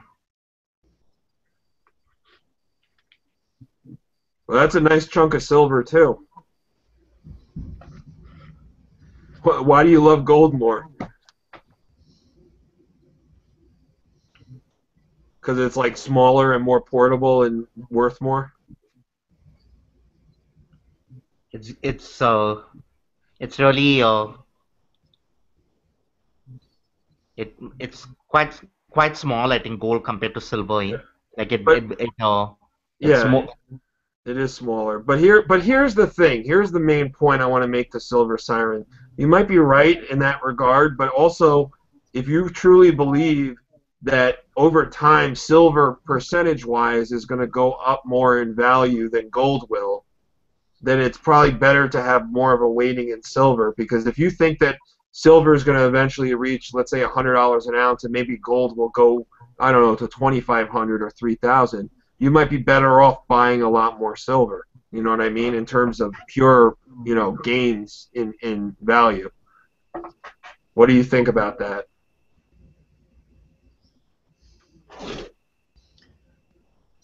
Depends on your horizon. Yeah, it is time horizon. The longer out, the better it looks for silver, because silver is going to be used up, but gold never gets used. But don't they recycle silver, Rocky? Like very little.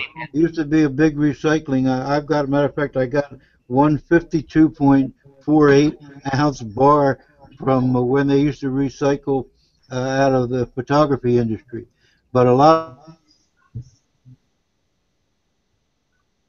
of stuff now doesn't fit billions of cell phones and things.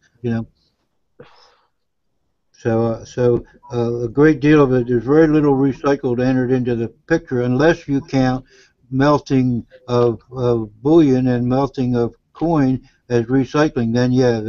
Then there's been a lot of recycling because they've melted millions and millions and millions of silver dollars over the years. So Marcus, those two lunars you had the dragon and the horse, I assume. So you're in the same boat as me, looking for that snake.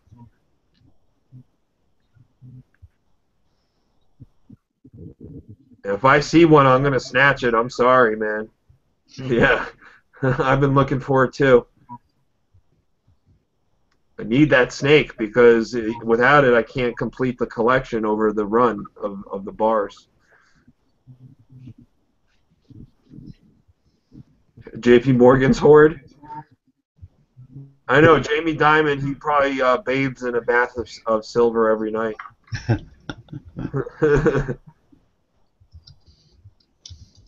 I call JP Morgan the evil empire.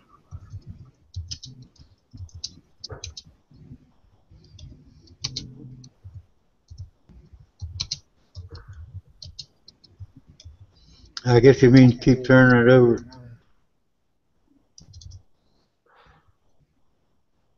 Collectible, you mean like collectible coins, Silver Siren? Like in terms of gold coins?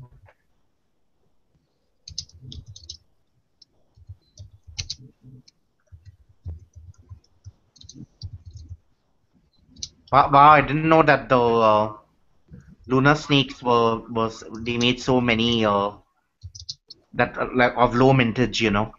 I know there's another silver coin that has got really low mintage. Do you guys collect Somali elephants? I don't, but I know a lot of people do. Yeah. How about those Rwanda African wildlife? Yeah, got them. Coins?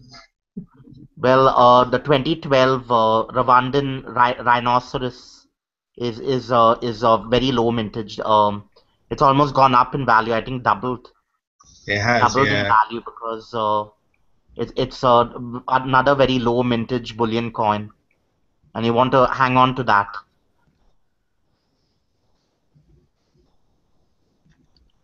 T 2012 Rwandan African wildlife rhinoceros.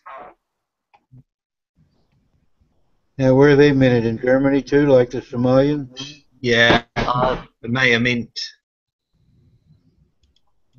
Yeah.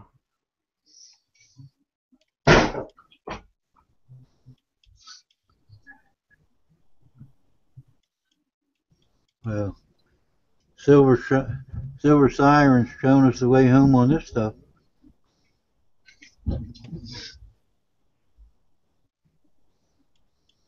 There you go, Rocky. Let me click on that and see it. Oh, that's the impala. It's got the animal on the back. Oh, yeah. There's the Maya Mint mark there. 2 weeks ago, I got the 2013 elephants, Somalian. Oh, and you got a cheetah too.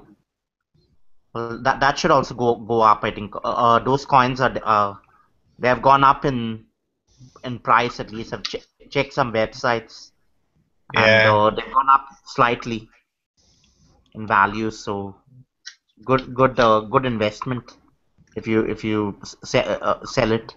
But you want to hold on to those rhinoceros. Those are 2012 rhinoceros.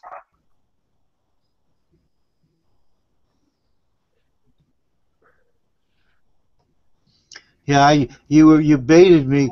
You were trying to bait me about 5 minutes ago to bitch about the snake scales, but I didn't go for it because everybody knows my opinion on that. That how can the world can they make so many of these things and have them anatomically incorrect? You should invest in Zimbabwe dollars. Get yourself some $1 trillion notes. You'll be rich. Now they've gone up. You know they have doubled in value in the last month because all Yeah, of a sudden because they're they're collectors. collectible. Because it's the largest paper money ever been printed, largest denomination. I have some as like a conversation piece, to talk about hyperinflation, but If you want to get them really cheap, go to Zimbabwe, and all those bills are just lying on the road. I don't know if people know that they are valuable. You can well, get they're those valuable Zimbabwe. to developed nations, to people.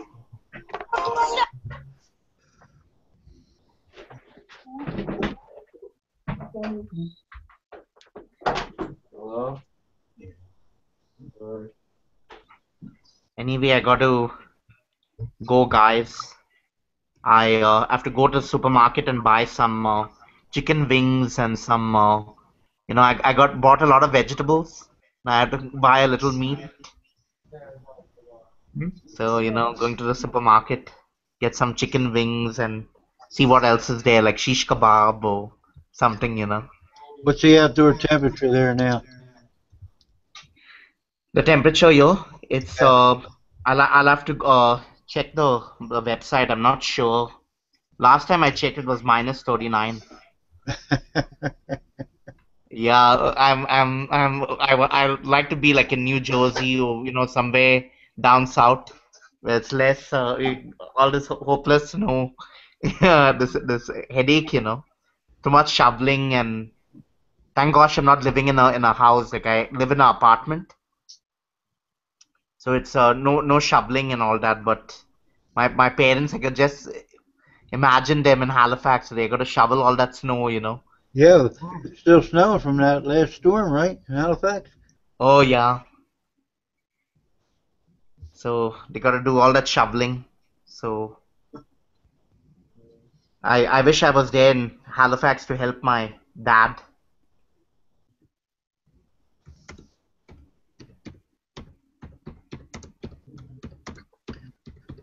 Well, I hope you can pick up some cheap meat. Oh yeah, sure. They truck everything in there, I guess, and under these conditions. Oh yeah, I don't know how they do it. It's amazing. At least you know it'll be frozen. Oh yeah, that is right.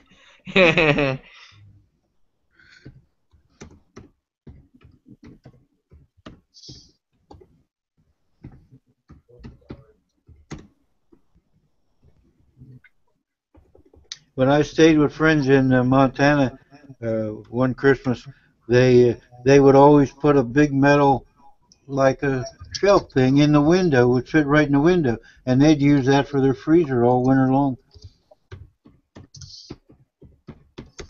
When you wanted something in the freezer, you opened the window. Oh, okay.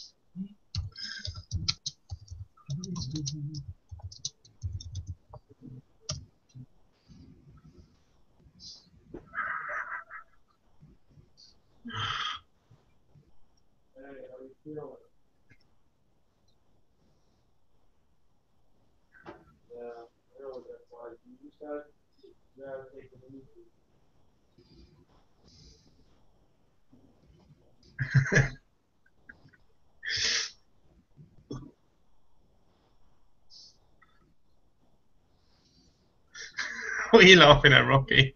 I don't know where these people come up with this shit about me. I have one-liners. That's funny. Hmm.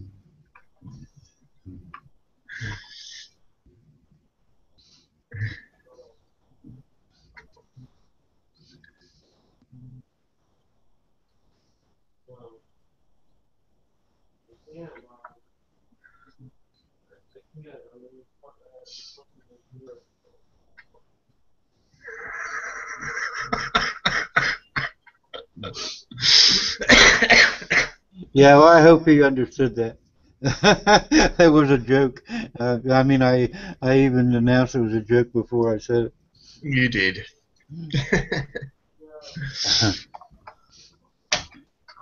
Yeah, I think I'm going to have to drop out as well now, guys, because I need to round up and secure my stack. So I'll catch up with you all another time. Thanks for the visit. No props. I'm See the you later, visit guys. as a regular time. See you later, guys.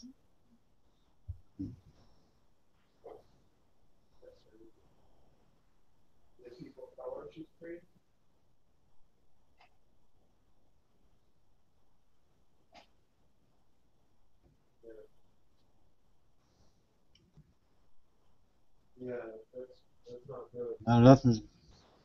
I got nothing to do till I die, so I don't care.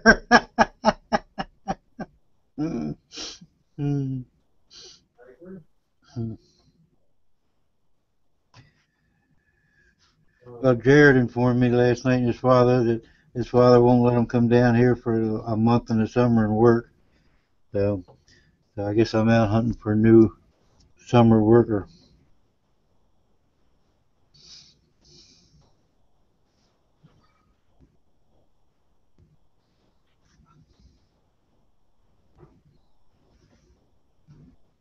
No, not yet. I'm still looking. The guys were talking about property taxes when my friend sold his property in Hawaii about, oh, I don't know, 5, 6 years ago at the height of the market. He got $1,275,000 for his property, and his taxes on the Big Island were $410 a year. Can you imagine that? Wow.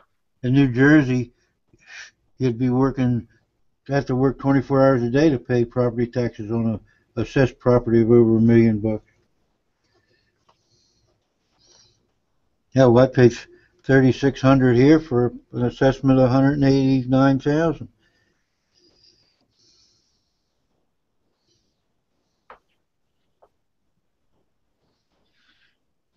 I should declare that I only live in the cellar, so what the fuck? They shouldn't even assess the rest of the house, right?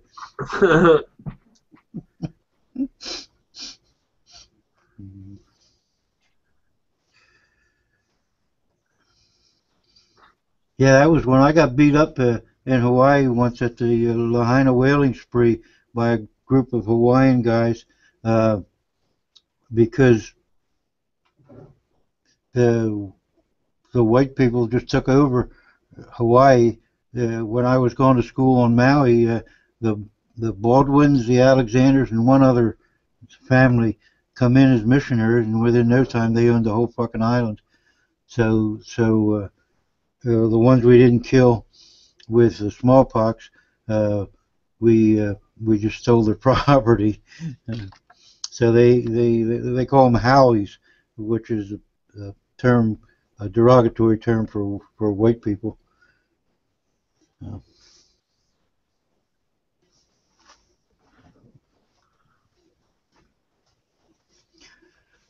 I think I'm gonna call it a night, guys. I gotta go eat. Yeah, I'm used to when I entertain. I want a bigger audience than this. All right, thanks a lot, guys. When you'll let me in again when you're up, I'll be happy to come on. All right, I'll see you Yeah, guys next time. maybe I'll have Tom's stuff, whatever he's going to sell me tomorrow, and can have something new to show.